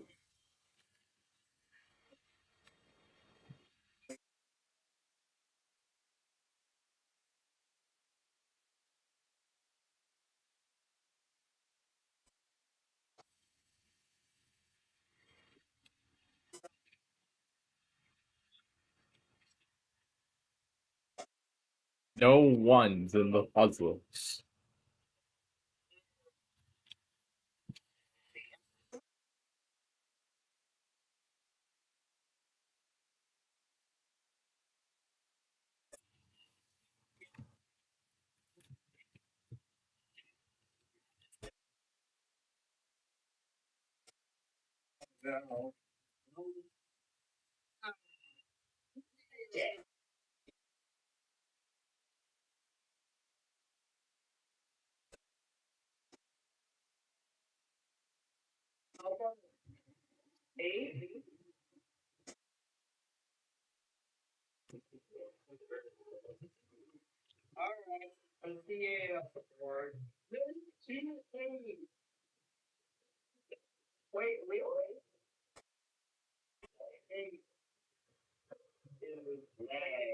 Like the part where hip hop parade, there are 2 3s in the puzzle.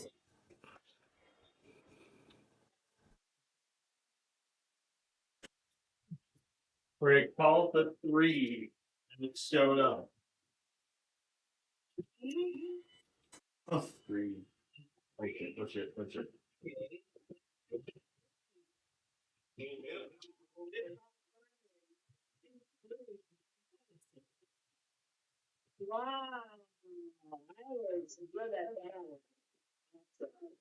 Oh, 2 3s being in the puzzle. Hi, Nani. What else have we got? What other parts? All right. So that's all the Amtraks for today.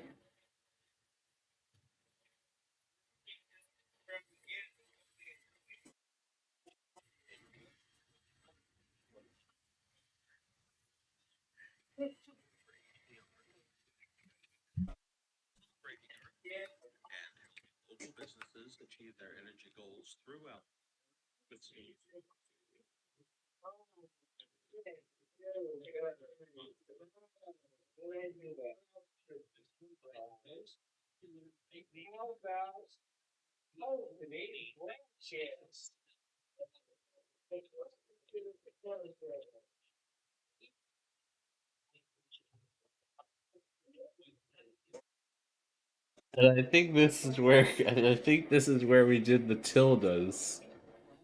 Where we called all those tildes.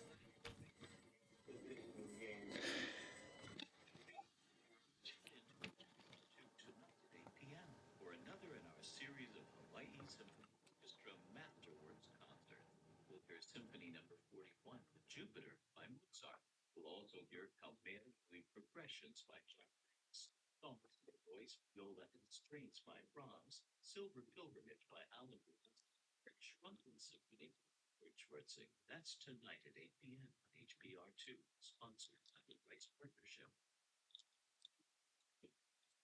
You're tuned to membership of IE Public Radio. Well, it was only the first day, so got a little ways to go. Oh man, I just enjoy these random character things. Okay, so with our time remaining here, can you let me talk, please? You're crazy, because you're not letting me talk. Okay. I see Southern PA is premiering the severe weather event from the, I guess I'll say Easter Eve, or the eve of Easter. Whatever. Yeah, whatever you wanna say it as. But I'm not going to premiere my stuff until this weekend, so we can accommodate for all of our original content. For a lot of our original content, including the upcoming 3rd season of The Bowling Train, which, like I said, I haven't started production on it yet. But since I'm getting close to the end of my website, I'm actually going to get that finished first. And since I'm starting to get impatient with putting the layout up, I'm probably just going to have to put the layout up around the table. Put the layout up and around the table. So,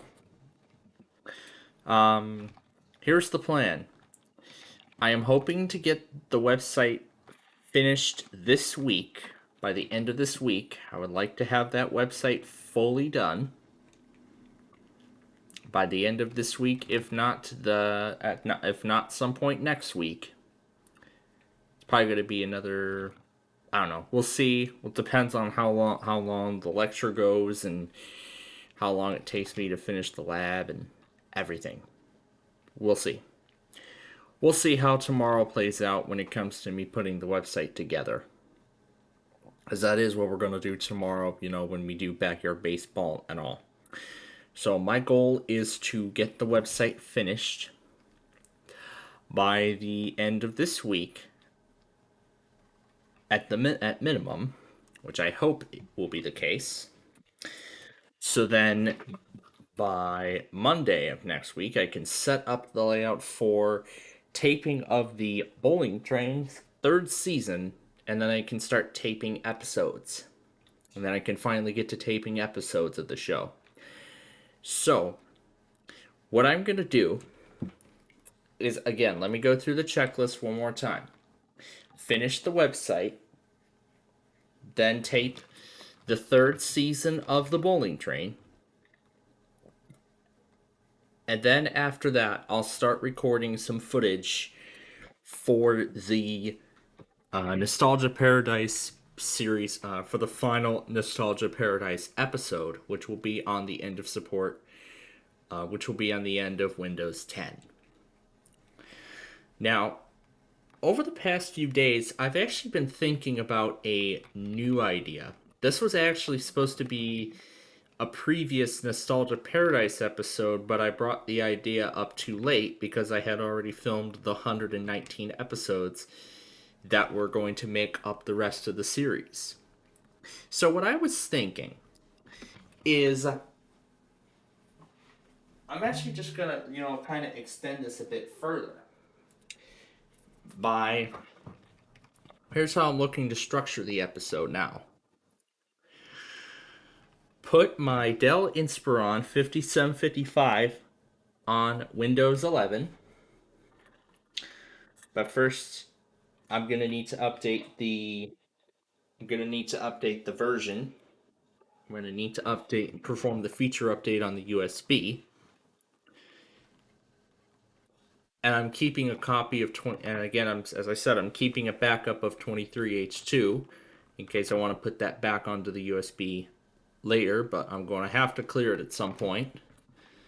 But I'm going to have to delete 23H2 at some point because Microsoft will not be supporting it anymore how many more months left of support does this version have? I believe 7 months left. Yeah, 6 months left for Windows 10, and 7 months left for 23H2 in the consumer format. But then the more then just like with Windows 10, the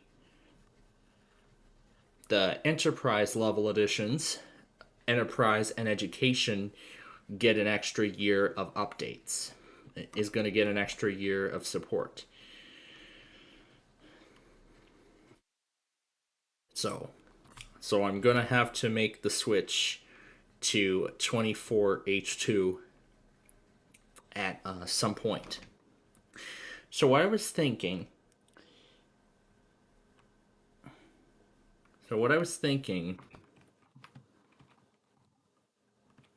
is, just like I did with am I getting... No, I'm not getting that seconds flyout yet. That seconds flyout is probably still in preview.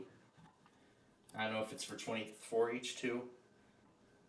And it doesn't seem to be working on 23H2. That's probably only exclusive to 24H2 builds right now. Well, it's still very early. Well, it's actually in preview, but it's also a hidden feature. It's off by default. So I don't think I'll be able to...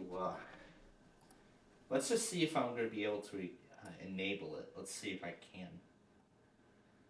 Let's see. Notification settings. Let's see.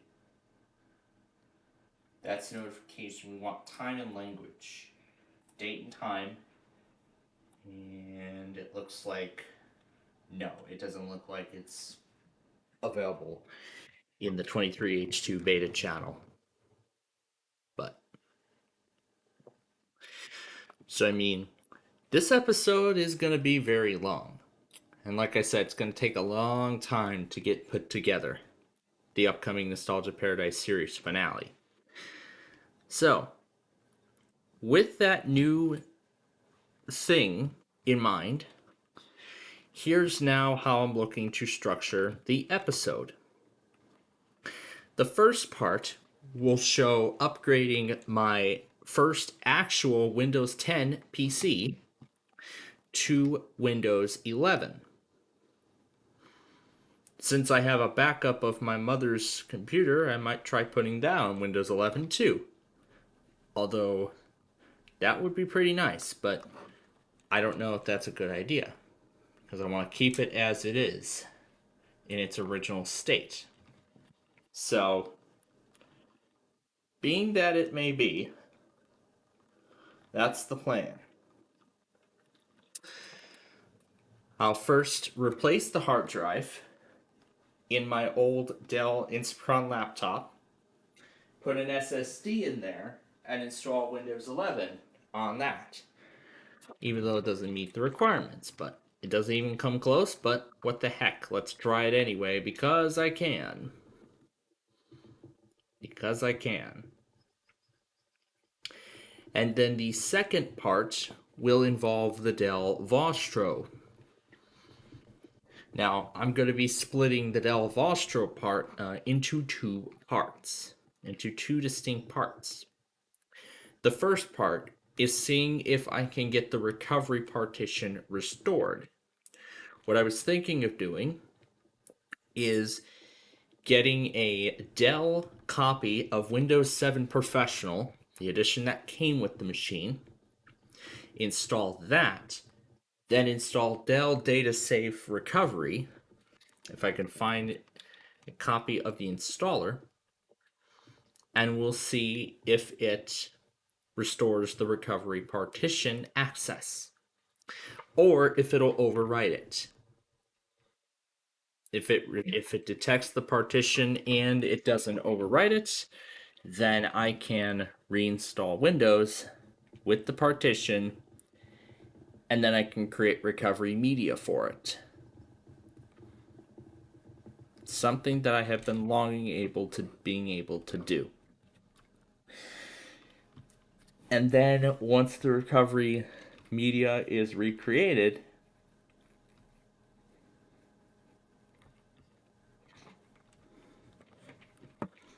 and or if it fails, then I have decided what thing I'm going to put on it yet. Now that I've been seeing Brian Brentek's videos and information regarding the end of support for Windows 10, I was thinking about putting Chrome OS on it, particularly Chrome OS Flex, and turning it into a Chromebook, which I think is a really good use. It's a really good idea for those old computers. I could just go ahead and throw Chrome OS on them, and I can, I mean, they'll still get, I mean, it'll still get regular security updates and everything like that, which is gonna be pretty amazing. So, how far?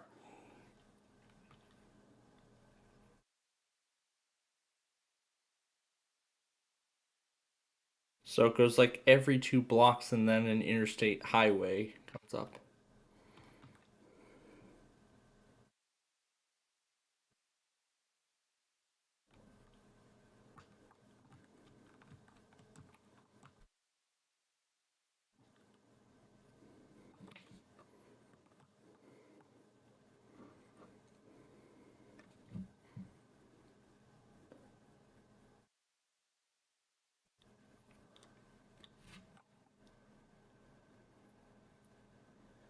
So yeah, it goes like 2 blocks, and then an interstate highway comes up.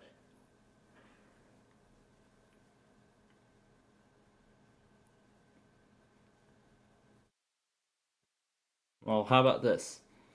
Let's just deal with this side all at once for a change, so it's a bit easier to handle than previously. So let's do that instead. Anyway, back to the finale. So that's the next part, the Del Vostro. And then after putting Chrome OS Flex on it, then it will be retired from service. Where then a newer PC will be put into its place. And then I will be wiping that installation and putting Windows 11 on it. And I'll wipe that installation out and put Windows 11 on it. Because I want to make sure it's a Windows 10 PC. Because that's the only kind of license keys that will be accepted by Windows 11 at the current moment. Yeah, at the present moment.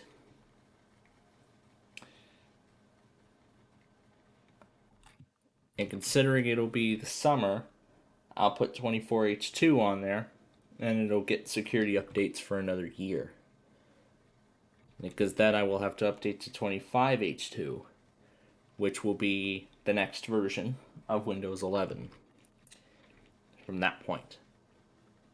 And I'll probably do that in a separate video that will not be part of the Nostalgia series because it will have already ended by then.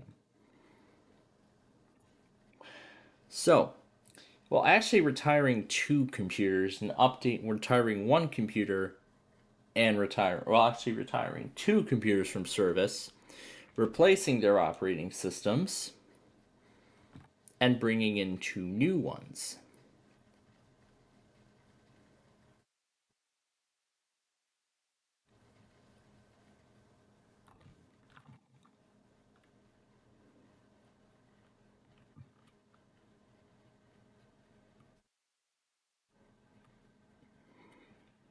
Particularly the ThinkPad I might just replace. So yeah, there'll be 2 different computers coming in.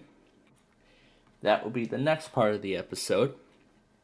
The third part, then the next part after that will be updating the XPS to Windows 11. And I can't do that with the capture card because there's no HDMI port on that laptop, which is such a shame. Considering Dell wanted to make it as thin as possible. But I understand. So it'll go either way. So though that's one possible scenario, just upgrade it to Windows 11 directly. However, the next thing I was thinking is install the last update for Windows 10, the very last update for Windows 10, and then after that, update it to Windows 11.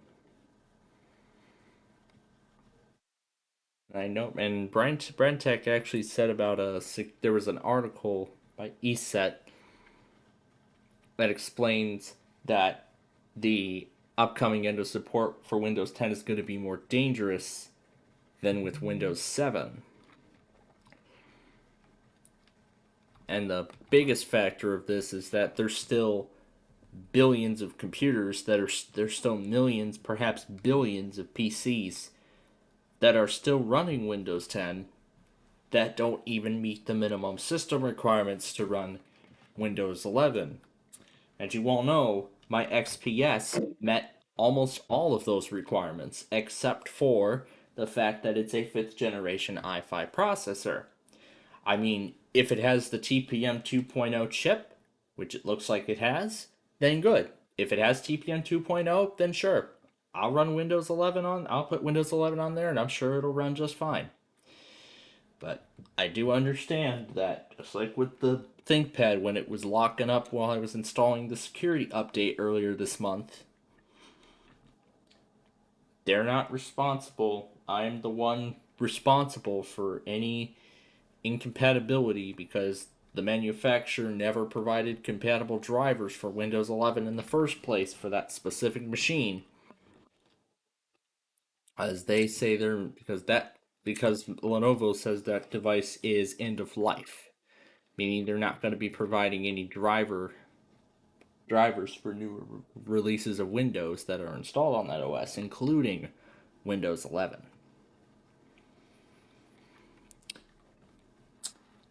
So the final part of the episode will either be installing the last update for Windows 10 and then upgrading to Windows 11, or upgrading to Windows 11 on the XPS and then installing the last update for Windows 10 inside of a virtual machine.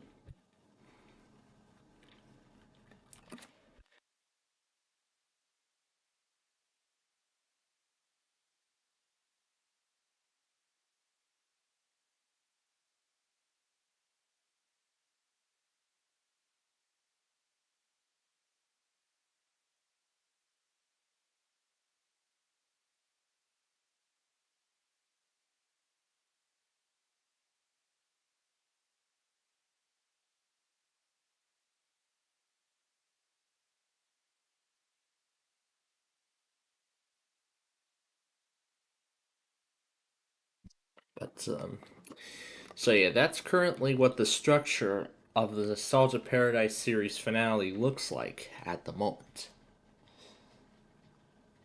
And then of course the structure will likely end up changing as time goes on. As time goes on, as we get closer to the end of support, I'll pretty much refine my options and everything like that. But particularly in terms of main computers, I have already made the switch to Windows 11. So I'm fine. I don't really need to do anything because I can just continue using Windows 11 like I have been because it's still going to get updates for another 6 years. Yeah, for another 6 years, and if Microsoft decides to end support for it in 2031, which is a long ways away. As usually Microsoft provides a decade of support for these versions of Windows.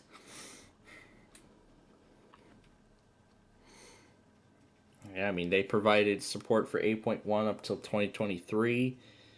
They did Windows 7. They were going to end support for it in 2019, but they decided to keep it going until 2020.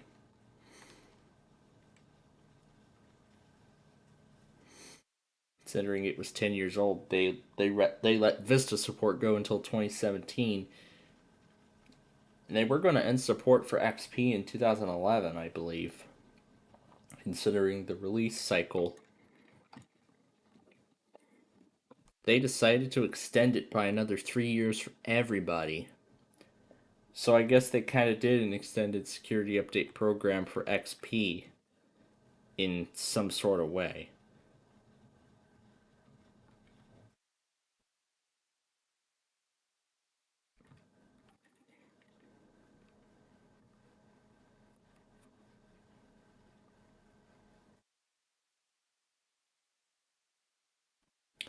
But yeah, I just feel bad that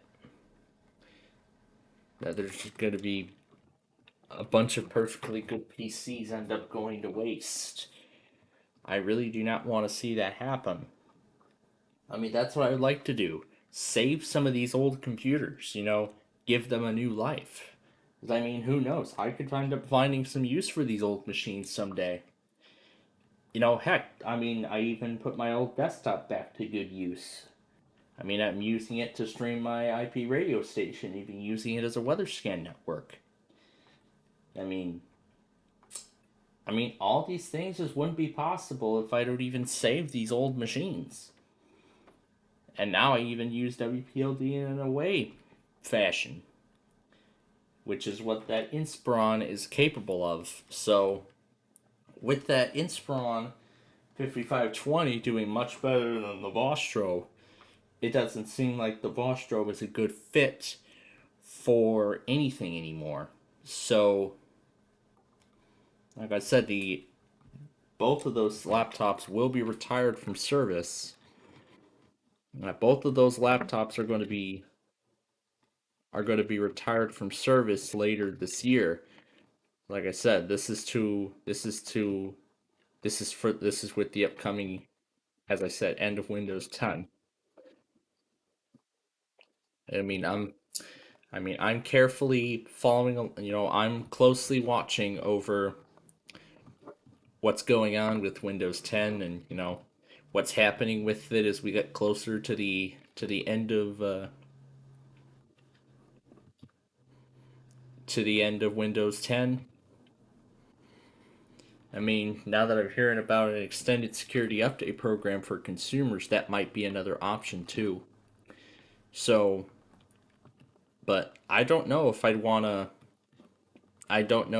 spend $30 when I could upgrade it to Windows 11 because it meets almost all of its requirements. I mean, that would be silly to just waste $30 on an extended update program on an OS that isn't even my primary OS anymore. So, do I want to try and waste $30 for that kind of stuff? I most likely wouldn't. I mean, as I said, I already have Windows 11, and Microsoft's recommending everybody to make the move. You know, but it's at the same time good to hear that just like with Windows 7, they're offering up to 3 additional years of security updates for businesses. Yeah, similar to what they did with Windows 7 back in 2020. They even kept it going through 2021. Even when Windows 11 was released, they kept it going. And then they ended that security update program along with Windows 8.1 support at the same time. So they released the final updates for both of those, and then it was all over. I mean, and even RedTech made something that they were going to extend that update program until 2026. That would have been pretty nice if they had extended it for another 3 years after that. But I mean, that would have been nice. Because if they had done that, then I could have potentially kept Windows 7. Then I could have kept Windows 7 on my Vostro, but then the only problem then is that I wouldn't be able to get the Linux subsystem because Microsoft would not implement that into Windows 7 because it's end of life. So that machine right out of the gate would not have been optimal for. Then I mean, if that would have been the case, then maybe I wouldn't have gone through the fiasco that I went through. when I tried to upgrade that thing to Windows 10, and then it screwed up the recovery partition, and now I can't restore it. And now I can't restore it back to Windows 7 the proper way. It's such a shame, but I'll try my best when I create the episode. So, yeah, once again, it'll be finishing the website. That's my priority right now. Yeah, finish the website, then tape the bowling drain. I want to see if I can try and film 25 episodes each day. That's my goal. I want to try and film 25 episodes in one day.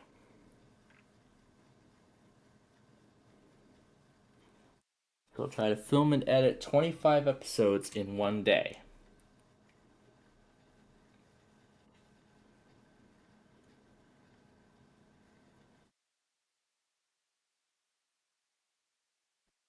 So then I can have them all ready to premiere in June.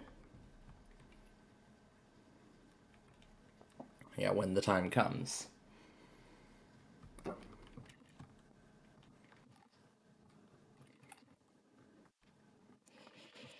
So yeah, it's gonna be quite a challenge for all those Windows 10 people, especially those that do not have supported hardware for Windows 11.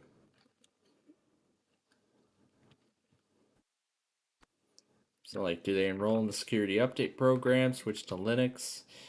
I mean, with like, I think it's at now like 60. I think it's still at 60% or 50% market share. I mean, that's pretty crazy. 50 over half of all these Windows computers are still using Windows 10, but Windows 11 is actually gaining market share now. When we look at it, it's actually now, I believe it's at 42% from the Stat Counter report from March of 25. So yeah, from March of 25, 42% of all these machines are now on Windows 11.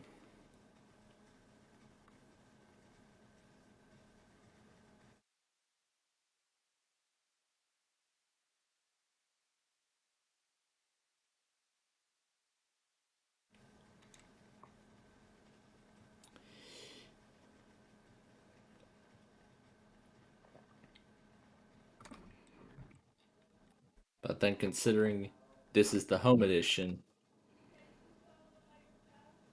I will have to update this, as I said, to 24H2. Now, just like I did with when I made the switch to Windows 11, I'm probably going to do it the weekend before before the home edition goes end of life. So what I'll pretty much do is I'll just remove the registry key that I used to block the feature update, and then just let it install. I'll actually probably do it, the night before. Like after we go off the air, I'll just take the registry key out, and then it's not going to take effect until I reboot the system. I mean, just shutting it down. And then the first thing when I turn it back on, I'm going to see the end of support message. I'm going to start to see the end of support reminder, or the end of service reminder. It's not end of support, end of service. Yeah, because end of service and end of support are two different things. Well, they actually both kind of mean the same, but they're using that terminology for different things. So they're using end of service to indicate it's that they're going to stop providing updates and support for a specific version of the operating system, while end of support is they're going to be ending support for the entire operating system. So that would mean all versions of the operating system and all editions lose support. No more updates for the operating system as a whole.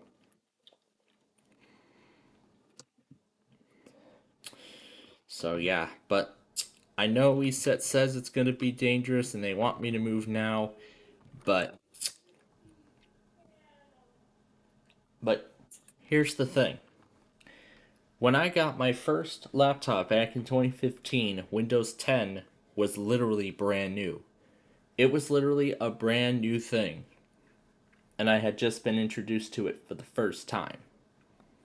So I thought it'd be kind of fitting that I stick around with Windows 10 until it takes its last, until it breathes its last breath.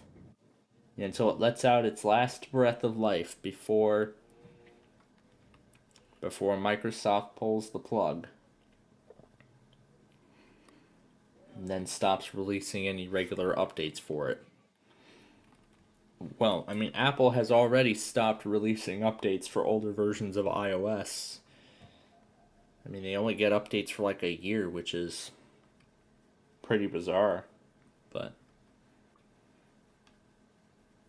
it's interesting now that I think about it. I mean, just recently they actually pushed out emergency patches for iOS 15 and 16. So a lot of those older devices actually got an extra update. But I mean, but there's also something else that is going to be ending too, the iPhone XR. And maybe as an added bonus in the episode, I'll actually also include. Oh, that's right. We're not going to get the 16E and just have it shipped to the house and transfer all the data from there. I just realized that. We're just going to do it all at the. We're just going to do it all at the store. Now, when we go to the Verizon store to get the new phone, we're just gonna do the unboxing, recycling, and transferring of the old phone right then and there. So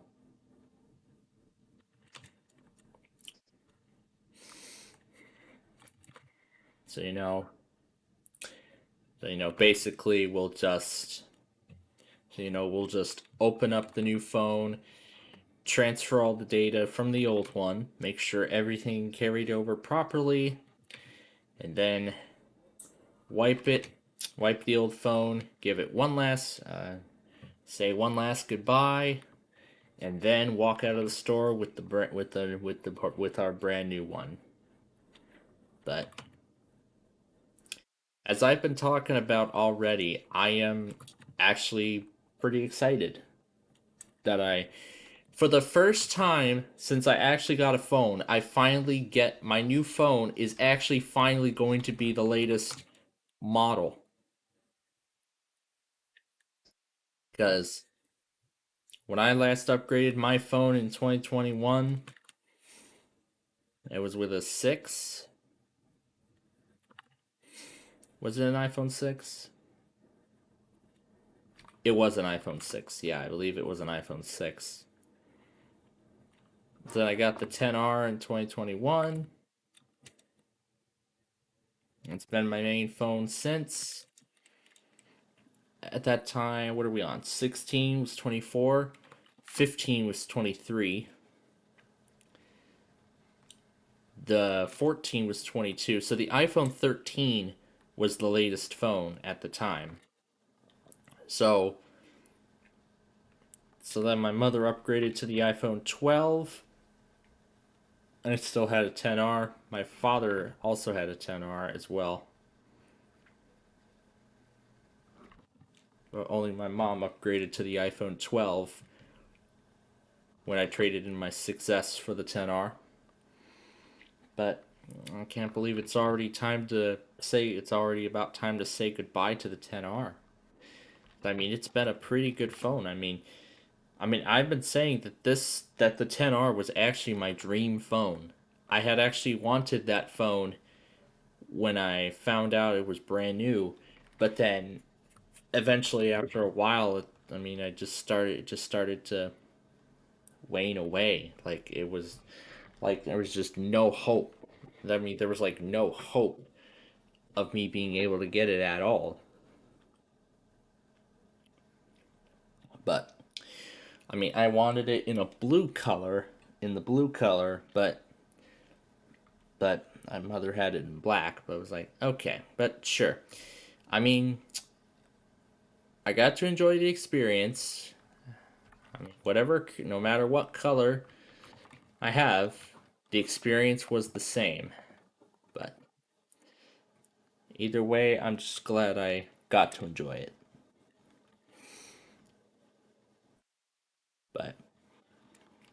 but I'm looking forward to all the new features that the 16E has to offer. Doing the Fusion camera. I mean, it's not gonna have support for MagSafe, but I don't care because I don't use MagSafe. They introduced MagSafe with the 12, I believe, or was it with the 11? But whatever the case may be. So, yeah, at this point, the 10 hours days are numbered. So, we will probably take it on one last trip before we trade it in and get a new one.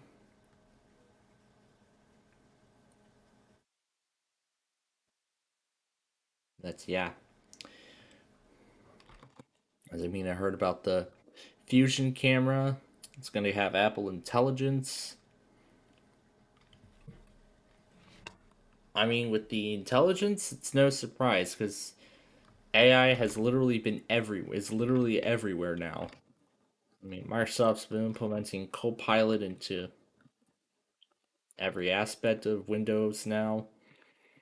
I mean, some people hate it, but then there's some people that actually kind of enjoy these AI features. No, especially like myself, because I mean, you all know I've been having a lot of fun with the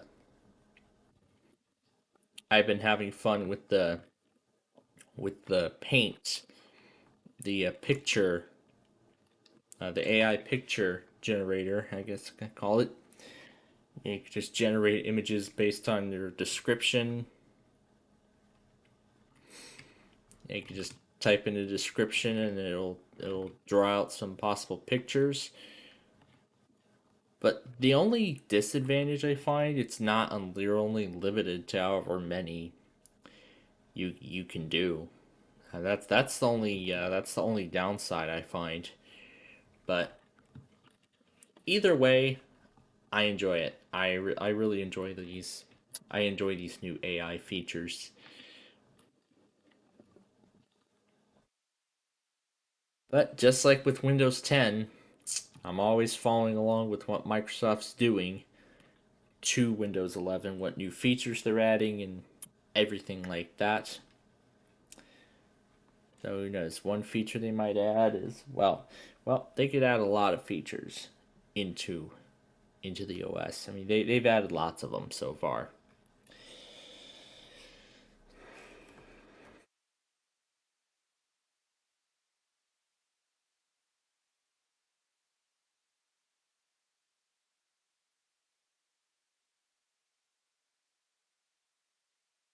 But yeah, so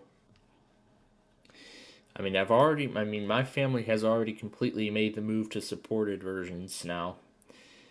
I mean, all my main computers are on Windows 11. All four of my main systems are on 11.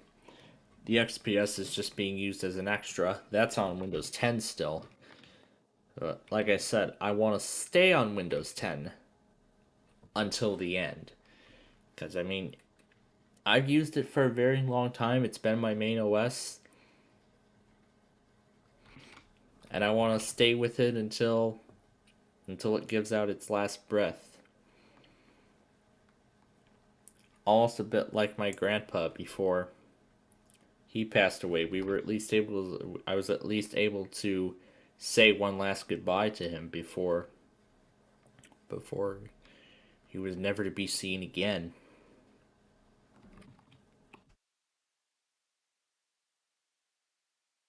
But yeah, these are going to be a tough 6 months for most of these people. These next 6 months are going to be really tough for most Windows users because they're going to have to make very important decisions whether to go out and buy new hardware that runs Windows 11 or pay the extended security updates program for consumers.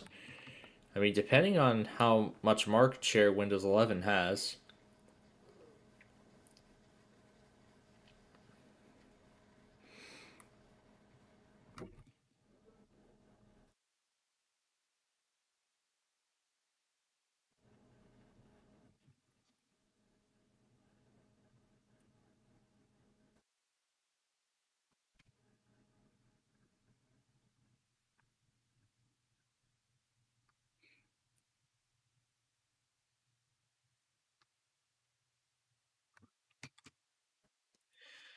But yeah.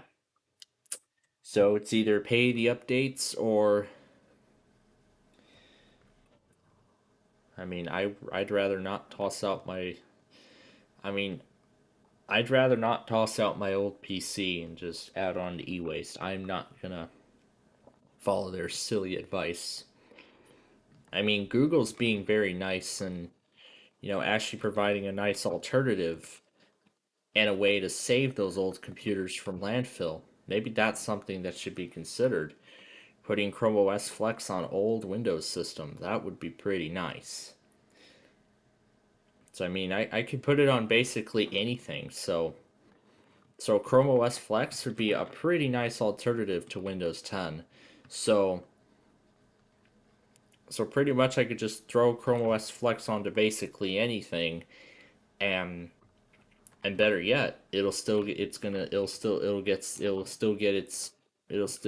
regular security and feature updates, and furthermore, it'll turn on faster from what I've read, because I saw Brentek's video on Chrome OS Flex, and in the first screen it said that it's going to be a really fast boot time, almost like an SSD, and yeah, 6-second boot time and fewer interruptions.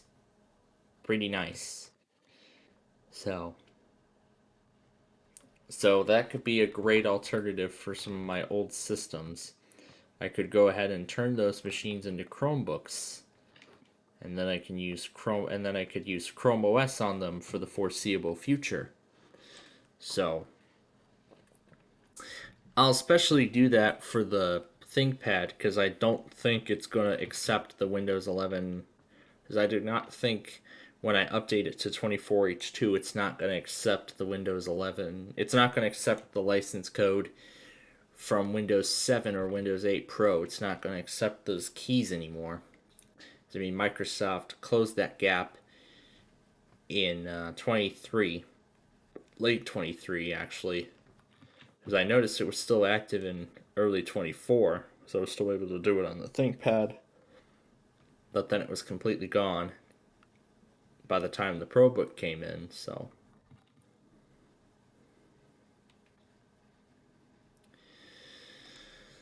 but at least I'm very glad I got to try that out, to see it still in action after all these years.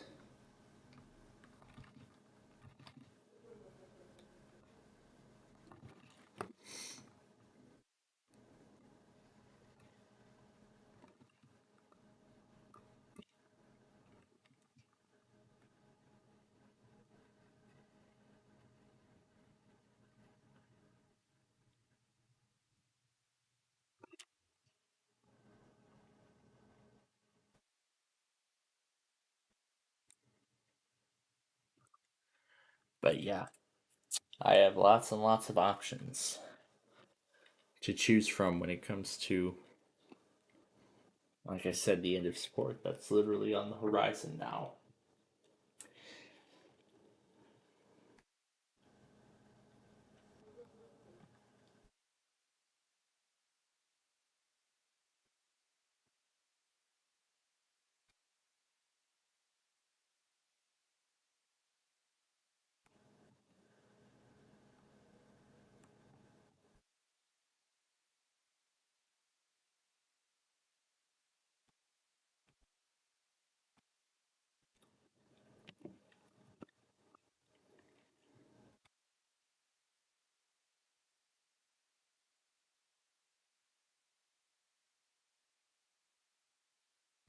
So what we're going to do is we're going to put the barrier down, and then we're going to pause.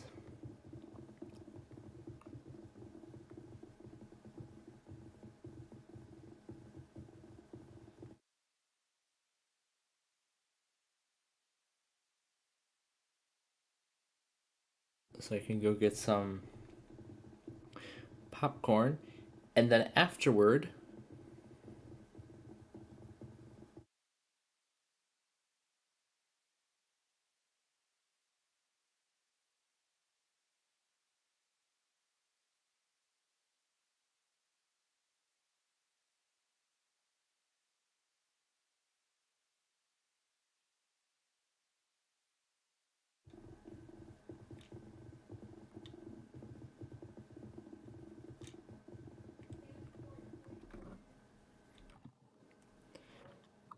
there's the Disney Dwarf roll call from... Was that from today's episode?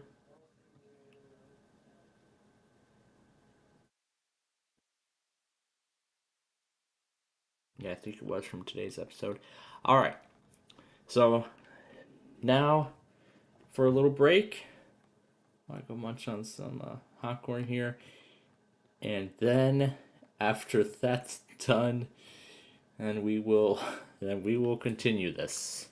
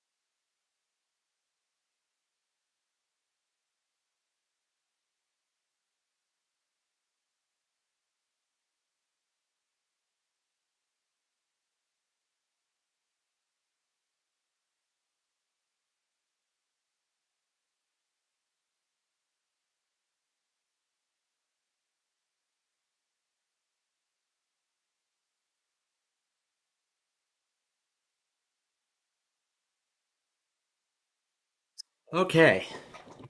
Back from my... from that.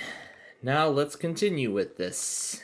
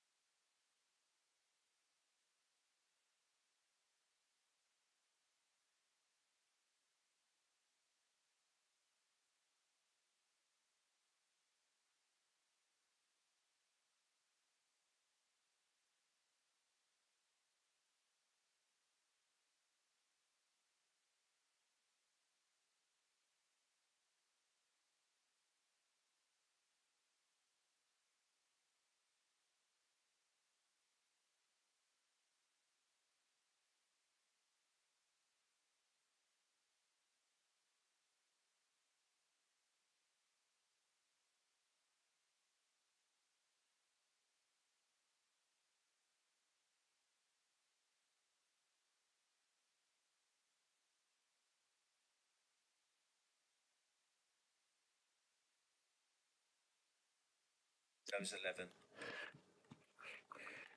Just finding some more documentation about what I'm looking to be doing with those unsupported Windows 10 machines in just a few months. What? Oh, no. Did you see what happened today in your server? I did. I showed it to our viewers early. I briefly talked about it with my viewers earlier.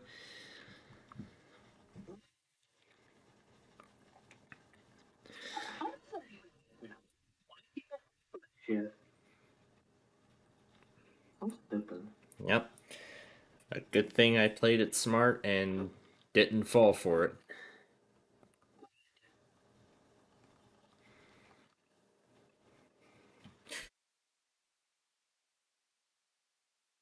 But anyway, this will be the last section we'll be working with for today, and then we'll stop for we'll stop for this week, and then we'll come back to this section of roadway construction on next week's program. So I mean, we already did most of the work with the interstates. Now all we just need to do is we're just going to focus on the local roads, and then that will be as far as we'll go. Yeah, and then that's as far as we'll take it, because then we have some catching up to do. Yep. For the this is the Jalen County thing. Why, yes, it is. Why, yes, it is. It's this little Jalen project.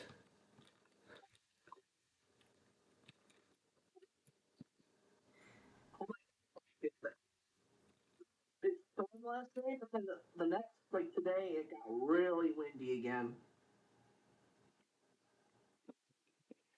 Really windy again. Well, I think the winds are above 40 to 50 or something.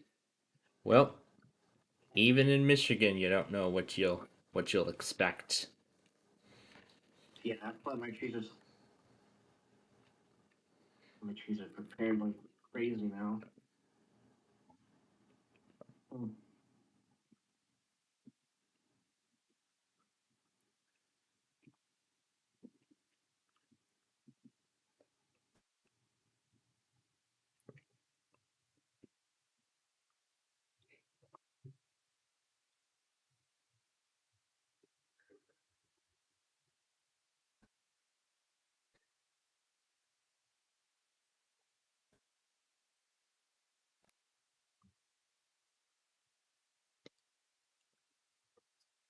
But anyway, where's that random character playlist? Oh yeah, there's the playlist I saved of the end of Windows 10 and the drama with 24H2.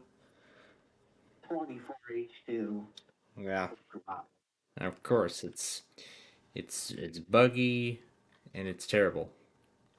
I'm staying away from it until Microsoft pulls the plug on 23H2 in November. And I'm not sure if it'll offer me 25H2 right then and there. But as I was going to say initially, I'm gonna actually roll out the feature update the weekend before the last Patch Tuesday update for 23H2 Home and Pro, because then the enterprise level editions get an additional year of updates. No. So yeah, like for instance, Windows 11 Education at my college, they're on 24H2 right now, and I don't think I've heard of any problems on that end. Probably because Well, from what I've seen, it looks like those machines came with 23H2 and they updated them to 24H2, and it's been 10 days. Or they just cleared the Windows.old folder right then and there. I mean, they just got those PCs earlier this year. I mean, they just got those brand new systems earlier this year.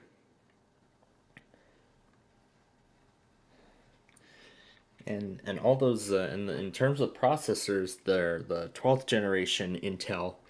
Well, mine is a 13th generation, so mine's a newer generation than their machines are.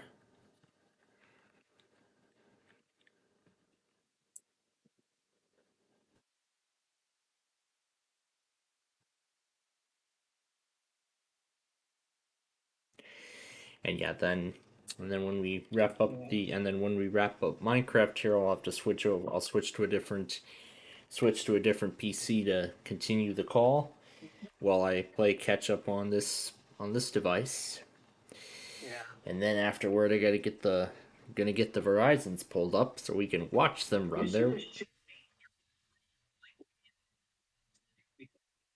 See it. I mean, doing a room tour.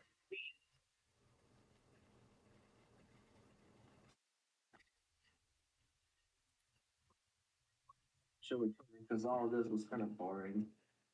Well, I've kind of done room tours several times in my county request videos, where I show the radios on the table. Yeah, and then I showed some of the laptops and. All right. Well, even though we have a few minutes left, we're gonna actually keep this going.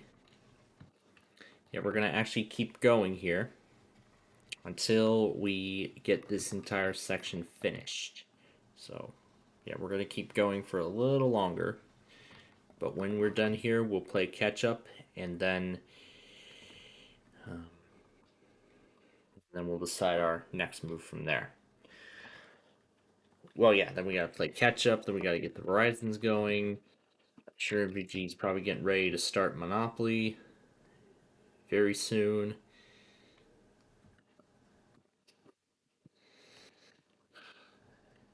Where of course Kevin Henry's gonna go insane every time it lands on chance and community chest and all that stuff. Make sure all of this is properly aligned. I also want to make sure all these are aligned correctly. But yeah, with just 6 months left to go of Windows 10 before its support is cut, I'm pretty sure not many have much time left to decide. So while the Cisco labs are now on Windows 11, the Cybit lab is the only area that still has Windows 10. So, and I'm pretty sure by the summer they're going to make the switch too. And that XPS is actually going to be the last computer I will have to make the switch, because I want to see is I want to see I want to see Windows 10 take its last breath at the stroke of midnight. But not tonight, but on the night of October 13th, going into October 14th, when Microsoft pulls the plug. They're actually going to release one more security update for Windows 10 on that day, and then after that, that will be it. That will be the last update.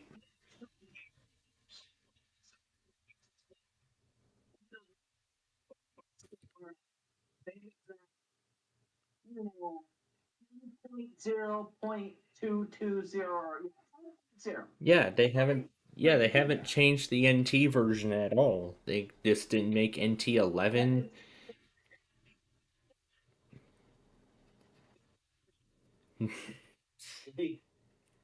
Yeah, yeah. I mean, yeah, and I mean, even after, I heard about Windows 11. I even installed the leaked, I even tried out the leaked build of Windows 11 even before Microsoft announced it. When that build was leaked online, I had to get my hands on it and try it out. Yeah, and then when Windows 11 was initially released, I decided I'm gonna wait. I'm gonna wait on 11. I'm fine with 10 for right now. And then once version 21H2 reached end of service, that was my time to make the switch. So I didn't want to wait for 22H2 of Windows 10. I just went ahead and just went straight over to Windows 11. The latest version was 22H2 at the time. And then, of course, my old desktop got good use of it for good. Let's see, when did I make the switch? In June of 23. And then I was able to, and then I had it running on that install for a good 6 months before it started having problems. So I had to restore the recovery. So I had to restore it with the factory recovery partition, which thankfully was not affected by Windows 11. What a pleasure. And I didn't want to wait 2 hours for it to download 22H2 of Windows 10 from Dell, so I instead just decided to roll it back to the image from the factory and do the updates myself. Because I wanted to get that system back up and running as quickly as possible. So I had to do what I could. And then I kind of went back to Windows 10 for a week before I got this desktop machine. And now I'm permanently a part of, well, I guess almost permanently a part of Windows 11 because I only have like 2 computers now that are actively running Windows 10. I'm sure as many of you all know, one is running Windows 10 Home and the other is running Windows 10 Pro. Yeah, one's running Home, another is running Pro. And as for one of them, I'm looking to put Linux on there since I can't really, because I don't want to pry up the frickin' keyboard just to get into the machine to put in a solid state drive. And I was thinking, maybe I just want to see what my first actual laptop is like if I put Windows 11 onto it.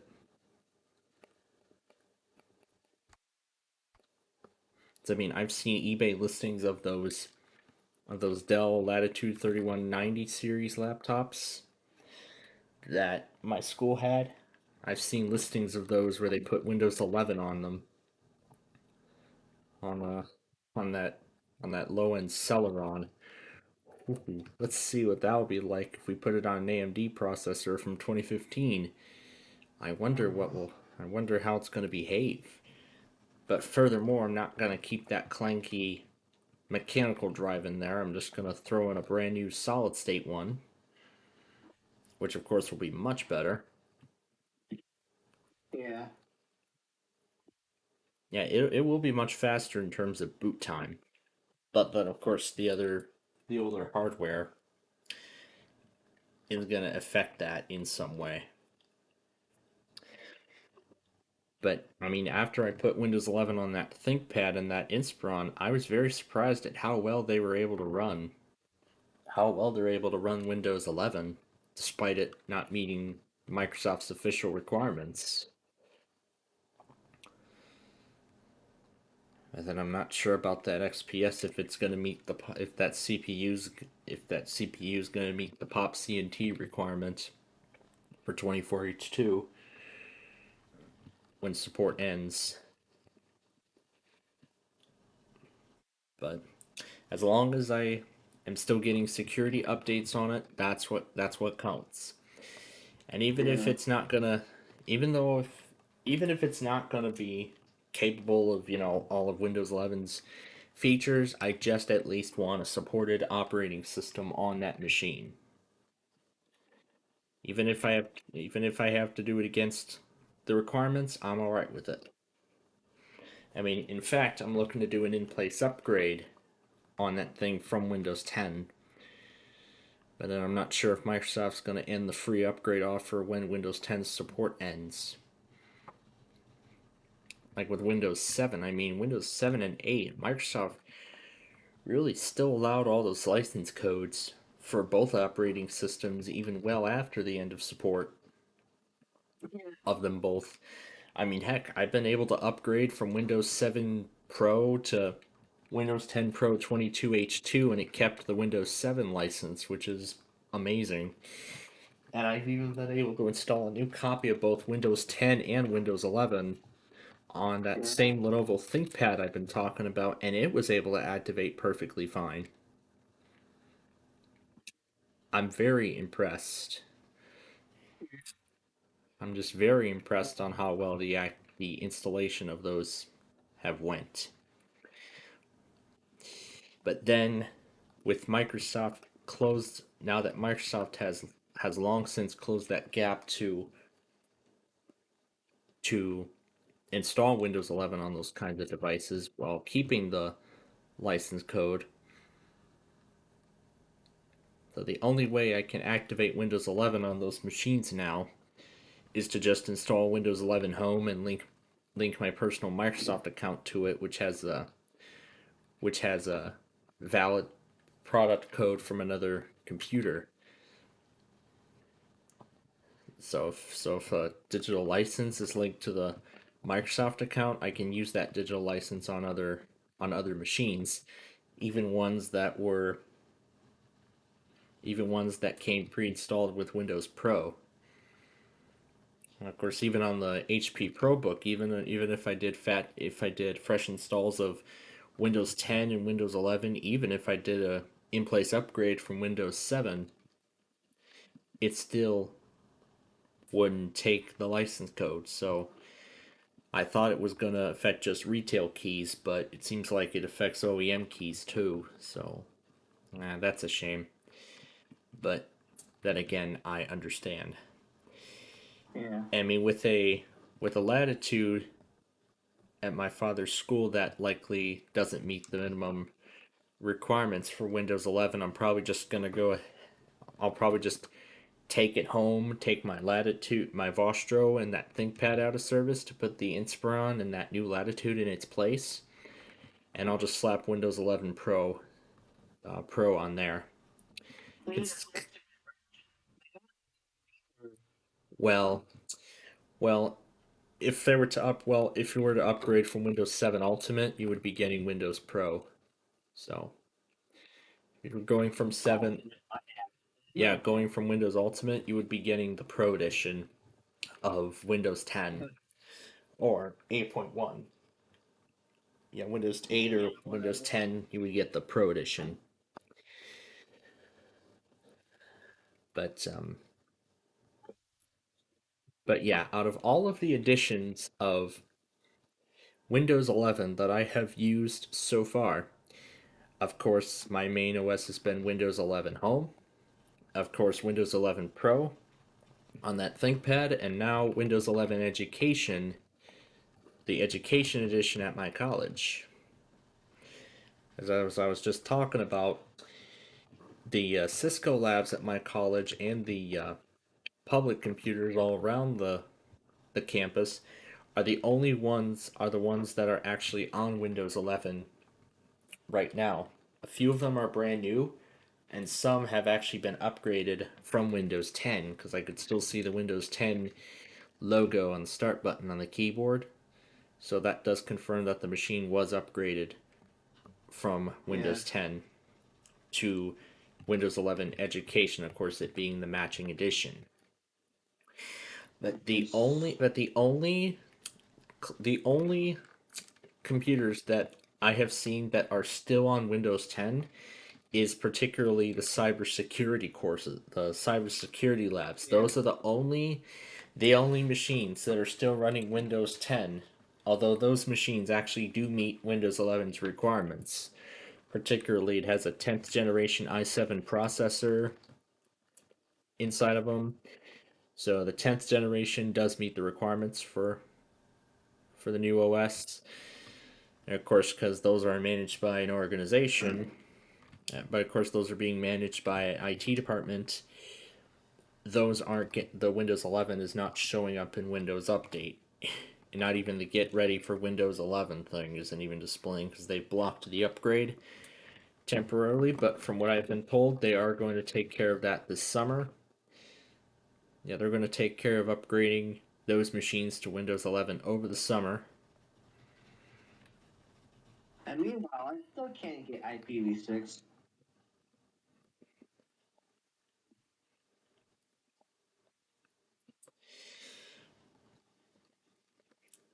And yeah, but then as for 24H2 so far, my HP laptop is the only one that's running 24H2 is running 24H2 pretty well. As for my Dells, I'm going to stay off of 24H2 on those, including my main desktop machine for now, like I've just said. Because, I mean, 23H2 still has a few months of support left, so I'll probably wait till the weekend before it goes end of life, and then I'll have to make the switch to 24H2 right then and there. And then it'll most likely stay on 24H2, and then 25H2 should be out by then. So, I mean, not because I know Microsoft does not recommend doing the installation assistant to go to 25H2 from 23H2 if 25H2 has not yet been cleared for my particular device. So what I'm considering doing is when the time comes, I'll just update to 24H2 and then wait for 25H2 to come down. And then once it does, I'll update to that, and I'm going to update to it probably straight away. That is if Microsoft fixes all of the bugs in 24H2, because it is just a mess. All right, go ahead.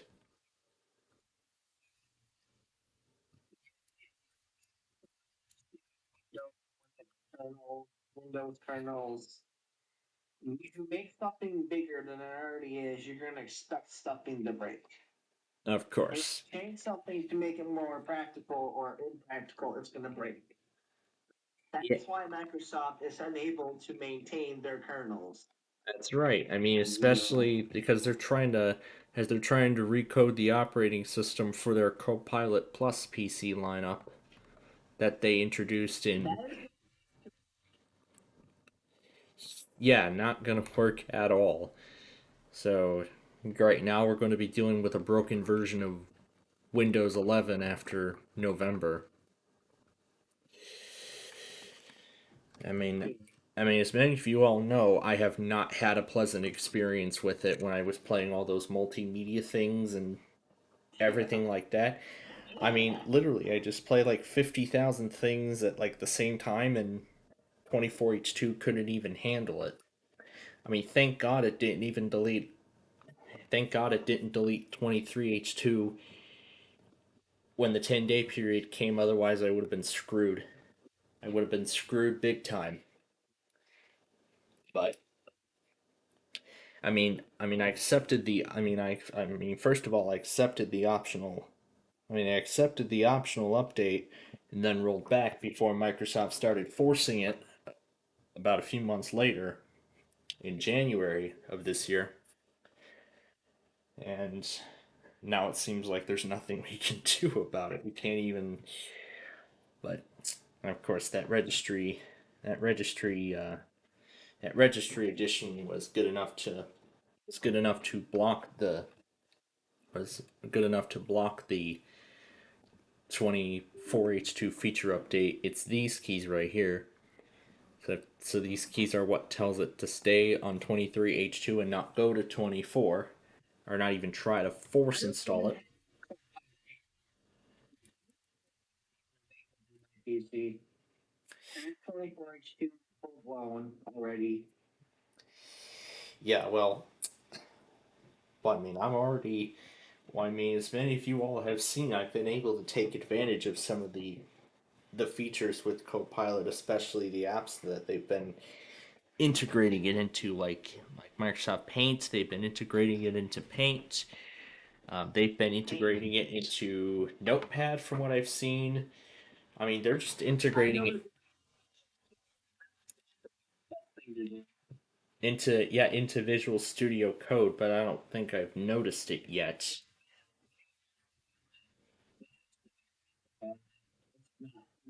Actually, it's ruining Visual Studio code base and stuff like that. Visual Studio is an exception. Stupid. Like it's poor at drawing. It's really poor at. Oh, there we go. I see it. Manage Copilot and hide Copilot. Because I just found the toggle on that. C++. In Visual Studio, there's got to be something wrong with it that just throws an exception or some application error every single time. It's like, really? But God. but yeah, I mean, there are some cases where, there are some cases where Copilot could come in handy, but then other times it just might not be as good. All right, let me switch devices now, so I can play catch up on the desktop and get this compilation finished. So, yep, as we conclude our Minecraft show here for this week. Oh yeah, I still have the touch mode, so yeah, because I set it to touch. Where do we leave off? Okay, we left off here. Let me turn this guy down. Alright, and this is where we will start. And that's where we'll start. While we go back on that, let me get the auto test ready for tonight. I saw a New Haven County test this morning because now we're doing Connecticut. Now that we finished Alabama, which one was it? Not KOW. It was actually sometime after that. It was 453. That was the code. It doesn't matter. We're going to be restarting it anyway. Let's see. So 453 was the code. There we go. Yeah, take that out. Move it to the confirm section to indicate that that test did happen.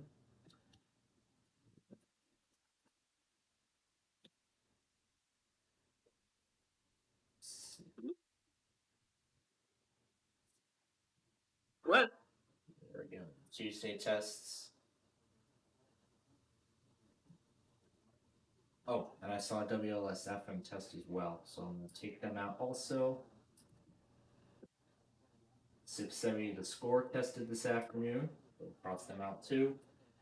And we're going to add up to here.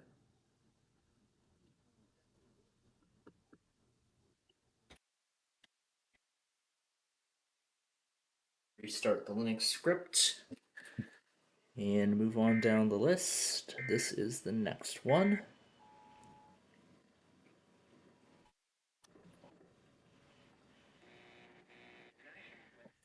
Now across the MEV tested today. JFK tested today. IVY tested today. SCR tested today. Who else tested today? Nobody else, just those. Okay. That's everybody who tested today then. But yeah. So the station is up and running. I'm gonna finish playing catch up on my main logger, and then I'll get the Verizon started before we move any further. Yeah, before we move any further with like our final hour, before we sign off for the night. But yeah, I was talking about how earlier in the show how great how my Easter played out, during our Easter break, and yeah, lots of stuff. But so yeah. Anyway, let's go back on.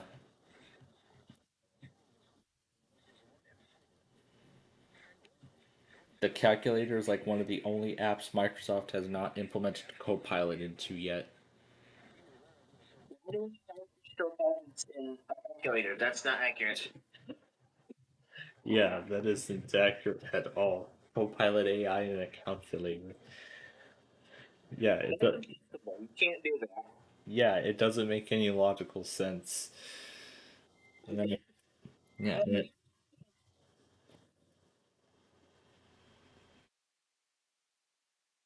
and then of course there's the Copilot AI inside of Notepad with to change like the tone, summarize, rewrite. So let's see Exceeded length limit. Select less content. Let's see if Copilot can summarize a list of streams. Couldn't generate selection. We couldn't generate your text. Select different things. It probably doesn't even know, but I mean, some of this stuff is in preview, so I mean, some of this stuff is in preview, and yeah, I mean, some of these things are in preview. Oh, it actually generated a proper thing. The text lists various streaming URLs for Columbia radio stations. Thanks, I don't need the... And then I can pull up the new Paint app, although I'm keeping Paint 3D on here even though it's not although Microsoft doesn't support it anymore. And this is the American Samoa iPause. And then, of course, with Copilot on MS Paint, I can do image creation. We haven't done experiments like this in a while, haven't we? Where I came up with ideas for image creation. Let's say a beach house with a hot tub. Let's do that, and then we'll create it. You need to do something like that. Sure. Let's see. A beach house in. Do like exactly like what I sell it you. Just do like some specific definition or something.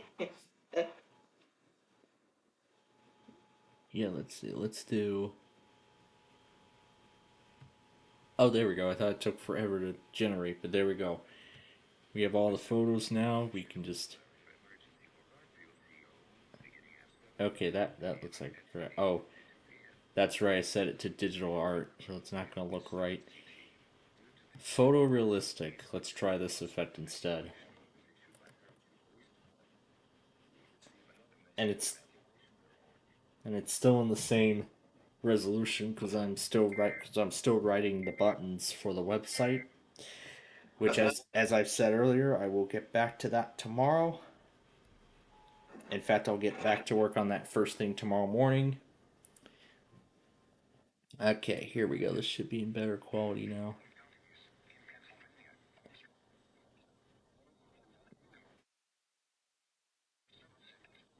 Maybe I might need to launch a new window.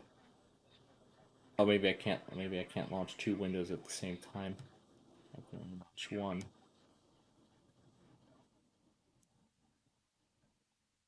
And if I reload the button, it'll relaunch itself automatically.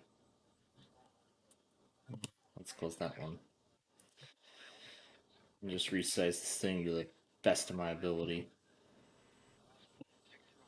So, there we go. Now it's more accurate.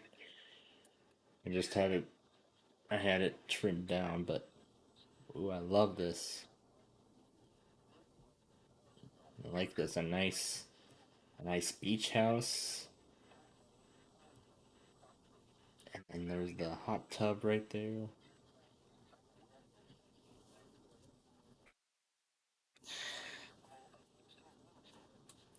Yes, I mean, I don't think I've heard of any people who don't like the Copilot AI, but and of course there's some like me that like to I'm particularly there are just some features I like to check out, like this one here where I could just generate pictures and stuff directly in MS Paint.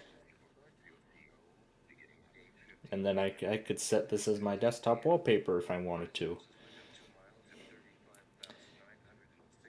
And then I could add Nani into the picture. Nani. Yep. Then I can add Yep, I can add all of that into there, and boy, it would be great. Okay. So, is there any more we're missing? Let's see, MEV. What else are we missing here? These we got live.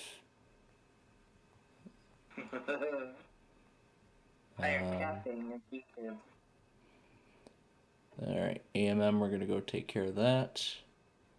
That's weekly spam, VRS, bunch of spam demos. I don't know where that's for. WJON local test, I don't know if... Yeah, let's accept it. Let's go ahead and accept it. I don't mind.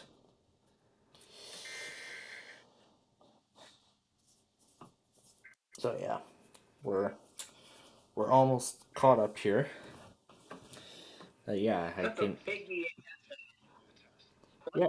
Yeah, I mean, he has like a bunch of counties from Maryland, one Pennsylvania, a bunch of Virginia, and he even has the marine areas in there. Kind of weekly spam. Oh, wait, Plainfield, did you hear about that thing that happened in Florida? Oh yeah, about what happened at Florida State University last week.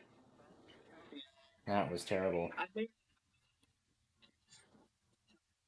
That was terrible to hear on the news. I mean, I first saw news articles of it, and then ABC News came on with a special report right as Jeopardy was about to start here in the Chicago market. I can't remember what day that was. I think it was. Was it Thursday or was it Friday? I think it was Thursday. Because I think we were going to do Roblox that day. But yeah. I mean, I even still have a few of those AI generated pictures that I've done previously. Still a bunch of examples I've got, including a log cabin in Alaska with a hot tub, 3 possible pictures, and then a beach house with a giant pool, and then a beach house with a giant pool, and then a few pictures of Lake Michigan Beach in Chicago, another large pool, actually a bunch of large pools. The third one I actually really like, with a fountain in the middle, and some with a pool and a hot tub combo, a log cabin in the Smoky Mountains with a pool. Did one with a hot tub, and I liked that one so much I threw Nani into the picture. Well, I could have. I mean, could have. I could have just edited it to put him to make him look like he's relaxing in the hot tub, but I did not. But I did not do that. I just had him stand. Right beside the pool, and boy, I really enjoyed the outcome. But maybe one of these days I might set one of these pictures as my...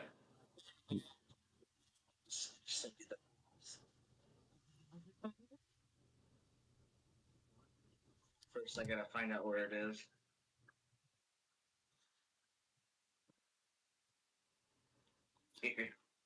Share to Discord and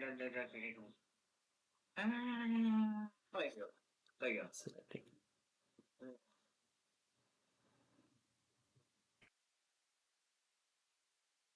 There you go.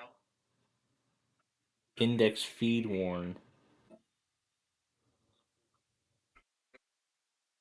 Just a bunch of signals.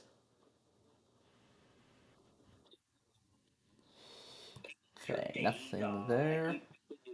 Is there more? Alright, now for the WJON local. And then I think that's it. WVRS. Why have I not put WRVS in my logger? I probably keep forgetting. I have it in StreamWriter. Okay. And nothing in the other. Okay, I think that's it. Let me go ahead and stop the recording. Let me just make sure.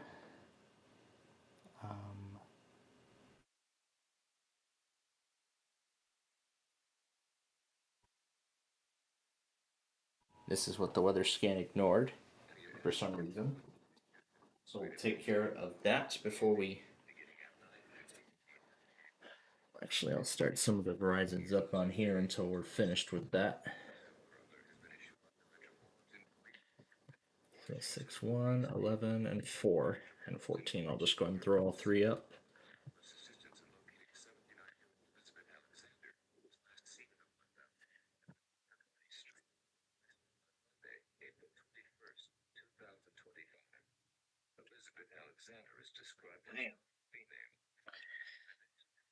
Oh yeah, I mean like a whopping 2 minutes and 47 seconds. Yep. I mean, but yeah, I'm not sure what I'm sure all these Windows 10 users are going to be. I'm sure all these Windows 10 users are going to be.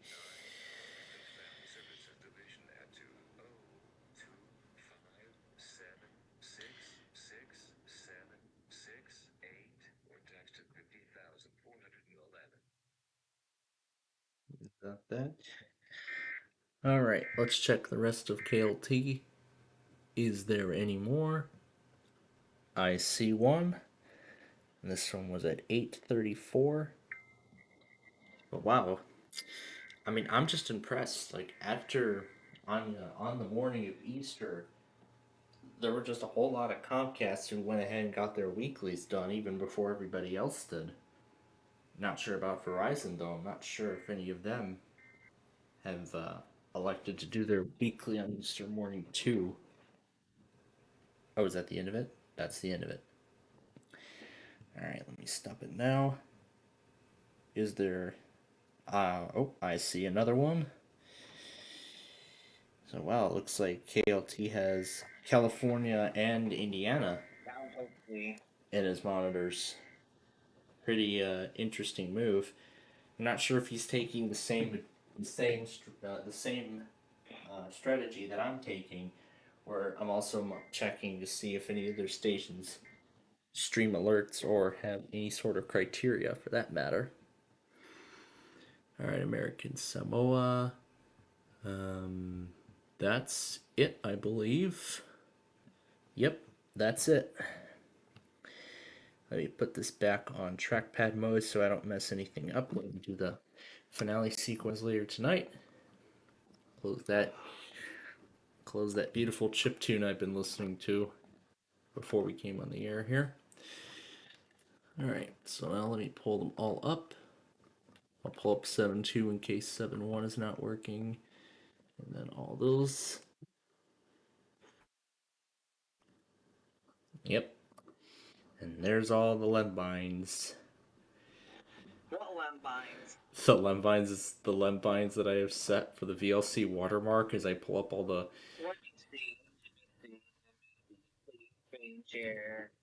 Well, I'm about to switch back to the other... I'm about to switch back to the other computer now.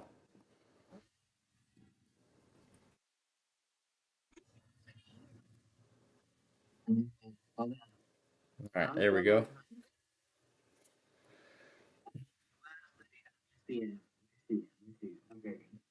Yep, there we go, all those. Alright, let me go ahead and let me go ahead and power this guy off because I'm not going to need it for the rest of the night tonight. The other one. And then let me pull it. No, I'm not well, I've already moved the call over to the desktop computer.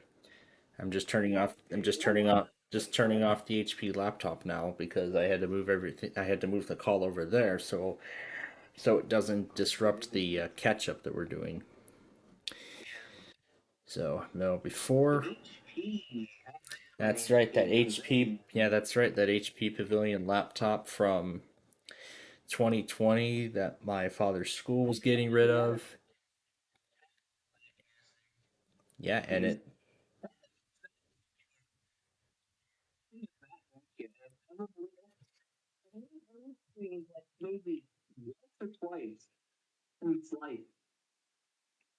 Yeah, and out of all the times I've owned, and out of all the times I've owned, out of all the times I've used my Gallant's Bronze 506, it's blue screened hundreds of times. Hundreds of times with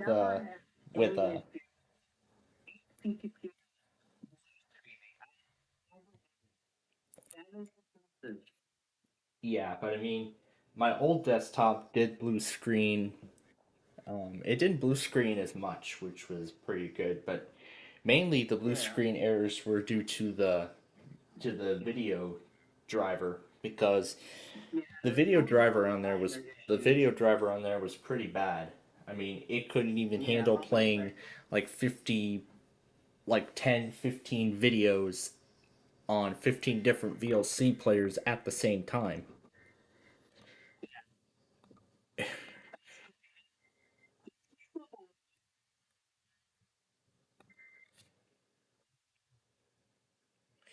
Yeah, and that it does.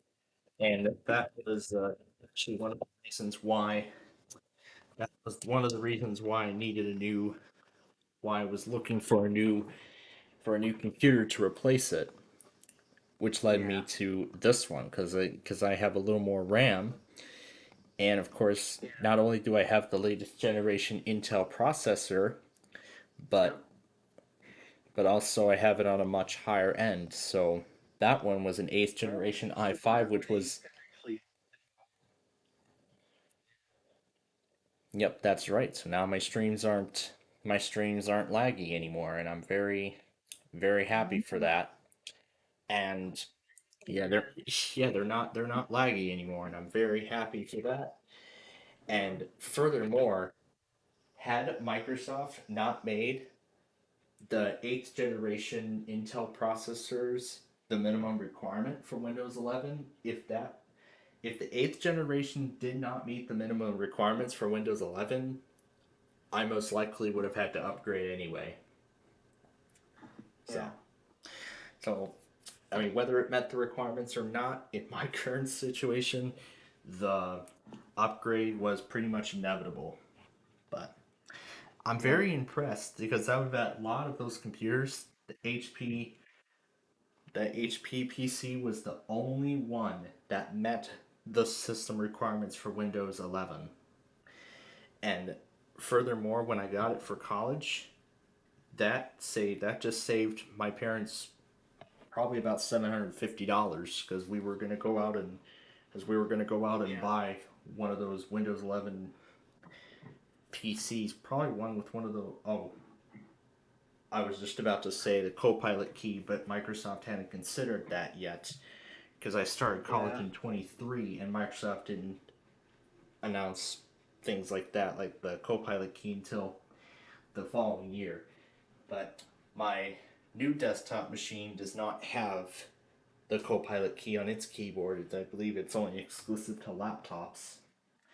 Although there have been a few laptops I've seen some of my college students take that they have to class. A few of those laptops I've seen they do have Copilot keys on them. Yeah, those are the only ones that do have the Copilot key, and so it's only I, because all my machines I have originally came with Windows 10, and this new desktop here is the first one that actually came with Windows 11 pre-installed out of the box, which I'm sure was one of Microsoft's recommendations for those don't have who have unsupported hardware for Windows 11. I mean, even with a bunch of those, as I talked about earlier, I mean, with a bunch of those machines that don't meet the requirements, they actually run Windows 11 quite well, and I'm very impressed. I mean, but of course their processing power is limited by the age of the hardware. Considering those computers I have are from like 2012, so somewhere around the Windows 7 8 days. But I'm shocked those things can run Windows 11 pretty well. So I would love to try it on my first Windows 10 laptop from 2015. I would love to try it on there and see how well it runs Windows 11.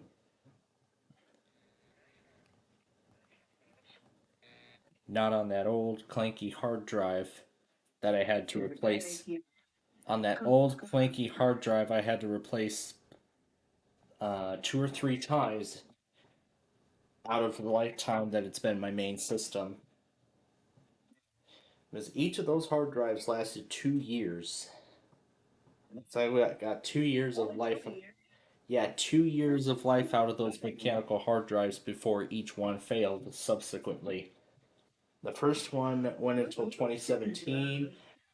Another one went until 2019, and then the other one the other one that's still inside the machine is actually still alive and well as of this moment. But of course, I'm keeping it for archival reasons. So, but yeah, I mean it's pretty amazing. I've seen one person go as far as trying to install the first version of Windows 11 on a Windows XP PC. Yeah, I believe it was a. Yeah, let's see if I can find it. Upgrading a 17-year-old Windows XP computer to Windows 11.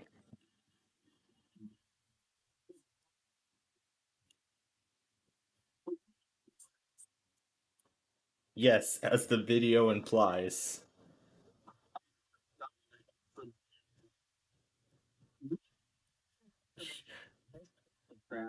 Yep. Yep.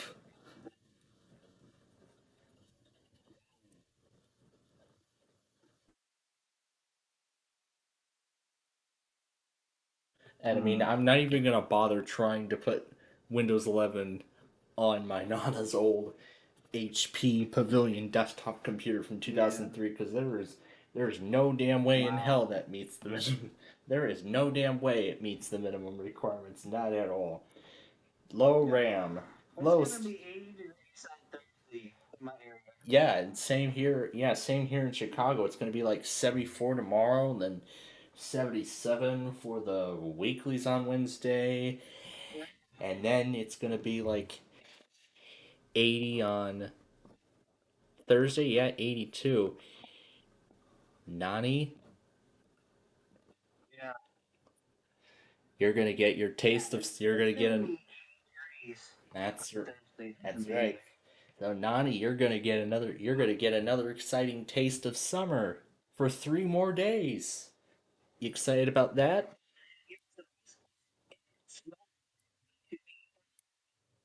That's right, because spring is already well underway at this point. So, which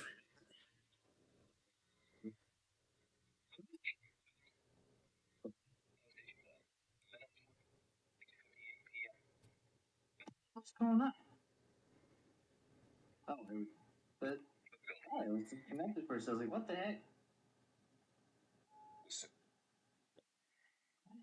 right. So the Samoa iPause test.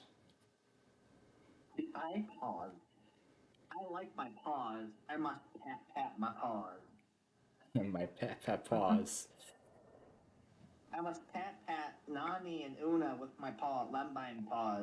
My pause. Oh, this is just wonderful. Yes, wonderful.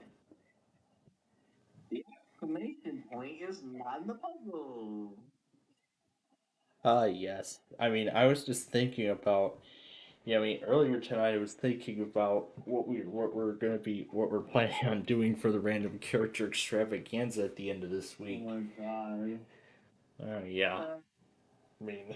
I mean, I was just thinking. I want to see how the computer opponent reacts to a puzzle being nothing but random characters. I wonder what's gonna happen. Is he just gonna call? It's just gonna keep calling letters like a standard game, and every letter will not be in the puzzle. Or will just or as the game progresses, will the computer opponent finally give in and start calling random characters like the rest of us? Well, Yeah, I'm gonna character. yeah, there's just gonna be. Oh, it's gonna go absolutely wild on Friday. Of course, you all don't want to miss it. But yeah, let's see.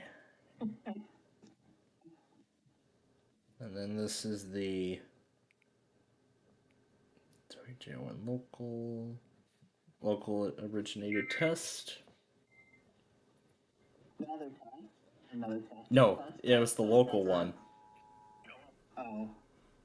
And then a few surprise products from Omaha. I was not expecting those. Visiting those websites. Please, y'all. Oh my goodness, they are valid. This one was 1029. This one was 1102.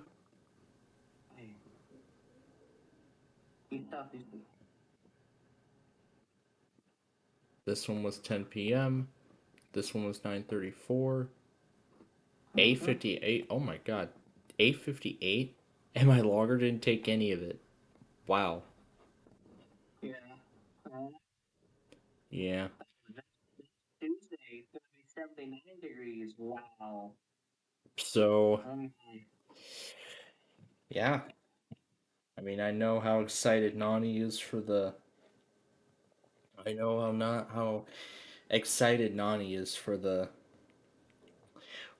warm weather because, of course, as you all know, he loves the warm weather as much as he and Una love. He loves the warm weather.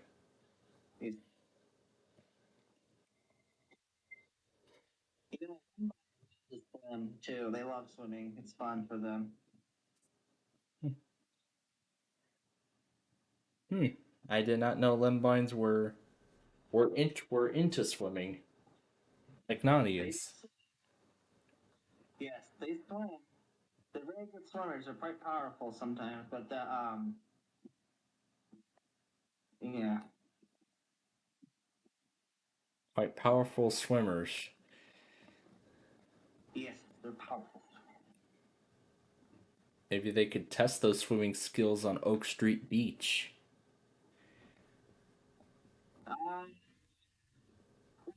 Street Beach, Yeah, just that's not in the Jalen County thing. It's in the real world. Just just off of just right off of Lakeshore Drive in downtown here. Wait a minute, that's not the right. That's not the right date. Why is there snow? This is February 2018. No, I want February 2018. That's March of 22, and there's. Okay, I thought it was. Okay, I thought it was snow. No. That's more like it. August of 2024. Look at that. We got a nice stretch of sandy beach with the skyline in the background. And of course with the John Hancock building that's become the icon of my channel.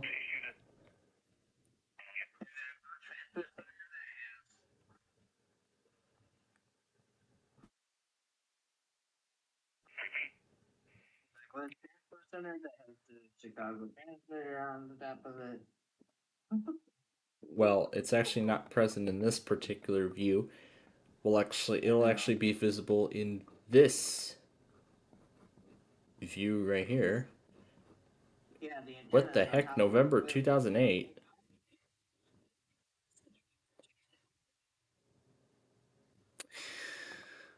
Ugliv. Jeez, I can't even pronounce. Ugly.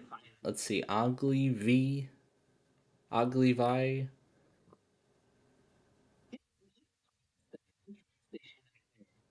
Well, that's actually one of the two. That's actually one of the two train stations. This is Union Station, and then Ugly V is Ogliv. Okay, all right, Ogliv. Yeah, yeah. Ogliv. Oh, Oglivy. Oglivy. Ogil- Ogilvy. Yep, this is it right here. The Ogilvy Transportation Center. Damn, yeah, damn, I can't even yeah, damn, I can't even pronounce it right.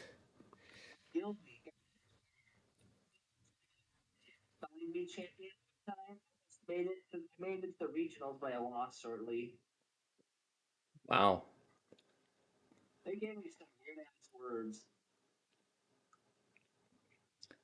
Yeah, to make it hard. And then here's Canal Street. Seems to be a popular rail fangs.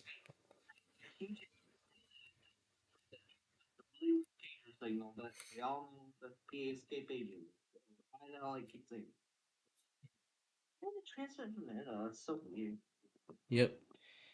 And then looking from the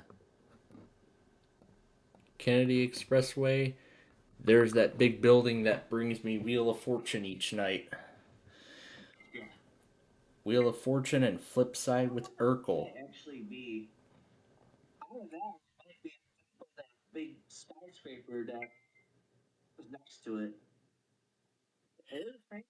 Well, that's the Willis Tower, and that's where the transmitting facilities for a lot of the Chicago TV stations are.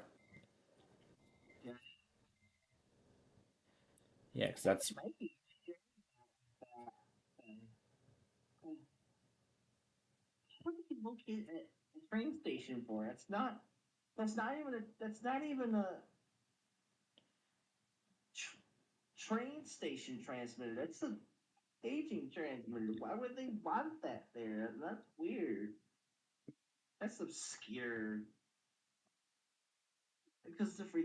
no. I don't think I've ever known the Willis Tower would be a paging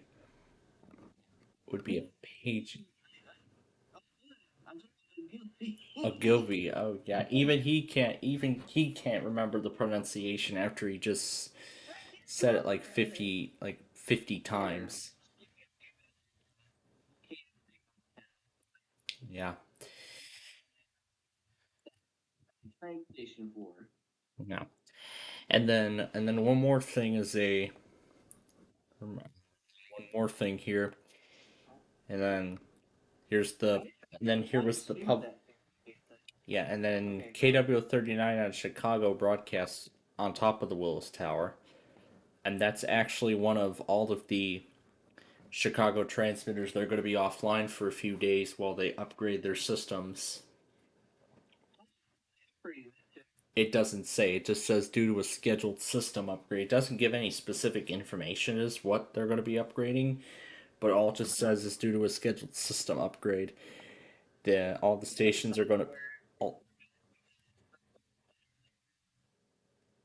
well, most likely, and I think they're probably going to be finally deploying Windows 11 at this point. They're probably finally going to be deploying Windows 11 at this point. Maybe it's because those systems are still relying on Windows 10. So maybe they need to.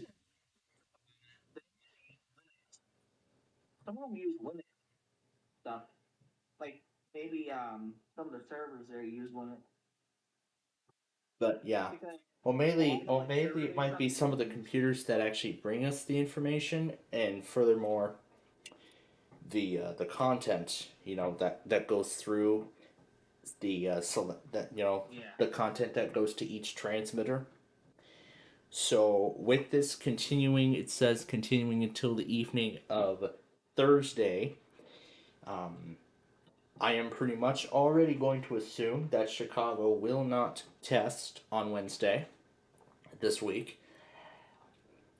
And if they remember to, they should make it up on. They should be able to do it on Friday. That's at least what I'm thinking, is that they'll do it on Friday. But I'm not sure if their social media pages have any more information. So until then, we'll have to refer to other sources. We'll have to refer to other sources in the meantime.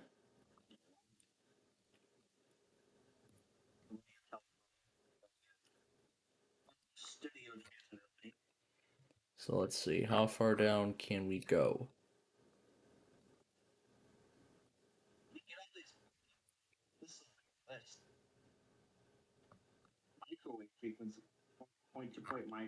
So it looks like this is exclusively in the statement on the website.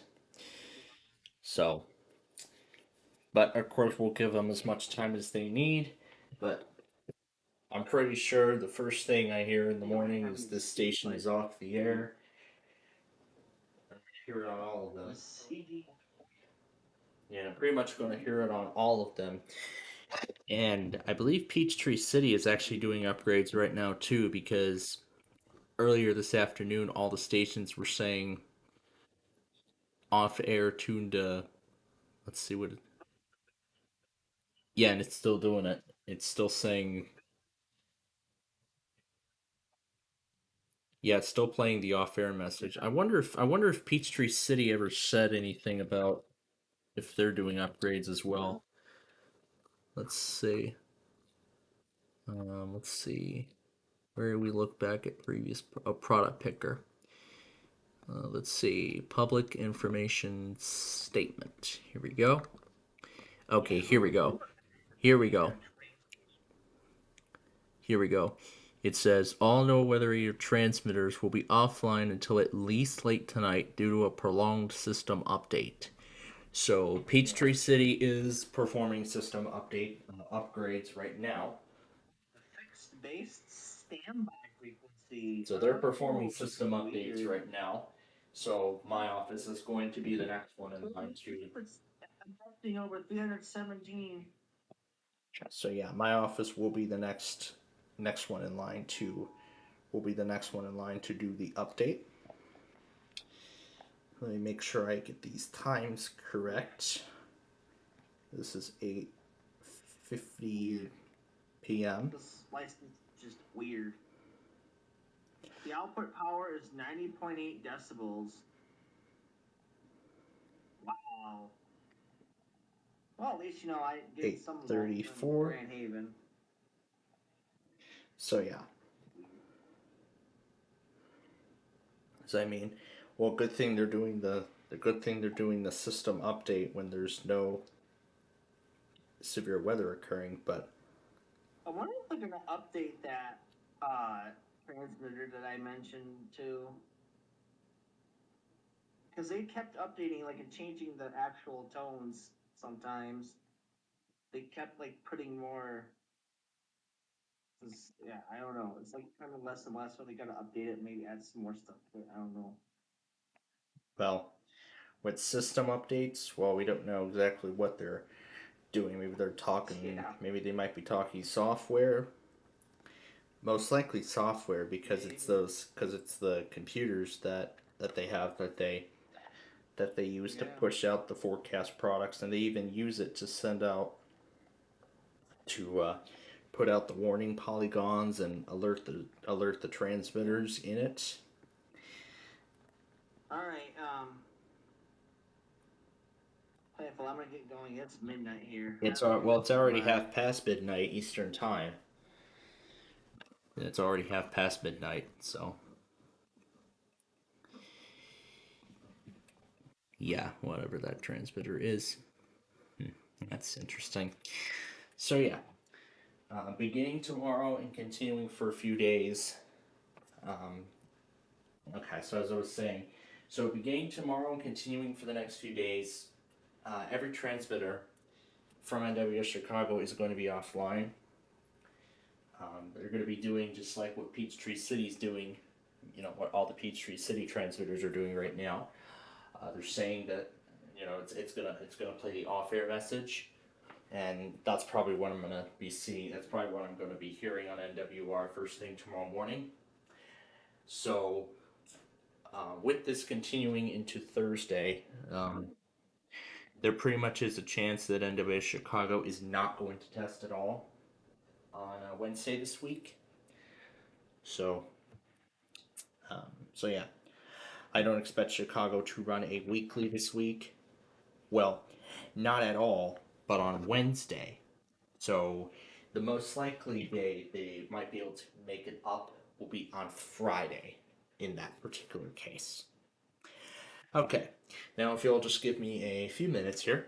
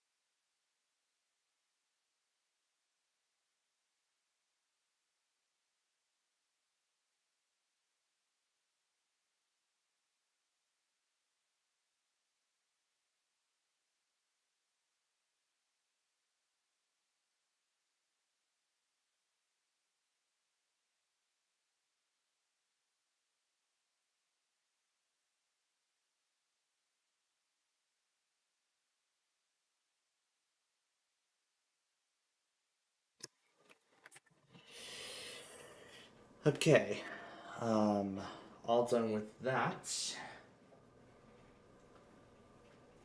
So we're all caught up now. Actually, I think we almost are. I left the remote desktop going in case. Why is this still set to the Lawn of Oaks? I must now have set it back after I last checked on the iPad app. Okay, I believe it's back on Plainfield now. And now it is. Perfect. Okay. All right. Now we have a few more things to get set here before we, before we actually get ready to say goodbye here. So let me take a moment. And the first thing, preferably, I would like to do is get tomorrow's programming ready to go.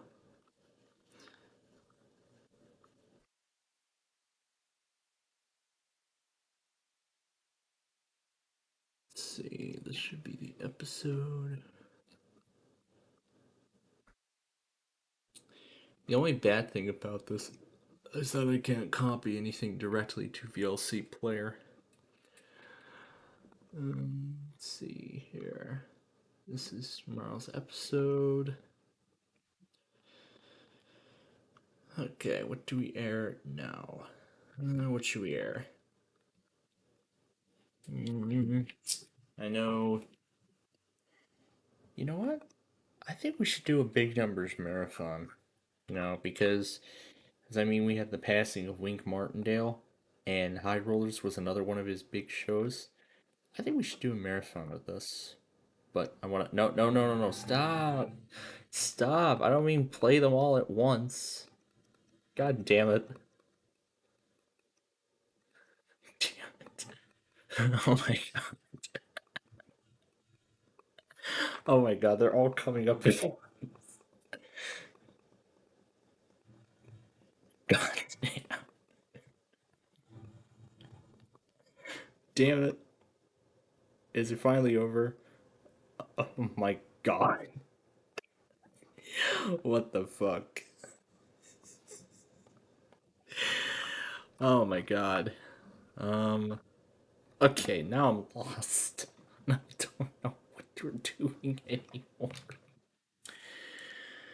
Oh my god. Okay, I did not expect that, honestly. Alright, let's see here. I gotta get 15 back up on screen. There we go. As much as I would love to see that lib bind, no, this isn't the time for it. And yeah, let's just close that. But I'm just going to use this window right now to set up tomorrow's programming, and then I'll put the sign off on there, and then I'll just put on whatever else I want to mess around with tomorrow. So, how are we going to do this? Let's see. So, while I get tomorrow's programming in here, let's talk about tomorrow, what the plan is. First of all, I saw the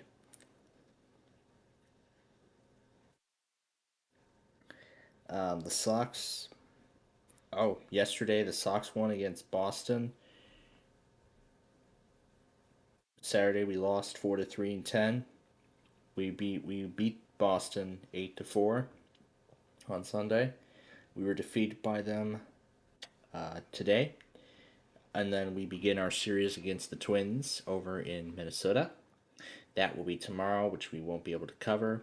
Wednesday we won't be able to cover that game, but Thursday afternoon we will actually be on the air. We're going to go straight to the live program right at 12 noon when we come on, because that's when the Sox are supposed to start. So tomorrow will, of course, be Backyard Baseball. We'll air that and all of that good stuff. So, like I said, let me get tomorrow's programming ready here. Because these episodes are quite short, I think we should air every single one so far. Unless it's too long. Okay, that is too many episodes. That is too many episodes to air. We are not going to let our viewers sit this long. Let's start at episode 100. Nah. We wanted to make sure. Oh, wait a minute. Wait a second. Hold on. We're not going to be on till like 4:30, aren't we? So sure, we can air more episodes. I want to make sure that we don't. Oh, not again. Not again. I gotta go slow and be careful when I hit close on all of them. Okay, is that it? Oh, the fuck no. There's more coming up. Yeah, see, sometimes it doesn't behave right. Well, damn it. Oh, damn it. Imagine I play all 400 episodes at once. Oh, damn, that is going to be a disaster if I play them all at the same time. Okay, is that finally it? Let me do what I want to do. Oh, gosh. God damn it. All of them playing at once. It's so silly. Okay, now I gotta make sure I have enough to fill in the whole time. No. I want to at least have, how about we start at episode 91? That'll work. Okay. Because 25 words or less should then be over. So, okay, beautiful. Alright, I think we have our structure set. Alright. So, let's see here. This one. And then tower cache 382.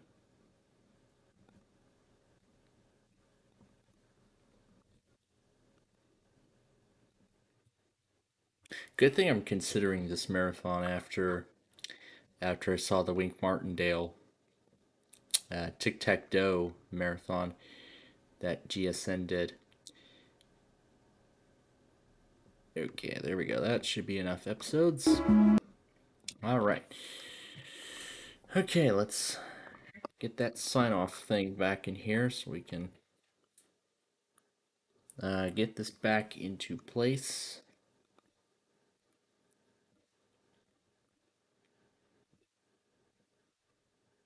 Okay, there we go. So at this point, then I'll just set everything else.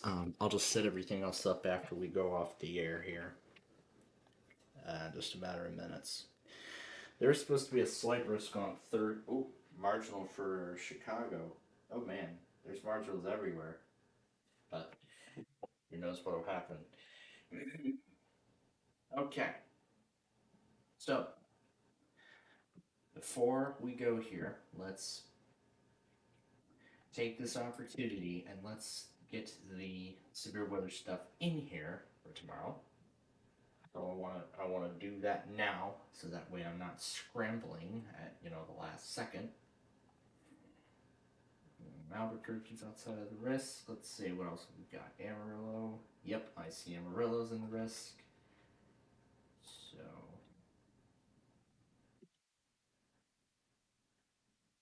lacrosse. They're just outside of it.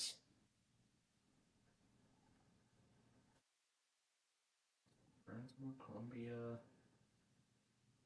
I see Wilmington's actually involved, but I don't think Columbia's going to issue anything. Cleveland, Corpus State College, Cheyenne, Dodge City. Yeah, I think Dodge City might do stuff. So this will actually be the first time we actually have Dodge City things in here, so. Duluth. Yeah, let's add Des Moines. Who knows what might happen? It's a marginal risk. Of course, we are adding them in case anything ends up going down. Just in case anything ends up happening. Yes, I see Quad Cities could be doing some stuff. But, like I said, anything can happen in a marginal. Kansas City, only the top part, but let's go ahead and add everything because why the heck not? What else have we got? El Paso, are they in there? Yeah, let's add them. Let's add them just in case they do stuff. We haven't had anything from El Paso yet. No Austin. No Grand Forks, Sioux Falls. No, just outside of there. Fort Worth, Glasgow. Yeah, it's not for Fort Worth. Brooklyn, Kansas. Just outside of that range. Green Bay. No Green Bay. Grand Rapids. GSP. Gray, Maine. Yeah, I'd say GSP could be doing stuff, so let's add them all. Actually, I'm just going to add the NWR stuff. I'm not going to add anything else.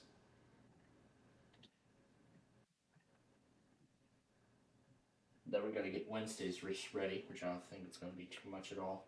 So this is the last thing we're doing here tonight before we say goodbye. Wilmington, North Carolina.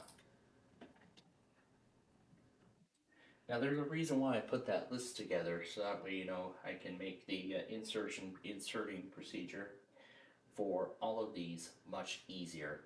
Now as for Lincoln, the only two I'm going to add are Peoria and Galesburg. No Indianapolis, Northern Indiana. No Jacksonville, okay, Key West, no North Platte. New Orleans, no. Port Chicago could be doing some stuff, so I'm only going to add DeKalb and Dixon.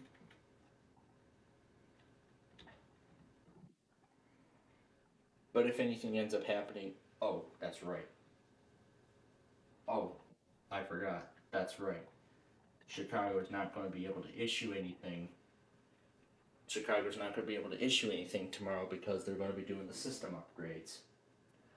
Or they might choose to, or they might delay the upgrade. Oh, because this was scheduled, so yeah, I think because they have to do it at this time. So whether it's ongoing or not. So if they end up, I guess we'll see what ends up happening. And there it is, KSWP committing weekly spam because they can. Oh my god. WLIQ, let's add them. Okay, moving on. No, Little Rock. Let's add them too in case they do things. No, Memphis, Miami, Medford, Newport. Yeah, let's add Newport. And ERX is already part of the main config, so we don't need it again.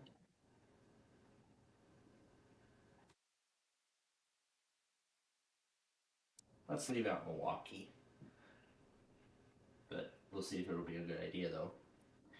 County Developer, Mobile, Queen City, Smart King, Moorestown, Omaha. No, I don't expect anything out of there. Let's keep going. Norman, yep, I do expect stuff out of Norman, so let's add them in.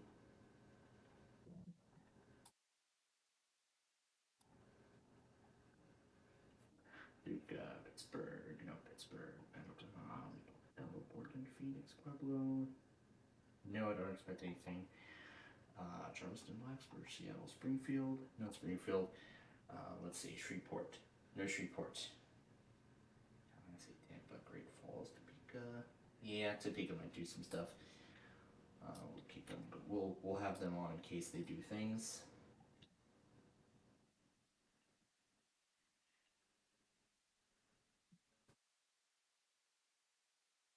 And lastly, let's look at Wednesday's outlook. Don't think there's going to be too much out of this. So, no Albuquerque. It's mainly just along the west, so I'm going to add these the Wednesday section now. So it looks like it's just mainly going to be along the west. So I don't expect much else. Boston, no Brownsville, of course. Cheyenne, Wyoming. Yep, I believe Cheyenne could do stuff. And if the risk does end up changing, we will readjust it as we go along. And we'll add El Paso too in case they do stuff.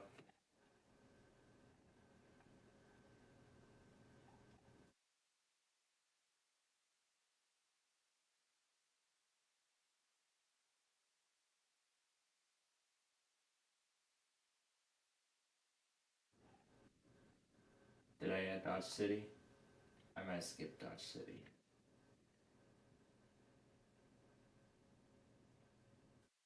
I did skip it, didn't I?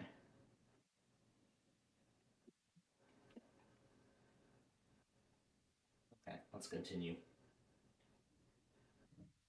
See, Glasgow, Hastings, no Hastings. Let's put Hastings in here anyway. Just in case they do stuff. It's best to overplan than, well, whatever. Let's continue now. So let's see, North Platte, I do expect stuff from North Platte. But we're still going to see who will test and who won't. So let's see. Yes, I see Lubbock is in the risk, so they could do stuff. Midland, Texas, I see the same thing. Any more that we need to add? Morristown, San Francisco, Omaha, Spokane. No, it doesn't go as far as Spokane. Norman, we'll add stuff here in case they do stuff again. And I believe I skipped another office too along the way. DL. Yeah, these three I skipped. Okay. Alright, where are we at now? Let's see. City Great Falls, something like San Angelo. Yeah, let's add San Angelo in case they do stuff. Just in case, because I see they could be part of this as well. West Pueblo, I see, could be doing stuff on Wednesday. We'll see if they even still consider testing despite that. But I think that's it. Okay. Okay, tomorrow's programming is ready to go. Go ahead and start turning out the lights here.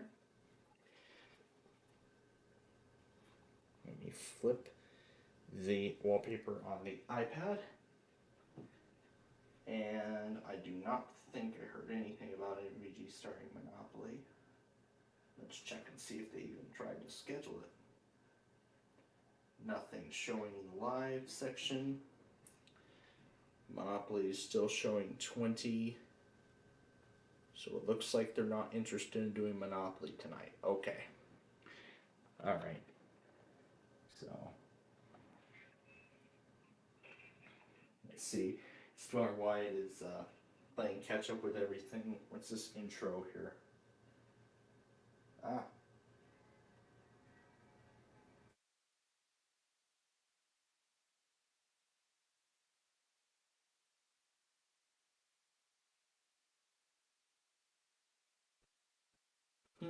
That's a bug.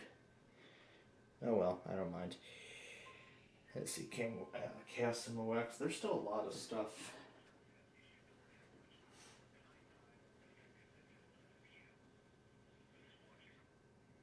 I see WAND ran a weekly, and he only got half of it.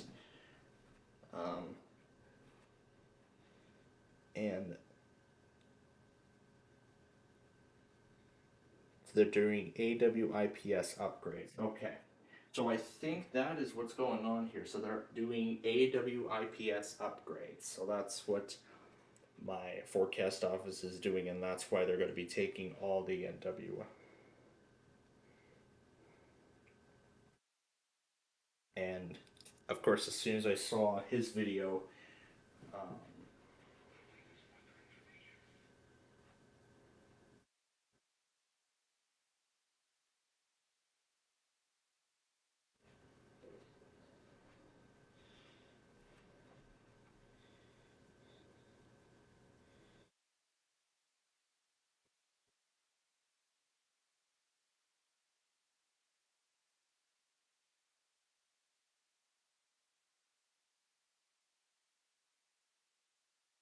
like Central, oh, I know that,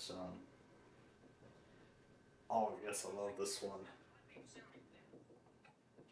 RN507W glitch.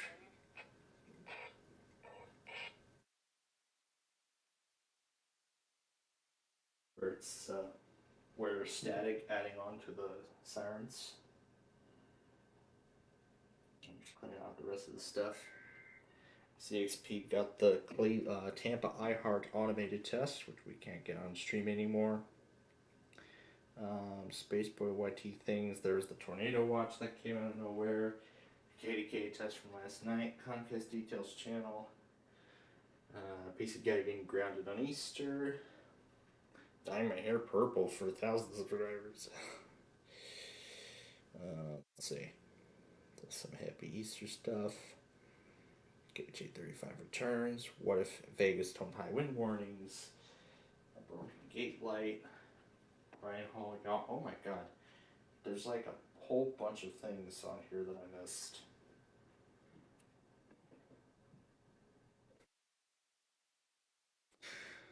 What watch was this for?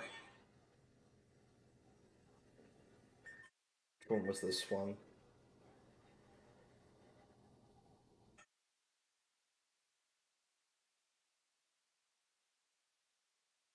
Of the previous event.